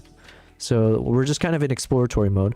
But yeah, thanks, man. Anoush, hopefully you're doing well. Hopefully you're starting off the year with a bang. Well, yeah, let's do a proper catch up for sure. Tattoo, you said ginger, lemon, hot tea. I have green tea, I have no lemons, and I have no ginger. So, and the thing is, if I end up buying some, by the time I get it, I'm assuming I'm going to be better by tomorrow. Honestly, I'm going to wake up tomorrow feeling fresh. So anything I buy now, it's just going to be for the future. But yeah.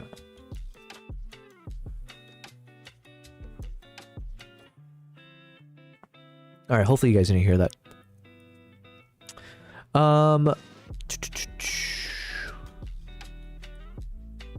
What's up, Nala? Good girl. Yeah, good girl. Come here. You wanna come here? Good girl.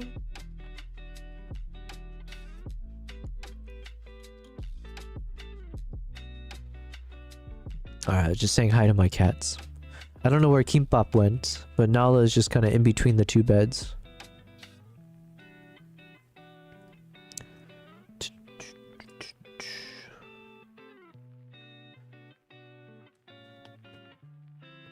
No fighting. Uh-oh. I think my cats are getting ready to fight. Nala? Come here. Good girl.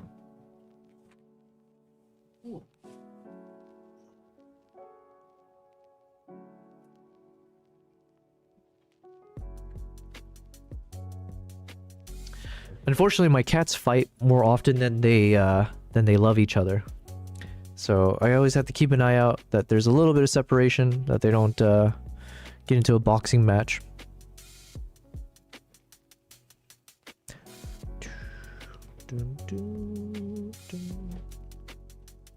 Good girl. Hold on, I'll make your bed. There you go. You happy?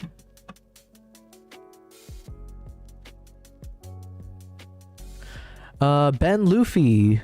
Is it Luffy like the... Do people say manga or one anime? Ben Luffy says, I like your tattoo. Yo, thank you very much. Now, which tattoo are you talking about? You gotta be specific. We got plenty. We got arm tattoos, we got rib tattoos, chest tattoos, hand tattoos. Did I miss anything? But thank you very much, Ben. I appreciate it. One Piece, nice, nice. Man, I just spent time to catch up on all of the One Piece anime. Good stuff, man. Good stuff. I do not... Oh. No, I don't have any anime-related tattoos, I don't think. But thank you very much. Okay. Good girl.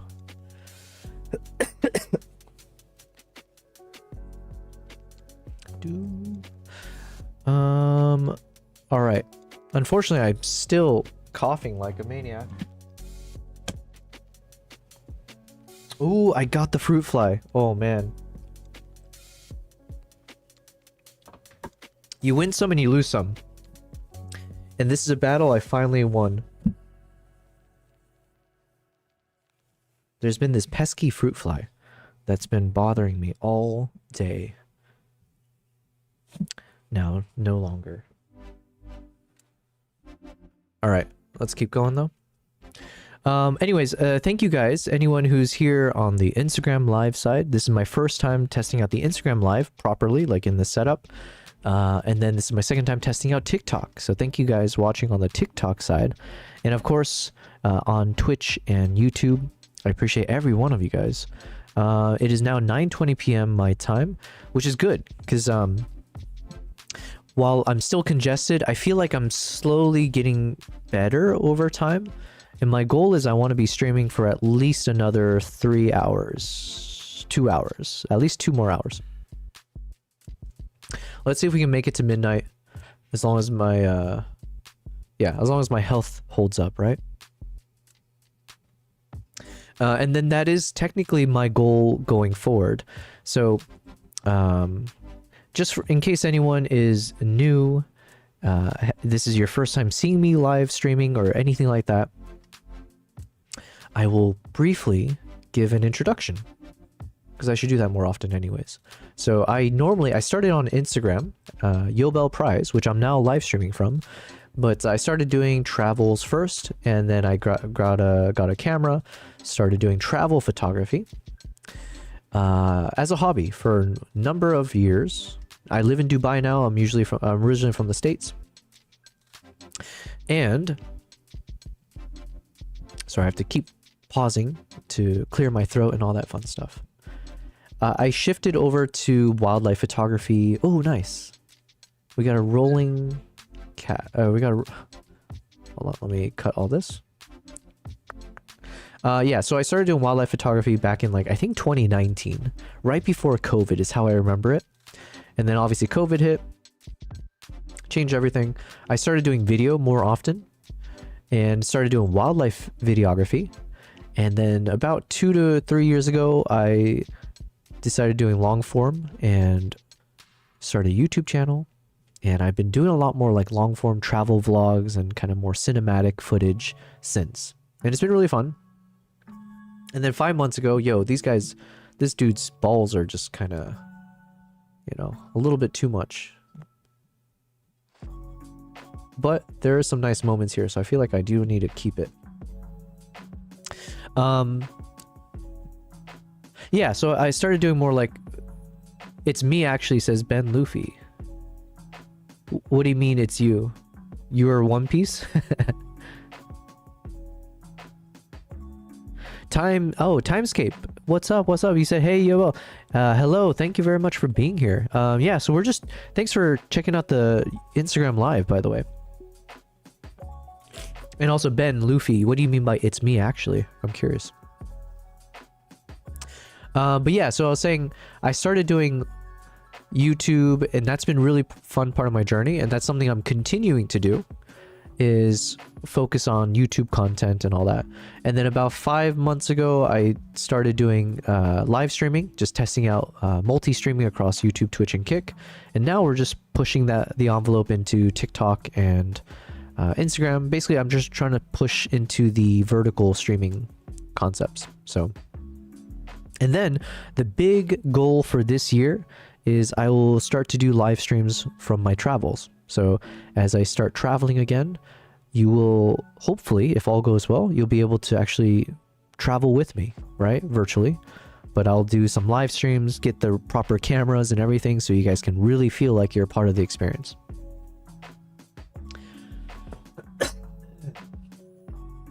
Ben says, like I just saw you live today. It's first time. I would also like to check out your channel later on. Yo, thank you very much. I appreciate it. If it's your first time seeing me live, by the way, it's not something that was never like my focus, but you can see some of my tattoos. That's how I started making short form videos on Instagram, like the reels and such. It started with my tattoos. So if you browse on my Instagram profile, you'll see some of my first reels were because of my tattoos. Like I started by like taking before and after photos and then trying to turn it into a video format. And then I was starting to learn a bit more with like CapCut and all that on how to make some really punchy reels and stuff. Yeah, so I'm really, I went through a lot thanks to my tattoos, but it also helped me hone my craft when it comes to video content creation. But yeah, hopefully you will check out my channel. It is a labor of love, mainly on the... if you had to check out my channel anywhere, I do hope you check out my YouTube channel, _1, because that is obviously the thing I'm trying to grow the most. You can find me everywhere at Yobel Prize, just FYI. Timescape, he said, so you also live in the UAE. Nice. Yes! Fellow UAEer? Yeah, I'm here in Dubai. I've been here a number of years now. But yeah. Gesar says, loving the setup. Thank you very much. I appreciate it. Yeah, I set this up for initially for my YouTube channel. And then as I started getting to live stream, I started to learn more about how do you create these like these scenes. And then right now I am experimenting on the vertical stream mode. I still don't actually know what is the best answer for like how do you make the vertical streams look compelling to anyone watching on a mobile screen, right? Because it's much different to be showing how you edit photos and videos in a vertical phone screen. So I still haven't figured that out. But yeah, just to quickly show you guys then. So this is like my main screen. I'm thinking to make like what I use. So you'll have like 3 cameras set up, me in the center, and then both my cats, one above and one below. Both of my cats have dipped because I fed them and now they're just hanging out somewhere in the house. They do be cats. You can't really control them. But yeah, so that's like one view. And let me show it from TikTok as well. So because I haven't set up the thing on TikTok yet. But yeah, so on TikTok, same concept. You would see 3 cameras. And then what did I create? Then we have one view that focuses on Nala more than Kimbap. And I think I did the same on OBS. Let's see here. Cat cam left. Yeah. So then one view where you can see a full kind of almost like a vertical format of one of the cat beds. And then the other one focuses on the other cat bed. Wow, I know. So if my cats were hanging out in either of these beds, you would essentially get a sense. Uh-oh. I swear they're about to start fighting. You can see Kimbap in the background there. And then the new thing here is obviously I've created this editing scene. So usually it's fine on landscape, but the big test for me right now is how does it work on a vertical format. So I haven't heard anyone complain per se, but I don't really have a good solution otherwise. So it was more of like if people hate it, then I just won't... yeah, then it's like, okay, I guess I won't be able to do editing But if people don't mind it, I'll just do it like normal. Timescape, you said, likewise, I've been here for 3 to 4 years. Okay. Hold on.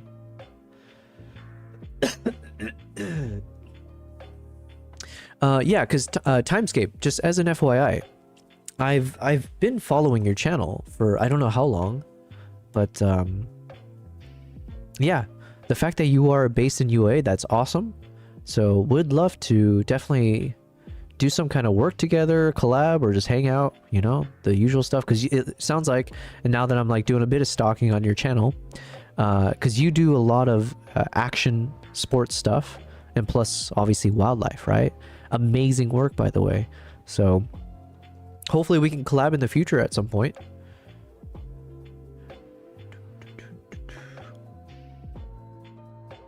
UA-ear, yes. Yeah, there's not a good way to say that phrase, I feel. But yeah, I would love to find a community of like wildlife photographers, you know, the kind of like in the sphere of whatever I'm doing. I would love to find that community out here in Dubai who would like to live stream as well. You know what I mean? Hey, cats. My cats are going crazy. Like, you know, because...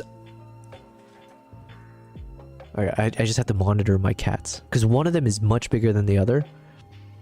What was I saying? Oh yeah, I think it'd be cool to find a community of other, like, you know, travelers, creators who would like to start live streaming, right? And like build out a community out here.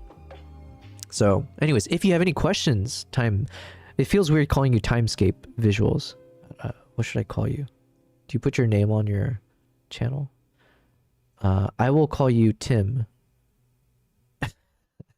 Anyways, yeah, so point being, yeah, listen, I will DM you afterwards, or you can DM me. I would love to do some content, or like, you know, I'd be curious where you're traveling to this year, that kind of stuff, anything. And then if you are curious about doing live streaming and stuff, yo, I've got so much knowledge now because I've spent the past 5 months like drowning in live streaming across all of the channels now. So I feel fairly confident how most of it works. And like I said, a big thing I'm trying to do is like take the live streaming with me to my travels.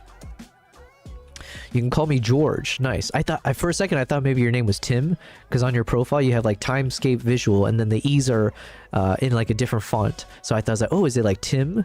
And then you turn it. Anyways, doesn't matter. George it is.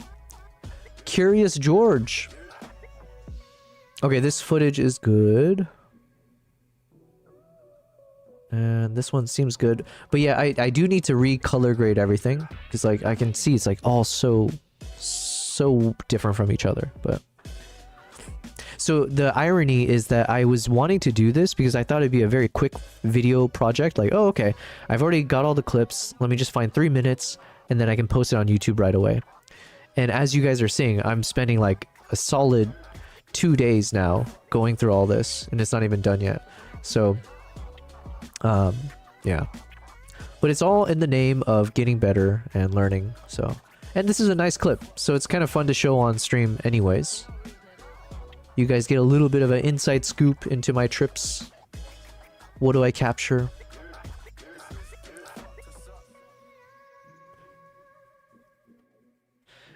George, hold on, you said, and again, I'm so congested, it's freaking annoying. Also, where are my cats? I can hear them through my headphones.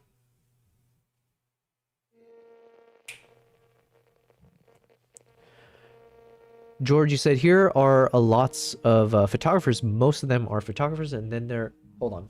I gotta reread that after I blow my nose.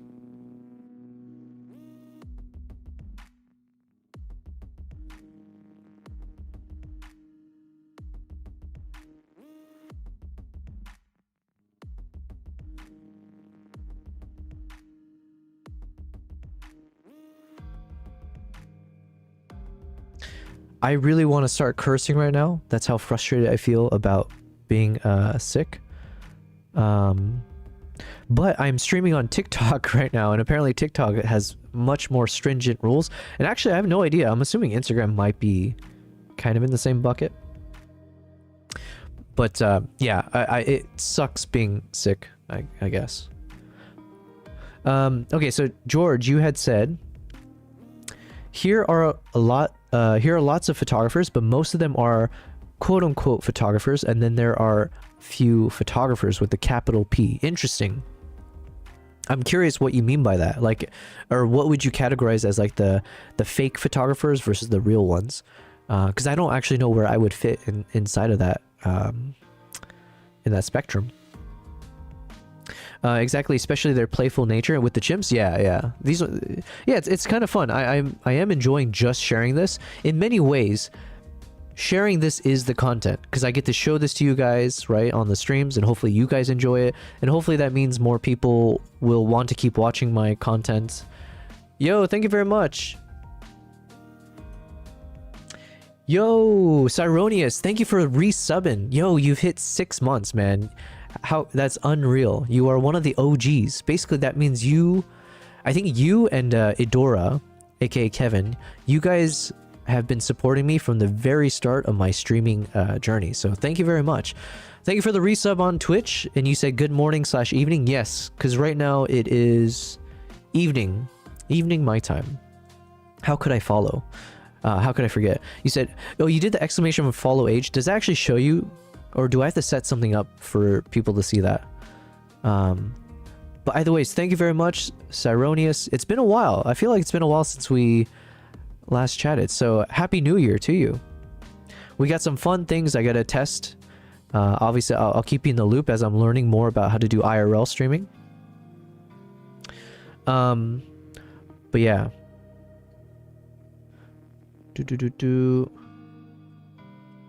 Yeah, George, to your point, it's without knowing what the difference is between like the photographers and photographers, I kind of view myself somewhere in the yeah, I don't know actually where I view myself, because yeah, I did photography as a passion, and thankfully I was able to keep doing it as a passion for the longest time.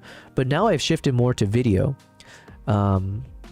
So, and in some ways I feel like I might enjoy video more than photography, but that could also be because there's a lot more that I need to learn and explore. So like cinematography, videography, it's still like an untapped wealth of knowledge for me that I still want to keep learning from. Whereas with photography, I feel like I might have plateaued in some ways, or, you know, you get that diminishing returns concept. So I feel like every day that I try to learn more about photography, it's not like I don't get as much gain from it as I used to in the past. So George, you said you're definitely a photographer with capital P. Yo, well, listen, that means a lot, because I see your work, man. Your work is fantastic. Like I said, I was actually following you before. I don't know for how long, but I've clearly seen your work in the past. So yeah, high praise. Thank you very much. Cyronius, you said Happy New Year. Well, Happy New Year to you too, man. How is everything? How are you? Are you doing any more like IRL streaming and stuff? Well, hopefully everything's good. Just as an FYI, Cyronius, couple little caveats. One, I got sick a few days ago, so I'm still recovering. I'm trying my best to talk normally and not talk super congestedly, if that's a word. Number two, you're actually or I'm testing now on a number of different platforms. So in addition to my Twitch stream and YouTube, I am now doing a dual YouTube stream. So I've started to explore vertical streaming across most of the platforms. So in addition to my landscape, I got a vertical stream up and running on YouTube. I've got a vertical stream up and running on TikTok. This is the second day that I'm testing it. And then over on Instagram Live, I'm doing my very first stream on there. So I'm basically juggling a few different research things right now, but it's so far very fun. No complaints besides my own sickness. So, oh, actually, the only complaint I do have, George, you said, thanks, man. I really appreciate your kind words. Oh, likewise. You said, P.S. My girlfriend just got home and said you have a really soothing voice. Oh, man, it must be the cold. Oh, maybe I should just get sick more often. like podcast kind of a voice that one could listen for days. Yo, you know what? I'm glad I did upgrade to this microphone because the microphone does make a big difference. No cap, as they say, right? Oh, this is nice footage, by the way. I do want to... Let's take this footage and bring it up. But thank you very much. Yeah. Okay. Point taken. And it's a female saying this. Your girlfriend, right? Hells yeah. You're telling me I can attract the opposite. All right. Perfect. No. Obviously, I'm happy to hear that because a big part of what I've been trying to do is be more comfortable in front of a camera as well as with my voice. And I do have ambitions like every other freaking creator in the world to have my own podcast that I can run. But I have ambitions around it. Hey, keep up. All right, my cats are... As long as they don't hurt each other, I guess, right?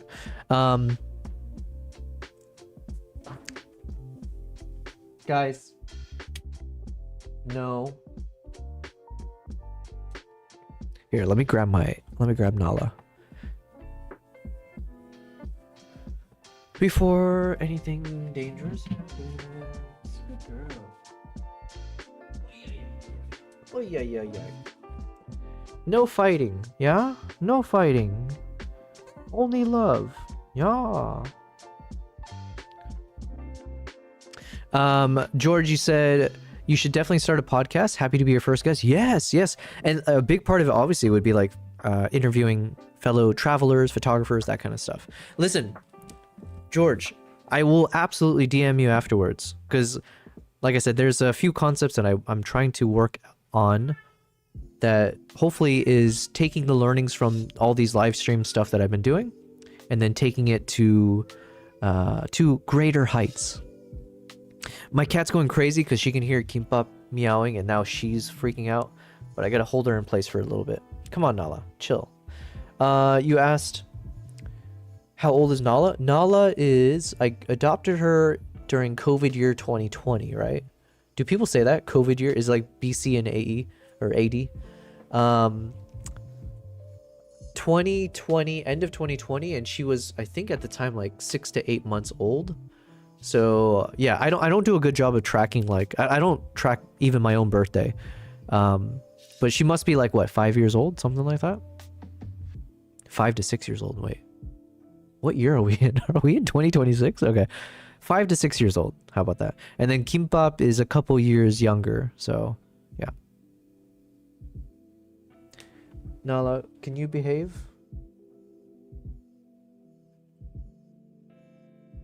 Are you gonna behave?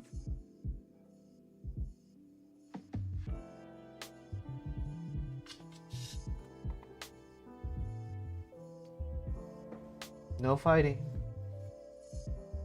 No fighting.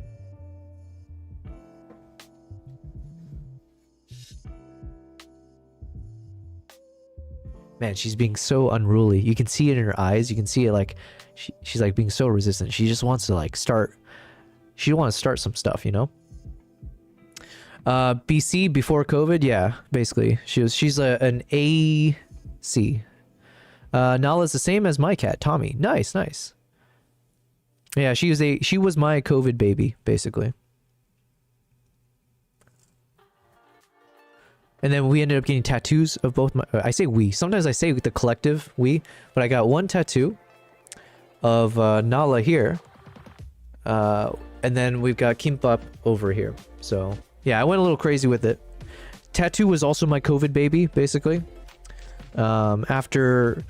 Yeah, during 2020 when everything was shut down, lockdowns and everything. And I couldn't travel, which was like my main passion.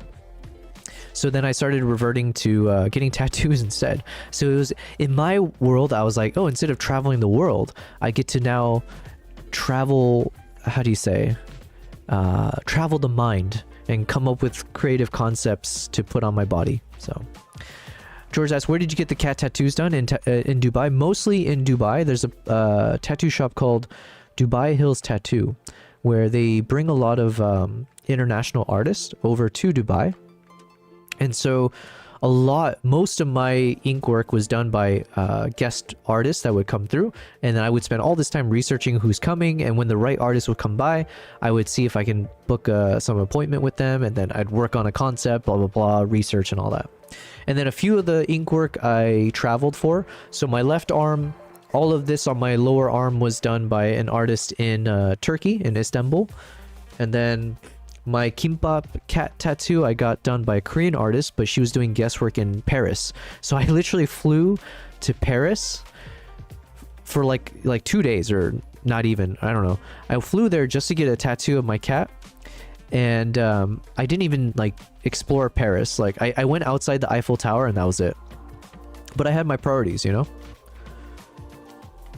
And then I went to a friend's wedding in Korea.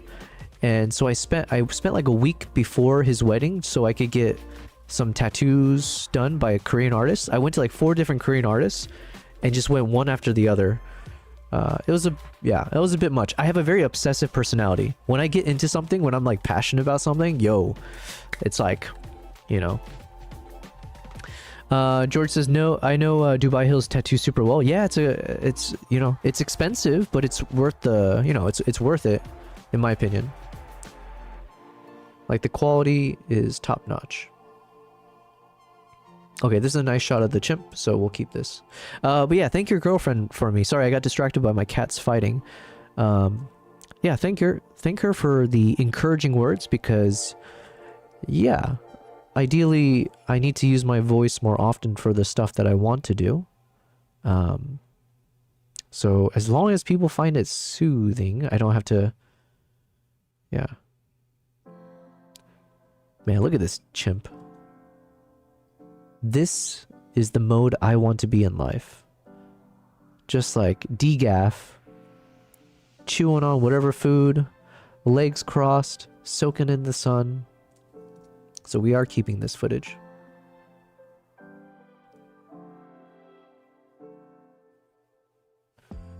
And then I'll cut this part out, just when he stands, because we don't have enough time. Ain't nobody got time for that.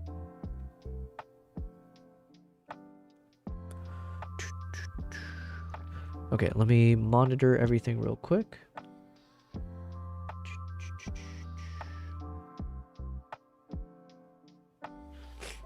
Oh, stuffy nose again. Oh no.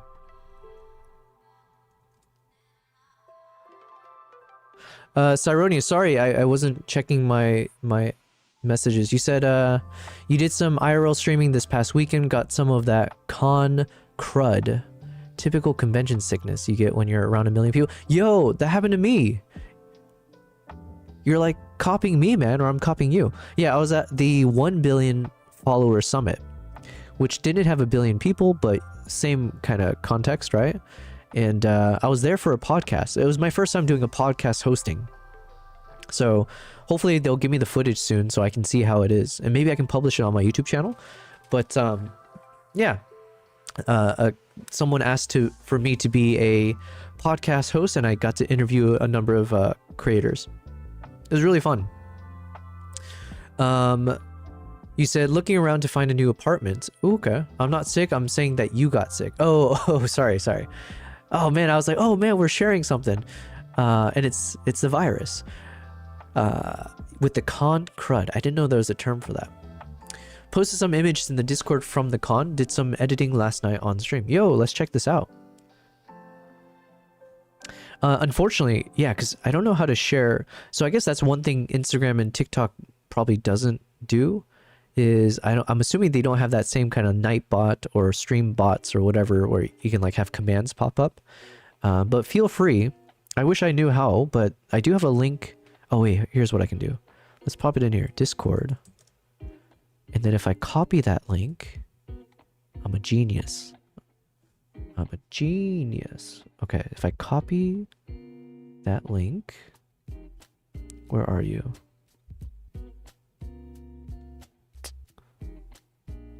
Dang it.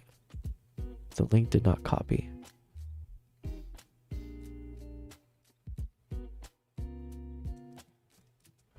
Okay, I thought I was a genius, and it turns out I'm a fraud. Discord. Would it work if I do this? Or Discord. Oh, there's so many things I need to reconnect apparently. Okay, so it's not working. Okay. Oh, here we go. Here we go. Okay, let me copy that. Can I pop it in here? Will this work? There we go. Okay. So this is my first time trying this, but maybe on the Instagram live, if I pop in this link, I don't know. Basically, my point is I do have a Discord channel that we started when I started doing live streams. So feel free to join because we're building out like, you know, a community for creative people and stuff. So Cyrones, you said you can middle mouse click on Discord. Oh, wow. Oh, snap. To open in browser. Gotcha. Thanks for letting me know. Okay, so you sent something over in the Discord. Let's go ahead and check it out real quick. This is from the comic thing.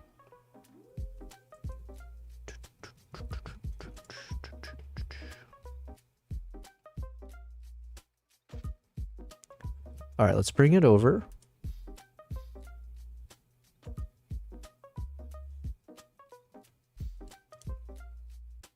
All right, so these are photos that you took at. Is this Comic-Con or what is the event? Let me double check what you said.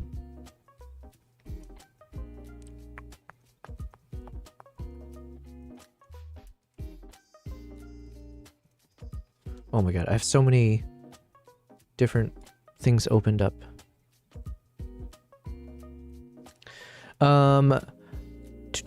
Thank you, Tattoo. Thank you, Tattoo, for watching. Hells yeah, thank you. It's Obit says, bro, how to put live? I can't see opinion in Instagram. How to put live? I'm doing the live from the browser. So on Instagram.com, I went on there and then I clicked on a button that says go live. And then I put it into OBS where I have created all the like the overlays and stuff. And then I took the stream URL and the stream key, and then I started the live from OBS, if that makes sense. Okay, so shout out to Cyronius. Well, firstly, thank you very much for subbing to me on Twitch again. I appreciate it. You said this is an anime convention. It's a friend of yours. It's called the IKKI-Con, IKKI Con, smaller convention in Round Rock. It was their 20th. Oh, nice, 20th anniversary. Nice, man. These are some epic shots. Did you do the whole like live FTP thing again? Were you like live streaming when you were doing it, or maybe you said it and I missed it?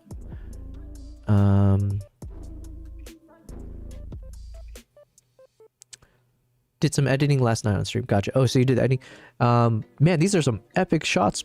Do you mostly you might have told me this, but do you mostly edit in Lightroom, or do you use like Photoshop as well? I love these glows. You did a perfect job, man, of like capturing this dude with the light behind him.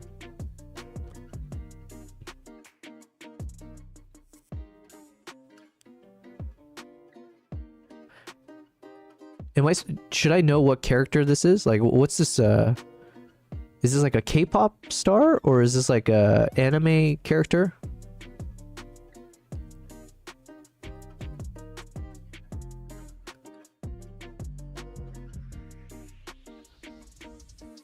Yeah, these are sick, man. I love the separation here. I love this. What do you call this? Like the rim lighting, backlighting.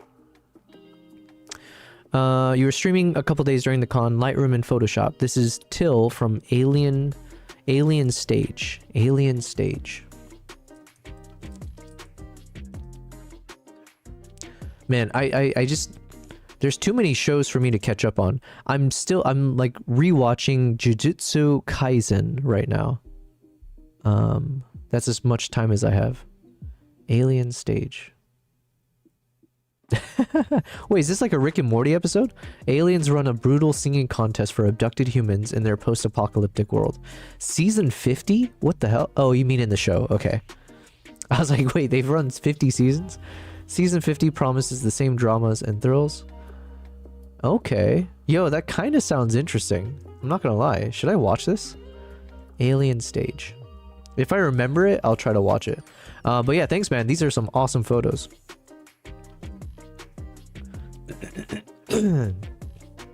I hate being sick. It's Obit says, thanks, bro, for this information. Yeah, it's my pleasure.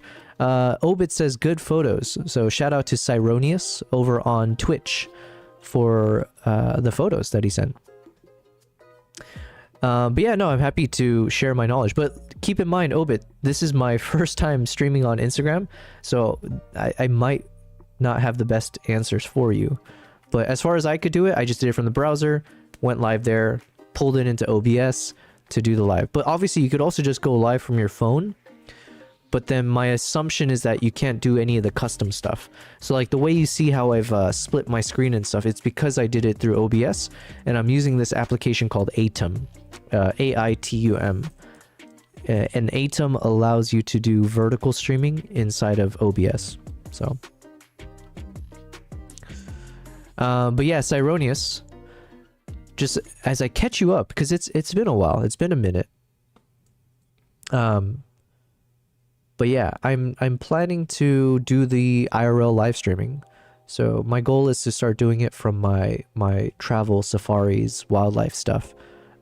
So I put together an entire kit list of things that I need, and I'm working with a few vendors out here for like, you know, discounted pricing and stuff like that, so it's not as crazy on my bottom line. But yeah, I think right now it's going to be, initially I was thinking I was going to do live FTPs. So let's imagine like as I'm on a wildlife safari and I'm streaming, I was thinking, oh, for my main camera, let's call it the Z9. If I'm taking photos, I would then have the FTP, like how I saw you do it, right, Cyronius? I would have the FTP so then people can see the photo pop up. However, I think I've kind of switched up what my... I think I've switched up what the workflow will be. And instead of it being a live FTP, I think I'm just going to literally have a wireless HDMI connecting the camera to my video switcher.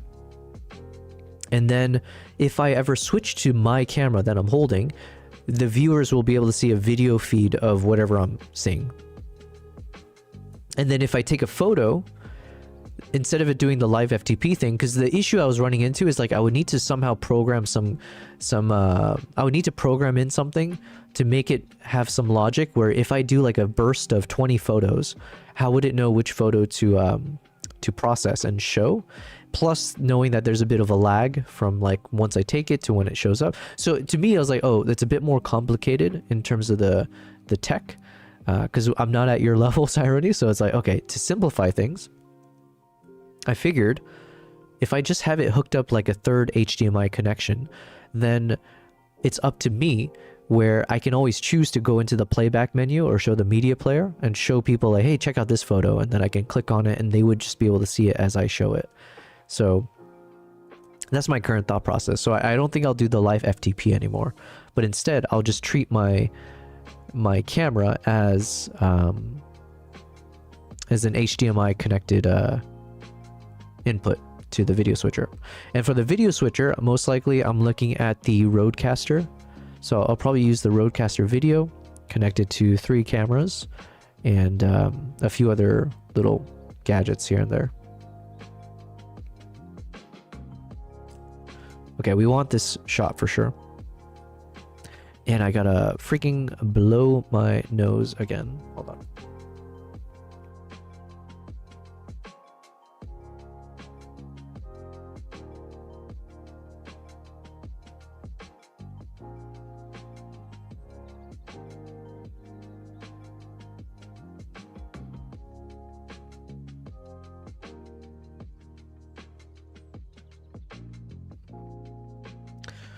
Ah, oh, bless me.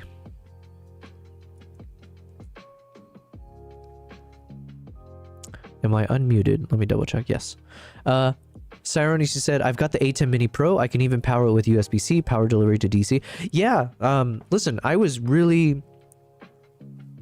spent so much time doing back and forth research to figure out, is the A10 better? Is the Rodecaster better? Is the OC better?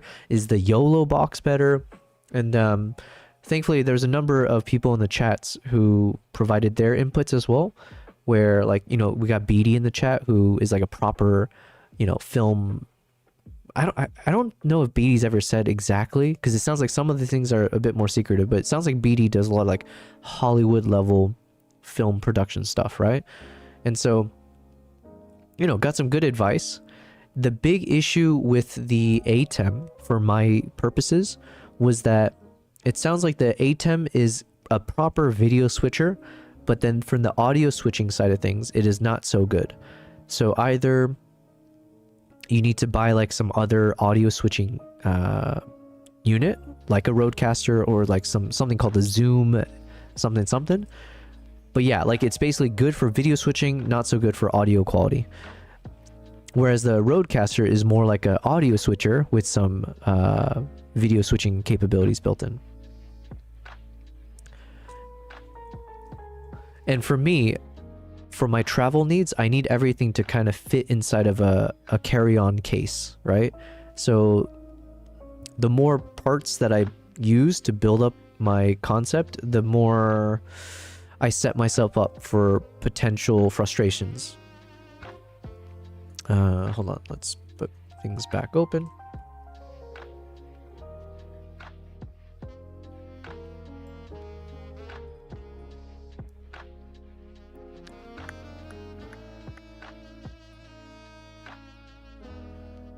Okay, just fixing a few things here. Oh nice, my cats are just chilling now after fighting.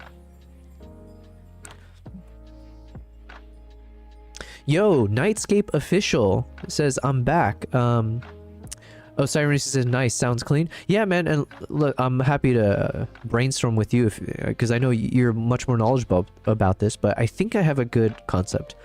Nightscape says I'm back. George, aka Timescape. Yo, George, you got your own Twitch account. Hells yeah. Well, like I said, we need to do some collabs because you're based in Dubai. Hell, can I say that word? I have to be mindful of TikTok, I guess. But thank you very much for finding me over on the Twitch side of things. I appreciate it. Yo, I met some of the Twitch people while I was at this 1 billion follower summit. And yeah, so I got their contact information. Oh, you said you're not Dubai. Oh, did I miss that? For some reason. Oh, UAE. Right. Point is, I met the UAE community, right? So there's like Dan Clancy was there, but then they had a bunch of people that I guess Twitch hired to run the Middle East essentially for streaming. So it sounds like they're trying to put more energy into streaming in this community, in this region. So I met a few of the people who are basically in charge of, you know, the streaming community out here. They seem like awesome people as far as I can tell. They seem very encouraging in terms of like, they're like, oh, you're doing the right things. You know, here's some things, blah, blah, blah. Here's a community you should join. So we'll say, oh, yo, and thank you very much. Hex, yeah. Okay, thank you very much, Nightscape, for the follow. I appreciate that. Yo, we're slowly building up our army, okay? But thank you. Appreciate you hopping over. Yo, this is like a nice, I'm learning that this actually does help to be streaming across platforms, because now we've got our case study where we got George, Timescape, who everyone should follow on Instagram, Timescape Visuals, crazy good photographer. So having someone who stumbles upon my live stream on Instagram, then follows me on Twitch. Yo, that's a win. I need a, this is why we multi-stream. You live in Rack. Oh, nice, man. Oh, you're like in a perfect nature zone.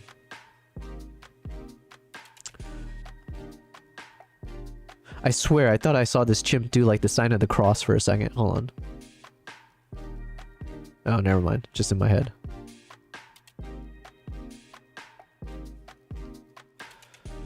Closer to the mountains. Got it, got it. Oh, Cyrone says, hey, Ikidis. Oh, is Ikidis in the chat? Did I miss the...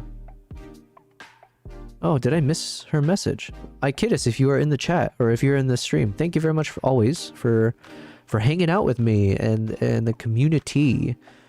We're trying a bunch of things right now, so I'm like fumbling around trying to make everything work. Oh, nice. Oh, Ikidis...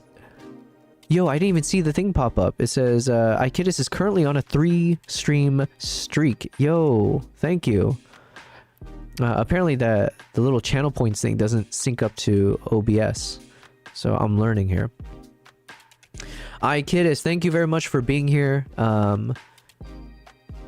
We're doing some new things today, just FYI. While I am very sick, okay, I'm exaggerating. I'm not very sick, but I am fighting the common cold and I'm losing. How embarrassing is that? But in the areas that I'm winning is, oh, Cozy Arinze asked, sorry, I missed a few messages on the Instagram side. Ikidis, we're streaming for the first time on Instagram Live, and for the second time I'm testing out TikTok Live. So we are streaming on Twitch, YouTube again in a vertical format, TikTok in a vertical format, and Instagram in a vertical format. So thank you for hanging out with us everywhere. And I'm super sick, but I wanted to stream tonight until at least midnight, so wish me luck. There's someone who sent something in the Instagram message. Where did it go? Cozy Arinze said, how many screens are up here? Oh, okay, so from the Instagram side, you should be seeing 4 screens right now. So I did spend some time to try to create some like vertical layouts. So this is like my main one, where it's like me in the center, and then I have 2 cats, so there's a camera dedicated to both of them that they hang out near me. And then this is my editing screen, so then you can see my whatever's on my computer, what I work on, so like the behind the scenes of when I'm working on my videos or photos, and my 2 cats. And then we have our dedicated cameras for Kimbap and Nala just hanging out over there. So yeah, thank you guys for being here. Let me turn on the YouTube video.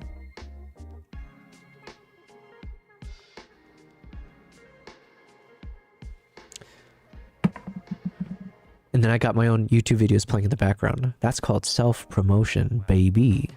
Asif says, bro, you have to polo. Come. Oh, wait, bro, you have to polo. As in, like, I have to play polo? Polo is the horse thing, yeah? I would love to film that, by the way. If we're talking the same language here. Is polo the horse thing? Ikidis, you would know. Polo? I keep thinking Marco Polo, and I can't get that out of my head. But thank you, Asif Alhani. I would love to do polo, or I would love to photograph it. Are you in Dubai? I am in Dubai, yes. Gareth Joel says, what's up? What's up? Everything's going well. We'll be there after the first quarter, says Cozy. In Dubai, nice. Well, welcome, Habibis, I think. Welcome to Dubai, as they say. Yo, Tariq, what's up, man? You know, I was about to call you the other day, but I don't know if you can hear my voice, but I am super congested and sick. So apologies. I know I reached out to you being like, yo, let's hang out, and here I am, not hanging out. But thanks for being here, man. I'm doing my first test of Instagram Live. Usually I kind of kept Instagram separate from everything else, but now we're mashing all the worlds together. Ikidis says, let me go check out that IG stream. Yo, thank you. Let me know what you think of it, because obviously it's in a vertical format. I don't know if Twitch has that at all. Ikidis says, yep, very big here. Polo? Okay. Yeah, that would be fun. And then Ikidis, you should join me in photographing that. Nightscape George says, also, what cameras are you using for streaming? Oh, thank you for asking. I love when people ask questions about just in general. So if you're on Twitch, you should be able to see the landscape view. This camera here, my selfie mode, is shot with the Nikon ZR. I'll point to it. So the Nikon ZR with the 20 millimeter 1.8 lens. Then for my cat over there, Kimbap, this is filmed with the Nikon Z6 III with the 50 millimeter f1.2 lens attached. And then for Nala over here, I'm filming her with my Nikon Z9 over here with the 24 to 70 millimeter f2.8 lens. So it's a little bit overkill for sure, but that's kind of the point. So yeah. But yeah, thanks for asking. Cozy asked, nice setup. What's the software though? Yeah, so I'm using OBS is powering all my live streaming stuff. So I have my Mac Studio, and then from there I'm running the OBS, and yeah, I'm trying to think what other software. In terms of the photo editing or the video editing you see over here, this is DaVinci Resolve. For my photo editing, I use Lightroom. I do mostly like 99% of the times when I'm editing photos, it's going to be in Lightroom. And then occasionally I'll step out into other softwares. For instance, there was a company that reached out to me that we're testing out now called Luminar Neo from Skylum. So I've been testing them out. It's been really fun. And so as I get back into normal streaming every day, I will start doing more proper photo editing sessions. And while we do that, I figure we can test out Luminar Neo, because they do, it's like a photo editing application, and they have some really distinct and unique features that I like to play around with. So hopefully that answers your questions. But yeah, OBS is what I use for the streaming. I used to use Restream, OBS plus AITM to do the multi-streaming and the vertical streaming. George asked, not an overkill, or George says, not an overkill. If you want to do something, do it good. So yeah, I love the quality. Thank you. That is the mindset, right? That's been part of the fun for me. It's like, okay, also, how do you make yourself stand out when there's so many other people who can do what you do? And one of the things, like, if I've spent years of my life collecting all this camera gear, learning how to take photos and videos, if I'm taking all this knowledge in, and I happen to have some really quality products or software and hardware stuff that I can use, why not use it? You know, it's like, I don't want to get rusty. I might as well put all the camera stuff to use. So we're going to take it one extra step further eventually. I'm looking at getting a wireless HDMI product. So at some point, I'm going to do a stream where I can hook up one of my cameras all the way at the end of the living room, or somewhere just so far away, maybe even up on that bookshelf there. And I'm going to stick my 70-200 lens, or I might stick my 400mm lens bazooka thing, and just for fun, right? I have like a completely different camera angle using this crazy lens that nobody else would even bother to think of doing, right? Or imagine if I set the camera in the balcony, because like behind the curtain here is my balcony. Imagine if I set my 400mm lens in the balcony, and then I just open the curtains, and then it literally is shooting through the window at me inside. So absurd, right? But it'd be, you know, like, why not? Why not learn? Have fun with it. George says, that's crazy, with a smiley face. Yes. Well, we're going for crazy. Crazy good, you know? But yeah, that is a little bit absurd. I agree. Anyways. Where was I? Oh yeah, I was talking about photo editing stuff, and then we were supposed to be doing our video editing. So let's continue doing this while I multitask. And I think my voice is slowly getting better. I might have just cursed myself by doing that. But I feel my congestion is normalizing, dare I say. So hopefully this means I can talk for longer and longer. Is that a blessing? I don't know. Okay, so we were looking through some of my clips to see what we want to what gets through the filtering process, right? So this is filter number 1.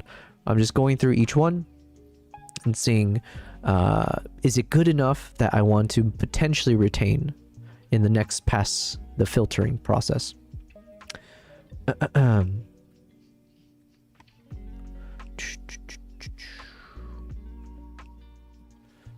then let me just double check one thing over here. Cool.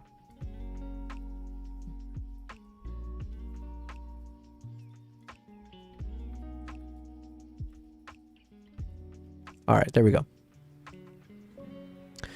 All right, so this shot here, it's a nice one, but the focus is more this like adult chimp as opposed to the babies. So unfortunately, I don't think it's gonna make the cut. Yeah, so we're not gonna use this one. As much as I like it, but it doesn't fit the theme. This one kind of fits the theme. Let's check it out.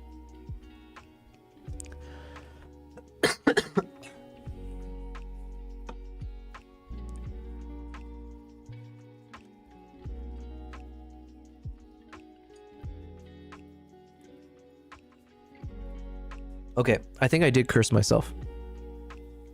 George says, is it me or I see some green tint? On that one, I think it's not just you. This one has a little bit more of like a greenish tint to it for sure. But the thing is, we'll do like a proper color grading after we've narrowed it down to the final contenders, if you will. Let me blow my nose again.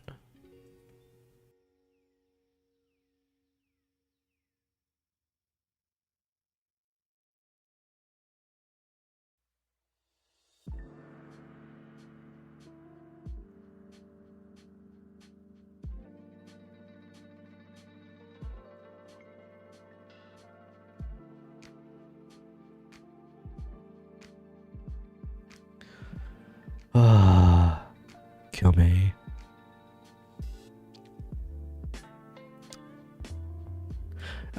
George, do you mainly focus on photography? Do you do any like video stuff? Do you do both?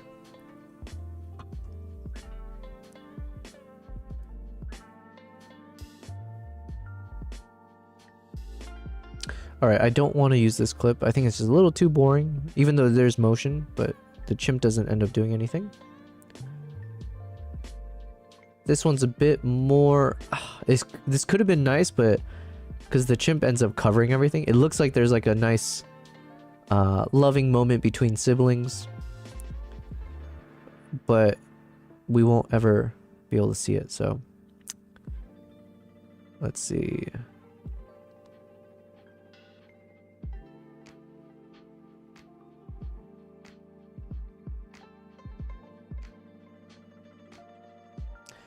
This moment's nice just on its own, just to have like, you know, it looks like the baby is trying to duck its head to get in frame and stare at the camera. So I think we'll keep, even if it's just a slight moment here.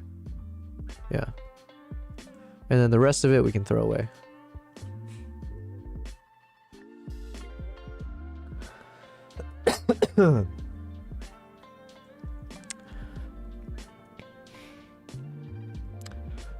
George says, no pressure. Yes, never pressure.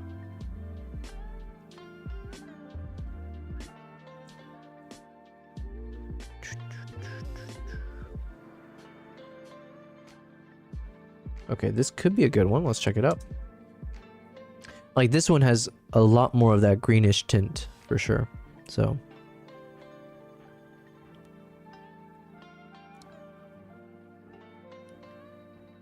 man, I'm gonna start praying right now, or I should have started sooner, that when I wake up tomorrow, all of this will be gone.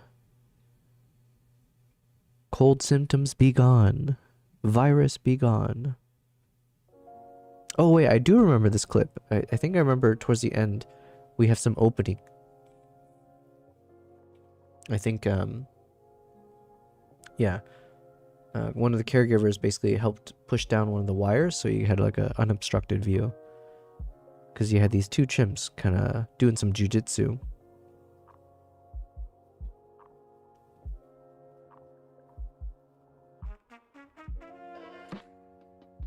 Do do do do. Do do do do do do.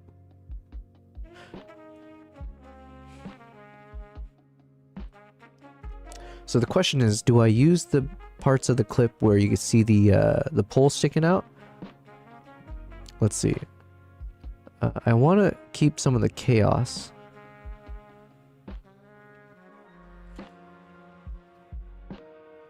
But this might be too much chaos. Yeah. Okay, so probably I won't use any of that.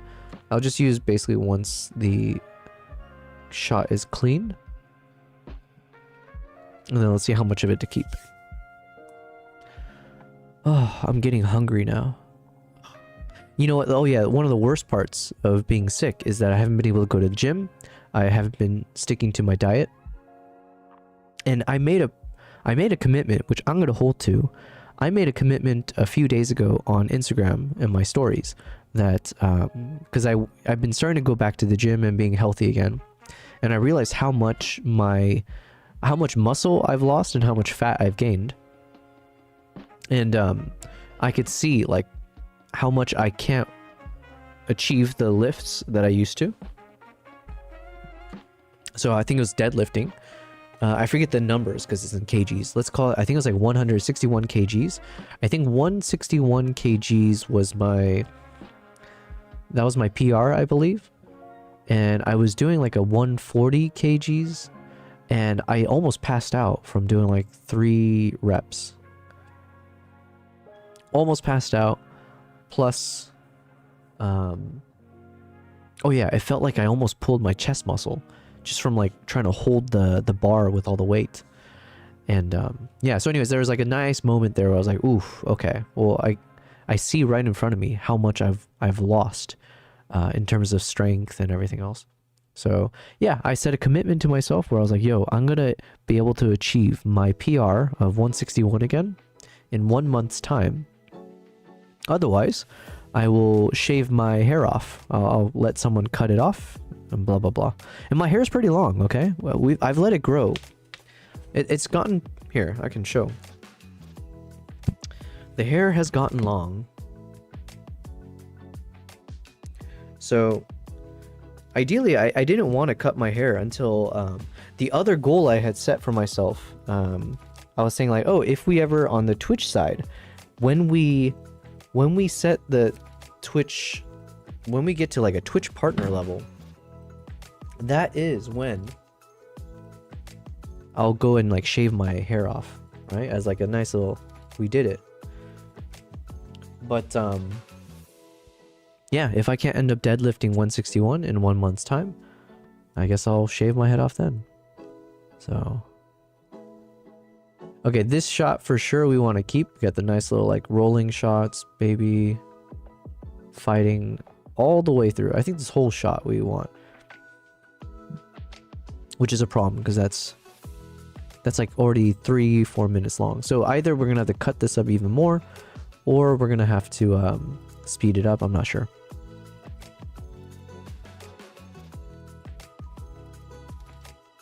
Yeah, this hair has gotten a little bit crazy.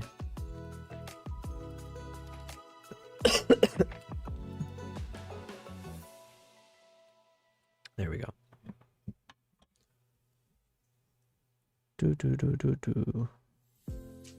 All right, we're gonna keep both of these.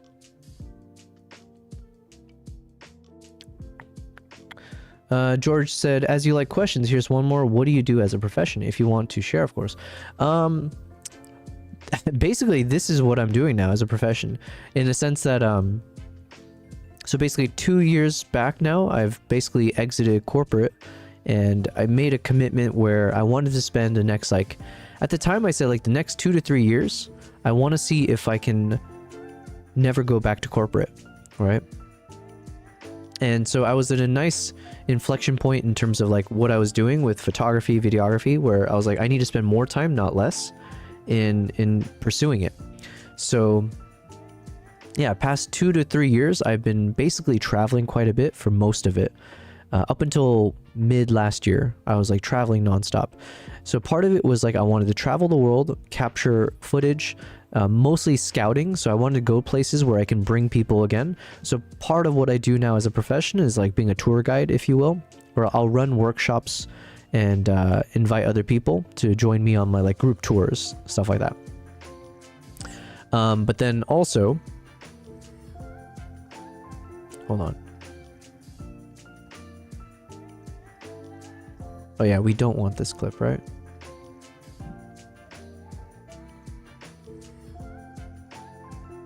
Okay. Yeah, so that's like one part of it, which is like organized tours and also private tours, things like that. So it's been fun. Like in the past 2.5 years, I ended up organizing about 7 different trips around the world. Some of it through Nikon, some of it just like on my own. And so that's been really good learnings. Now, the big thing is obviously trying to make it more consistent. So I need to publish more tours on my website and just like build it out. But I've been, yeah. Sorry. Super congested still.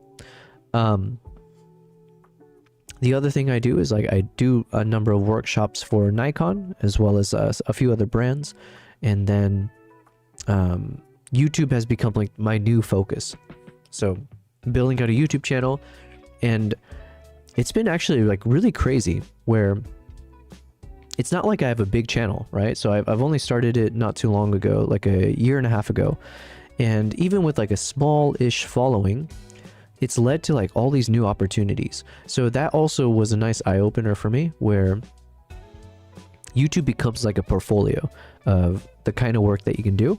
So I've had a number of opportunities come my way because of it, like paid gigs and like just good stuff. And now we're working with a number of brands, right? So we got like Music Bed for my music sound library. We got Dehancer for like my color grading and editing for videos and photos. Pidgitech, now that's another company that, you know, it looks like I'll be working with them more. And I need to make a review of one of their products soon. So it's like that kind of stuff, right? It's like I'm trying to build out this YouTube platform. And then also with live streaming, that's become a new different angle of like building up my brand. So I'm not giving like a clear answer to your question, because I also am trying a lot of things. But the main thing is like I'm just trying to build myself as a brand as much as possible across a multitude of these platforms.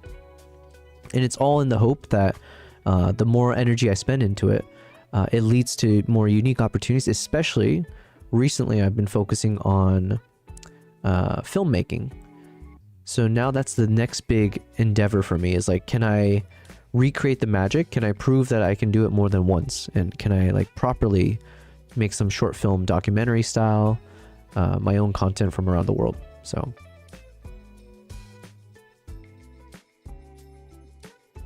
and for now, I have like a runway of about 2 to 3 years. I'm setting aside about 2 to 3 years to continue in this path. And I'm super confident nowadays of like where I am and where I can be. It's just a matter of like, yeah, I have to dedicate every day to doing this over and over and over again. Prashant says hello. Hello, Prashant. Thank you very much for hopping in. Thank you for hopping into the live stream on Instagram. That is a new thing I'm testing out.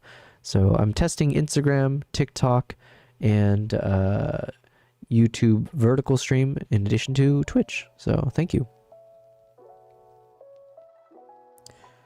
And if you're tuning in for the first time, basically I'm just editing a video that I want to publish on YouTube. And I'm just looking through a bunch of clips that I have of some baby chimps. And I just want to isolate some of the best shots that I have of the babies that we can put into a quick little video. So I'm like prioritizing any of these moments when they're being playful or energetic, that kind of stuff.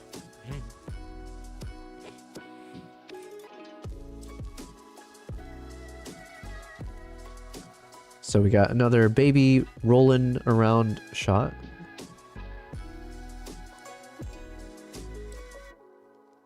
So let me cut this part out.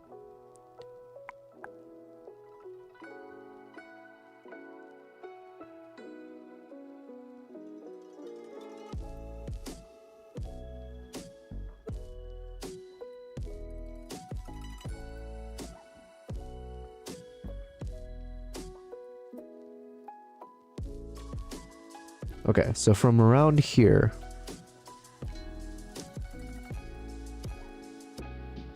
perfect.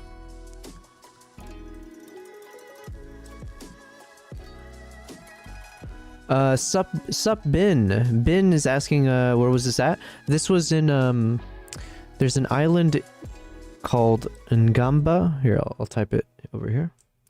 Ngamba Island Chimp Sanctuary in Uganda. So this is from a project that I worked on a few months ago. I made a quick little short film documentary about the rescued chimps on this island. And I'm just now going through some of the footage of the baby chimps so I can turn it into a quick little YouTube video. Just like a casual video showing some, you know, nice moments of them. And initially, I thought I would make like a 3-minute video, 5-minute video, but we do have a number of minutes worth of content of these baby chimps.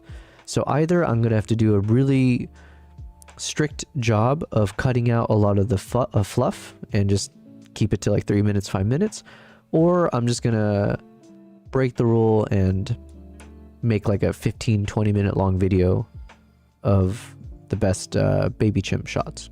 So there really is no wrong answer to this, to be fair. So it's just we'll see where we're leaning towards.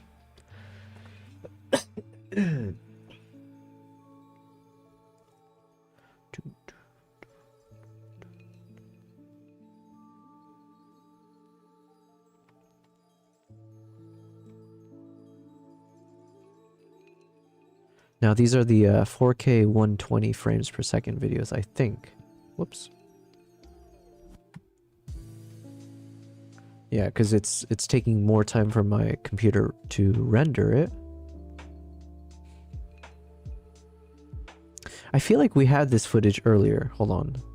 Or we had like another version of this. So I don't think we need this. If I recall, let's see.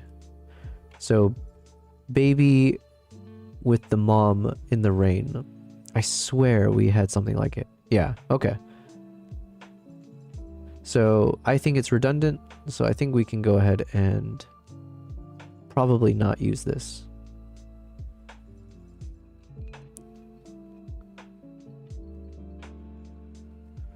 And is this the last one? Okay, last one. This one's mostly out of focus, so... Or unless it gets better here, let's see.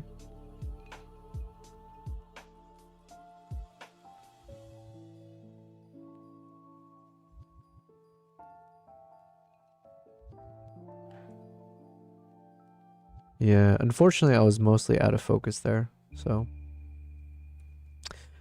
No bueno. No bueno. Okay.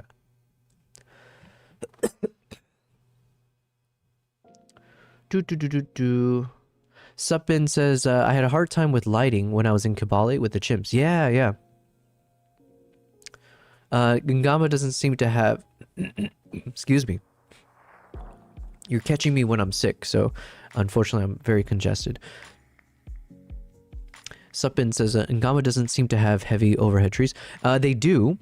So, Suppin, basically, the area that I was filming for this was in like an what do you call it? This was in like a clearing near a fence. So you kind of could see it in one of the shots here. Let me see if I can find it again.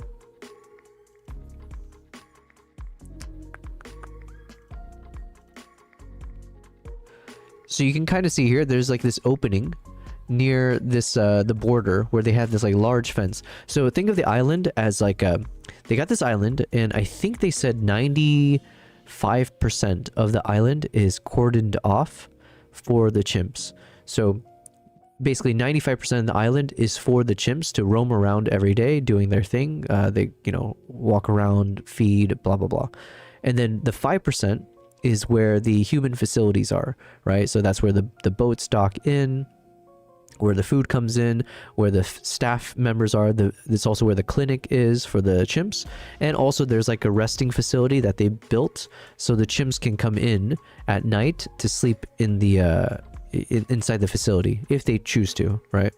So in the 95%, it's just like pure forest that's like, well, there's a word for this, but they just roam around in it. It's reforested essentially.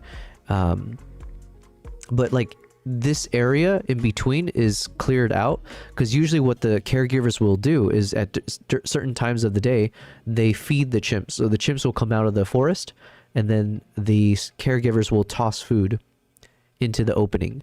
And so that's how they'll like give extra nutrition because the island, while it's like 95% for them, the island is still not large enough to sustain, what did they say? It's like 80, I think there's like, no, sorry, 55 chimps are currently there.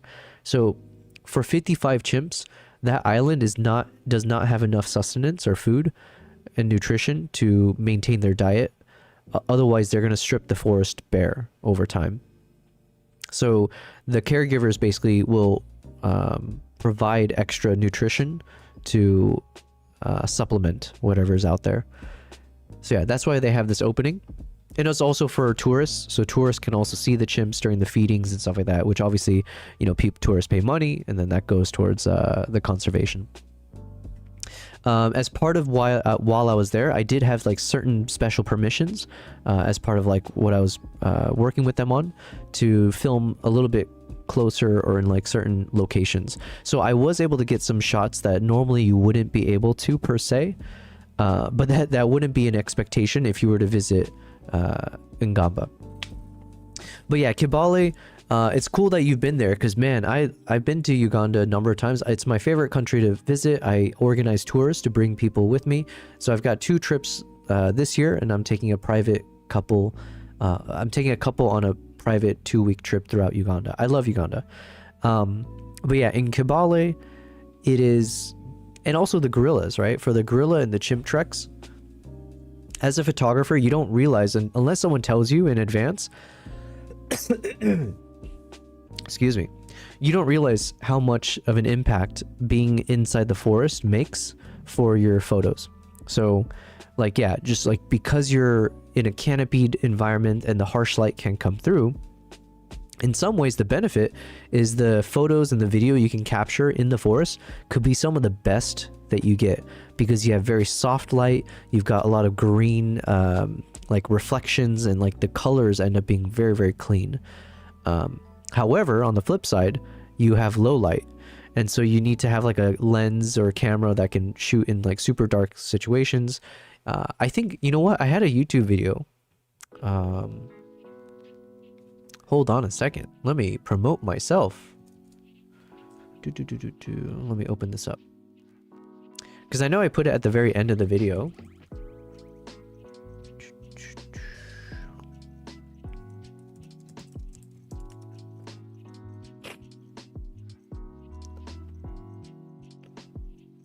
Uganda.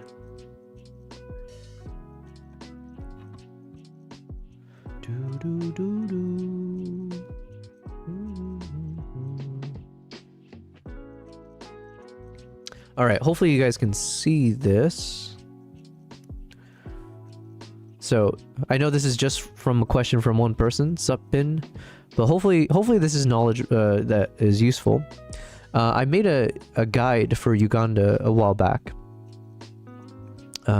Let's see. Let me just turn a few things off.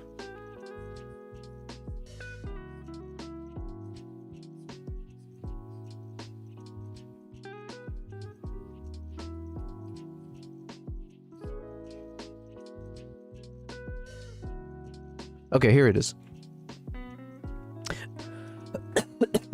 Oh, man. I hate this. Let me just go on mute on the video. But here, I was sharing like a little bit of like the metadata of like how I capture the footage. So like for instance, this shot was a little bit more in the opening. So I was shooting with the Z9 70-200 f2.8. So I shot at 2.8. And it was at ISO 500. So that was like manageable. 500 ISO, that's fine. This was ISO 160, but I was also pointing up towards the canopy because it was up in the trees. Again, ISO 500. So this is what you get with like a f2.8 lens, which is like, in my opinion, f2.8 is the maximum in terms of what I think is acceptable for capturing clean shots inside the forest, especially of gorillas and chimps where they have like dark fur and everything else. So it's very challenging at times. This is ISO 720, same thing, f2.8. ISO 400 with the same thing, 7200, f2.8, f2.8, ISO 280, 280. So even this shot right here, hold on. So this one here, I was using the 85mm f1.2 at aperture 1.2. So even with those extra stops of light, I was shooting at ISO 280. So it's like even with a 1.2 aperture lens in the forest, it's just you're not likely to shoot something at like, let's say ISO 64 or ISO 100, stuff like that. It's just that's how much of an impact it makes. So yeah, That's kind of the challenges that you face, ISO 800. But the other thing I learned from this is even when you shoot with like a high ISO, it's not the worst thing in the world, especially with these days, like the cameras, the softwares that you can play with. So here I was finally able to get ISO 800. This is ISO 220, 1400, 1000 ISO, 4500. So yeah, you still end up with good quality even if you end up shooting, in this case it was ISO 4500.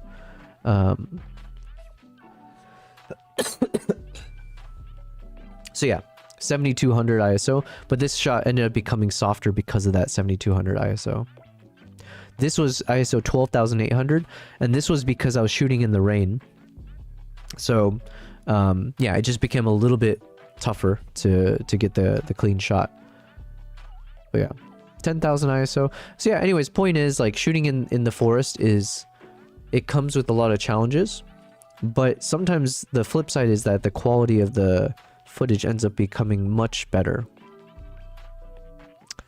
Alright, so these are all the fat that we've trimmed. So let me start just deleting the space in between. Let's see how much we're working with here.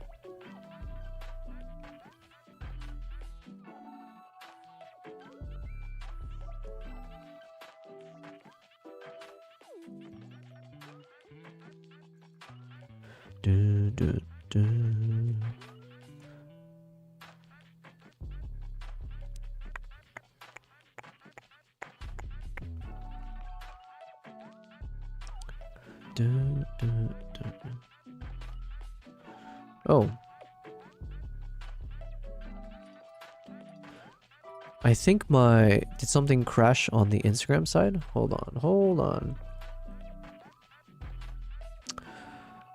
Someone reached out to me saying, did my Instagram stream crash?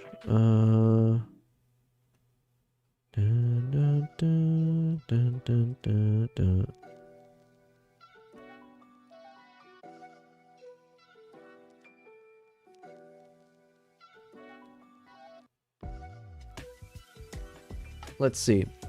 All right, we're doing our first troubleshooting on the Instagram side. Let's see, testing. I think my Instagram stream crashed. How long were we streaming on there? Is there like a limit maybe? Or let's see.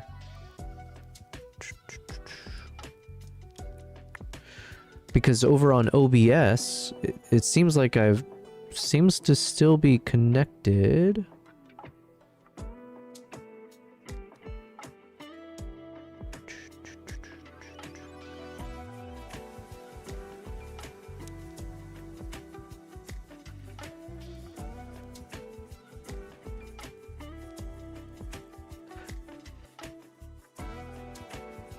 Okay, so I've gone ahead and ended my live stream on Instagram because I think it crashed.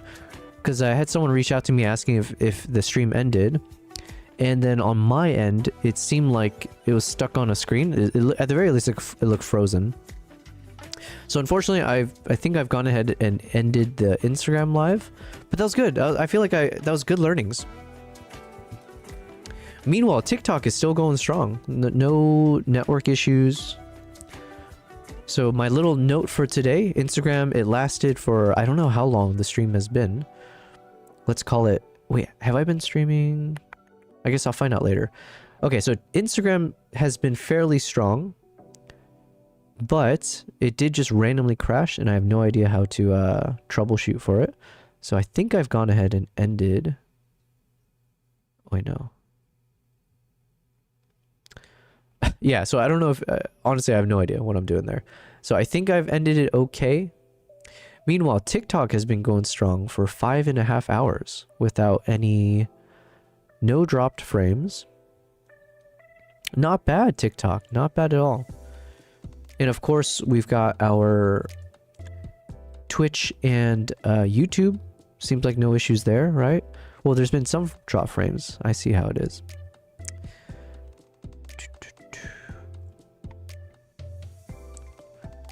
Okay. I feel like maybe the Instagram live crashed because it's telling me, do I want to discard the video? Obviously I don't. So I'm just going to leave it as is.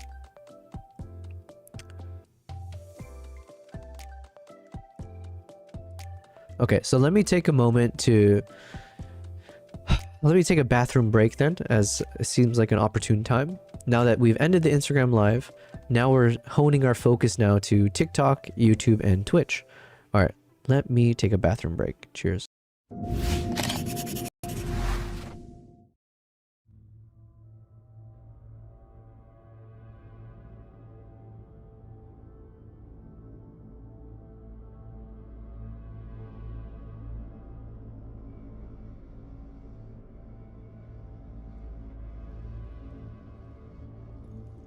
Over the following days, our routine involved countless hours scanning mountain ridges from lookout points, mixed in with occasional hikes searching for wildlife. Here are some highlights of those sightings.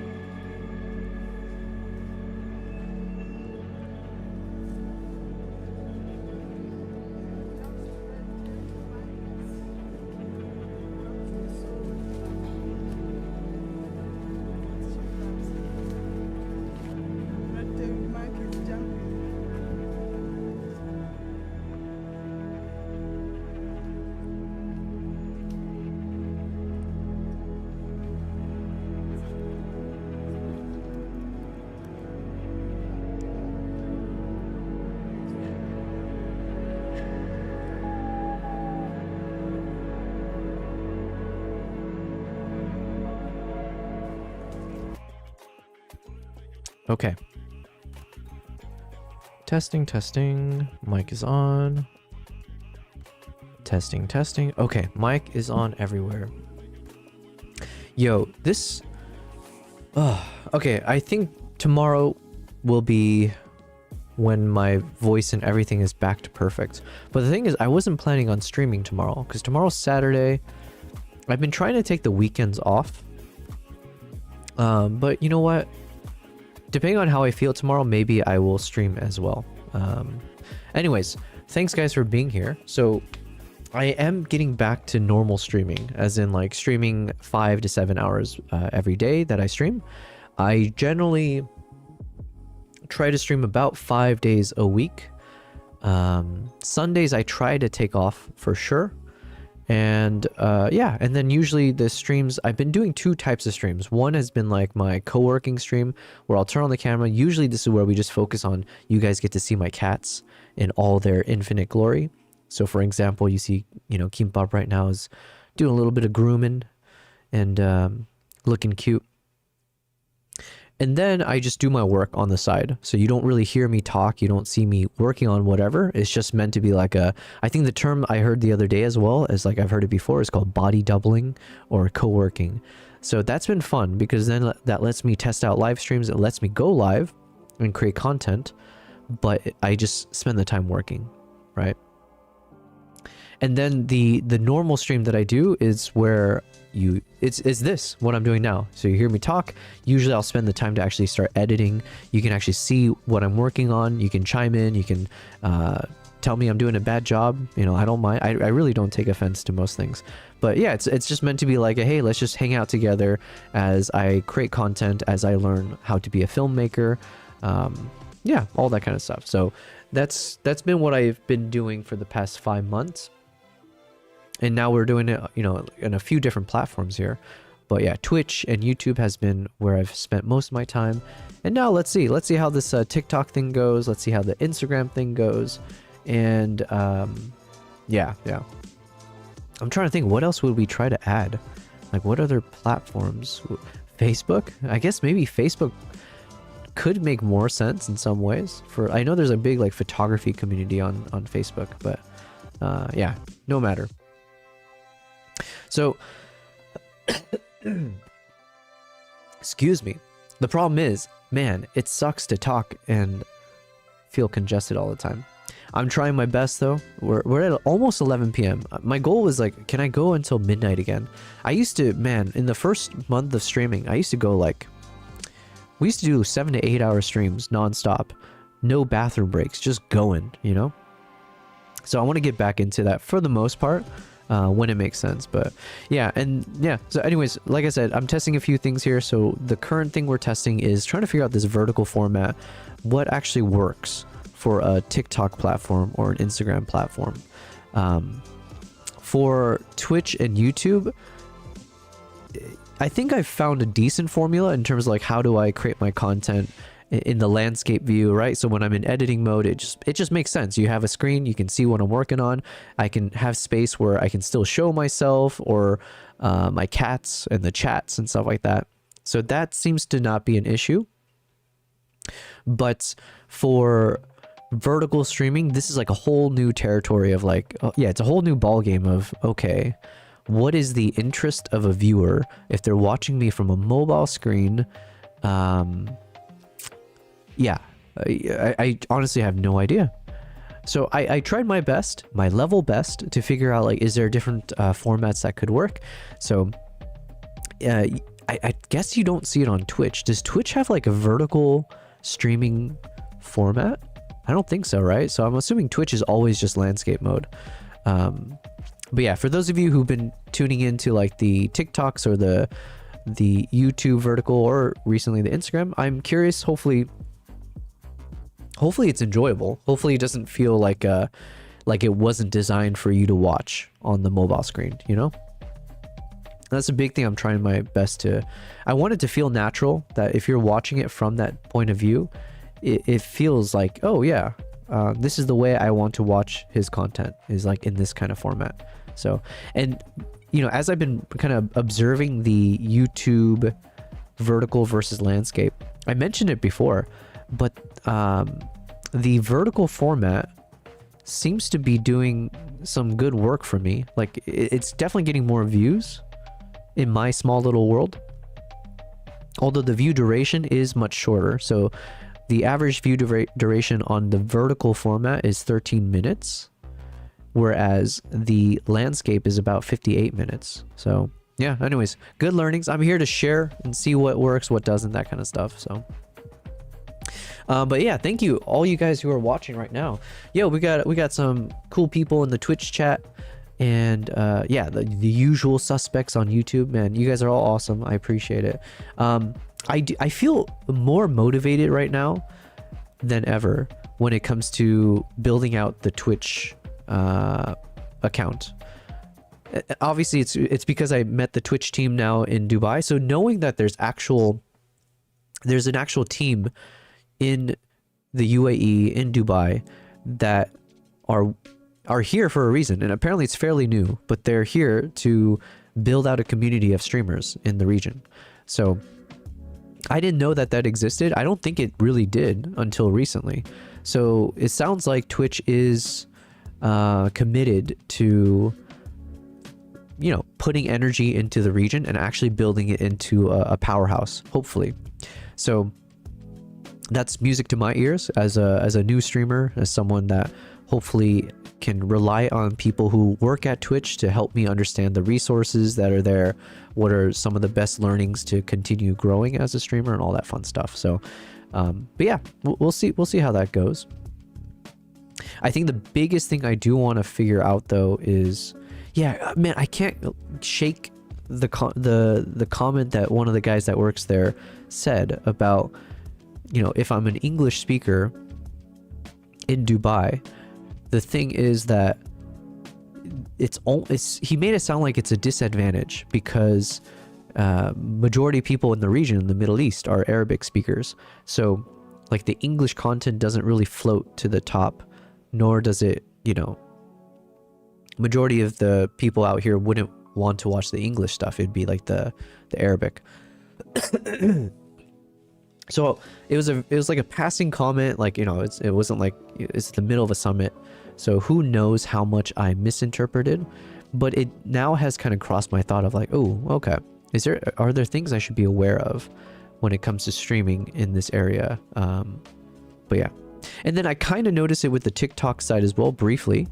And did I notice it on Instagram? I noticed it on the TikTok a little bit, where when I was doing that first stream the other day, and then even today, I was noticing a lot of the usernames that would hop in and out were Arabic oftentimes.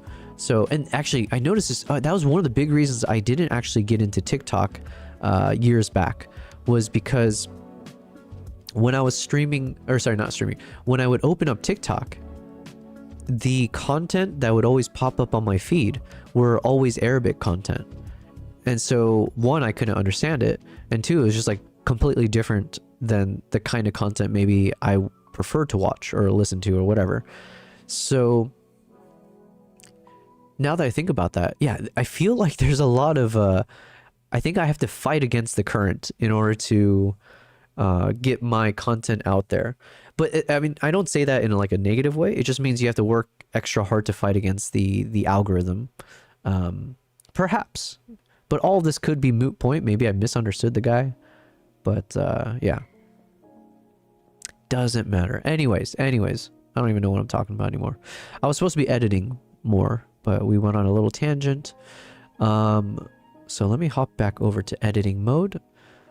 And on the TikTok side, I have to switch cameras. Boom, boom. There we go. Oh, man. It just feels like there's a little bit of congestion. I feel I'm so close to getting rid of it. If only I clear my throat harder, you know? Okay. And those of you who checked out the Instagram live stream, thank you very much. Hopefully it was good up until the end when it just randomly crashed. But yeah, that's outside my control. So what we're doing now is I'm just deleting all the space. All right. So everything in this second row here, these are all the footage that I have filtered, or it made it past the first filter. So these are all the ones where I'm like, okay, I think this should be content that can potentially be in my video. However, as we're about to see, I'm sitting on 49 minutes of video footage here, which is obviously way too long, especially if I'm trying to get it to like five minutes or less. So the first thing maybe I should do is, let's see, change clip speed. If I take all these guys and I'll do change clip speed to 100%.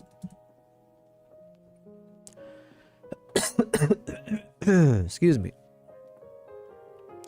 So even at 100% speed, we're still looking at like 17 minutes of footage. Here, let's just watch some of this in real time, because I need a good sense, like, is it actually better to show this in real speed?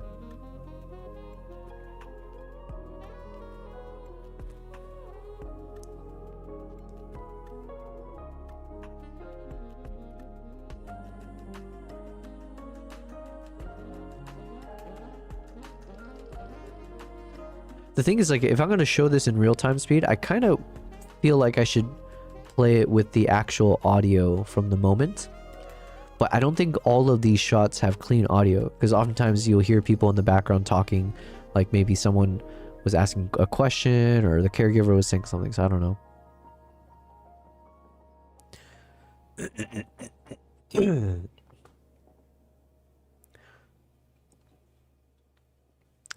The good news is I think some of these shots still look really nice in real-time speed.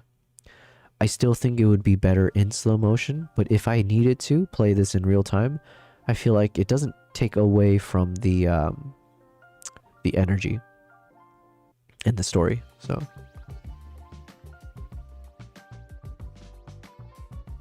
there's just like a few moments where I feel slow motion helps make the moment feel a bit more compelling.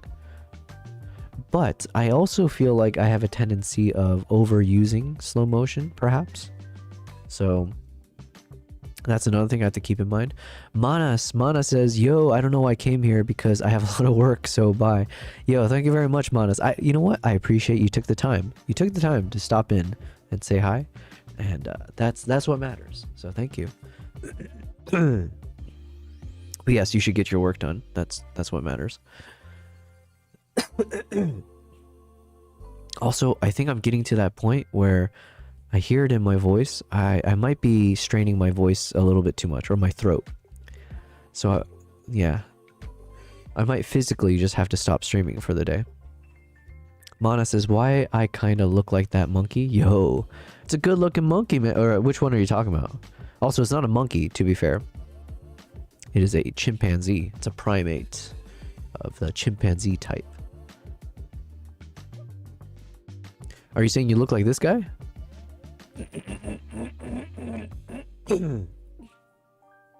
Oh, I was so close to clearing my throat properly. That's probably not good, though. Okay, so part of me feels like maybe I should just let this play out in real-time speed. Because it looks pretty good. And the question is, do I keep all of this and just put a 17-minute long video out? That seems a little too long. So I still think I need to do another filtering session. And maybe I should still get this down to like 5 minutes. But maybe it's 5 minutes of real-time speed. There's a world where I can mix the two and just do some slow motion, some not. But I don't know. I don't know. Monas, you said the small one? This is one of the small ones, I think. And they all look the same when they're young. You asked, what happened to your throat? Sounds like you are on the verge of death. I hope not. I hope I survive. No, I just got sick a couple days ago. And, yeah. I caught the cold. Just a super common cold. But unfortunately, it is destroying me. But yeah, no, it's just... I just need some rest, unfortunately. But we'll get there.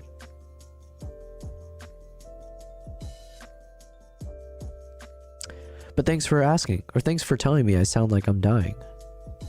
But I'm not, I swear. Manus, while you're here, I'll give you a quick little update. So today we did our first test of live streaming on Instagram. So in addition to now streaming on TikTok, YouTube, Twitch, I am also testing out Instagram. So basically you can find me on all platforms. Although I do need to test Facebook maybe. You know what, and I did enjoy streaming to Kick, but for whatever reason, Kick would keep or on OBS, it would just crash. The moment I hit the Kick button, it would crash. So maybe what I'll do before I end this stream today, whenever we say we're done, maybe I'm going to hit the button. I'll hit the button that's for my Kick stream. And I want to see if it'll crash again. And if it crashes, well, I was ending stream anyway, so we'll just end everything.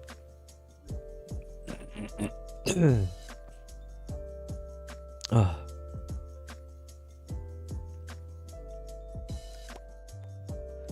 But yeah, the Instagram live was actually pretty interesting. Yeah, we had some new people. I got to meet a few new people. Some new people found my stream that weren't following me, which is cool. And then we had one of them reach out and follow me on Twitch. So shout out to Nightscape Official or Timescape Visual on Instagram. So that was cool. So this I think this cross-pollination it is working to a certain extent. So yeah. TikTok, today's TikTok though, I am a little bit confused. I think some of the metrics don't seem to be working properly in my view, so I might have to wait until after the stream is done and then I can check like the analytics if it allows me to. Yeah, I think TikTok's been it's been very fascinating as far as like experimentation goes.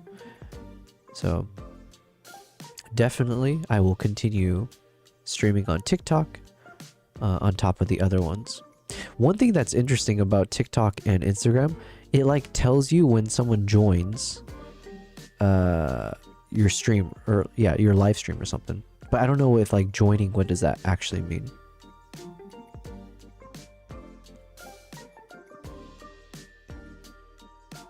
But like I said, it seems like people give likes more readily or easily on TikTok. So even today's stream, we've collected 727 likes on this stream, which is cool. And it says 249 views and 18 comments. Oh shoot. Does that mean I missed some comments? I might have missed some comments on the TikTok side. My bad, guys. Oh yeah, that's one thing I don't like. One thing I don't like about the TikTok and the Instagram live chat is it doesn't seem to separate out chat versus like a notification. So you might get a notification that, hey, XYZ user has joined the stream. And then the next line could be XYZ user typing some message, but they have no way to distinguish it. It looks one and the same. Like, so it's easy for chats to get hidden, is what I'm saying.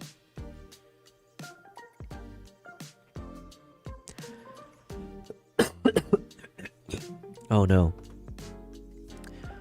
Unfortunately, I can tell just even from that cough right now that I'm literally right at that edge where if I clear my throat, it might like do permanent damage to my throat, you know? So I have to be careful now. Which means this is probably where I should bow out for the day so I don't keep talking. Yeah, okay.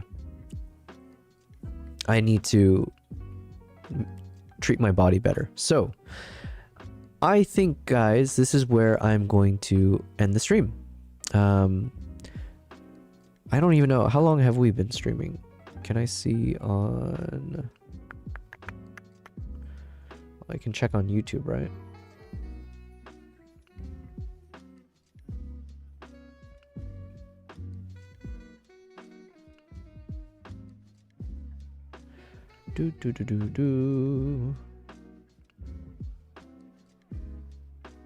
Where do I see how long the stream's been? Wait, why is it so hard for me to find this?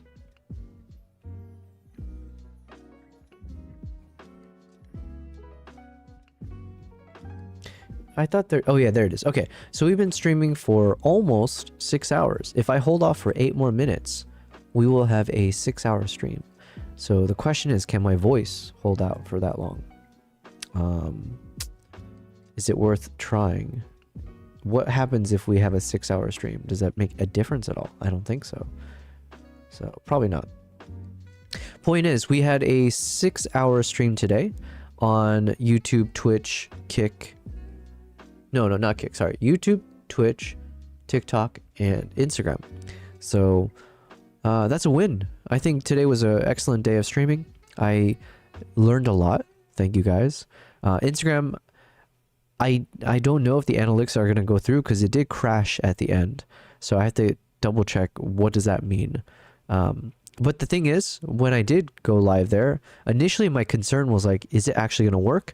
Is the audio, the microphone, all the tech stuff going to be fine?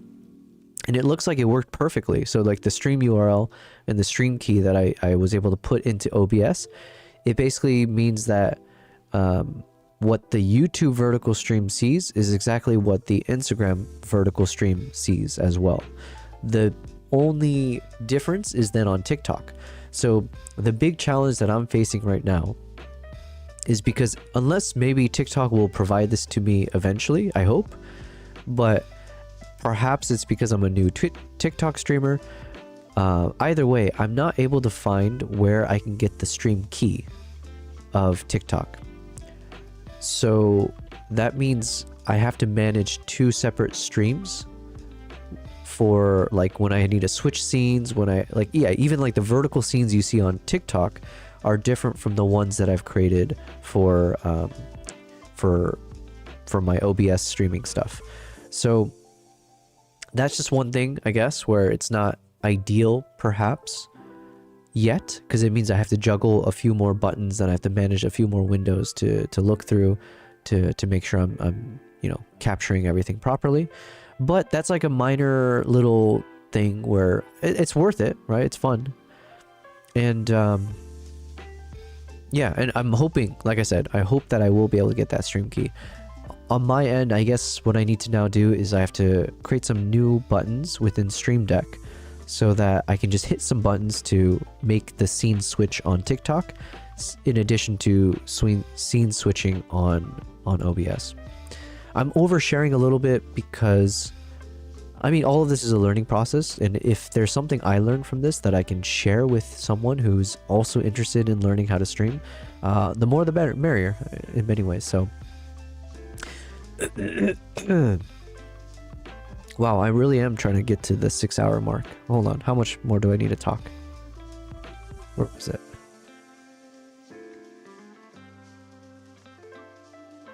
Okay, I need to talk for 4 more minutes. Can I do it? Let's try. All right, what else did I learn? Like I said, the vertical format, it's making a difference. I am seeing a big difference in views on the YouTube side. So I don't know how that impacts things on the algorithms, but listen, I'll take all the views I can get. So you guys are all welcome to join. And then on the TikTok side, I have no idea what this does. Like I one thing is like I don't really pay attention to TikTok when it comes to like people following me or not, because like I said, TikTok was always like a platform I didn't really know how to use. It wasn't native to me. So I feel like I'm on a new journey now, where I need to understand like the ways to utilize TikTok. How do I create content effectively? Am I doing things incorrectly? All that kind of stuff. So I am kind of going on this new path here to figure out TikTok, but in a fun way. It's been pretty fun. But like I said, the big thing is trying to figure out what does it mean if I'm streaming from the Middle East, but I'm not Arabic, or if I don't speak Arabic.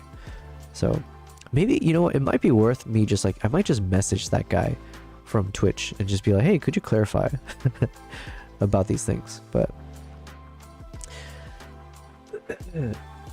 okay, you know what, I don't think I can make it all the way, and right now it's 11 p.m. so what better time than now to say thank you guys. I appreciate it. Thanks for all the positivity, everyone who's hopped in on all the different platforms. Thank you those of you who hopped on to Instagram as well.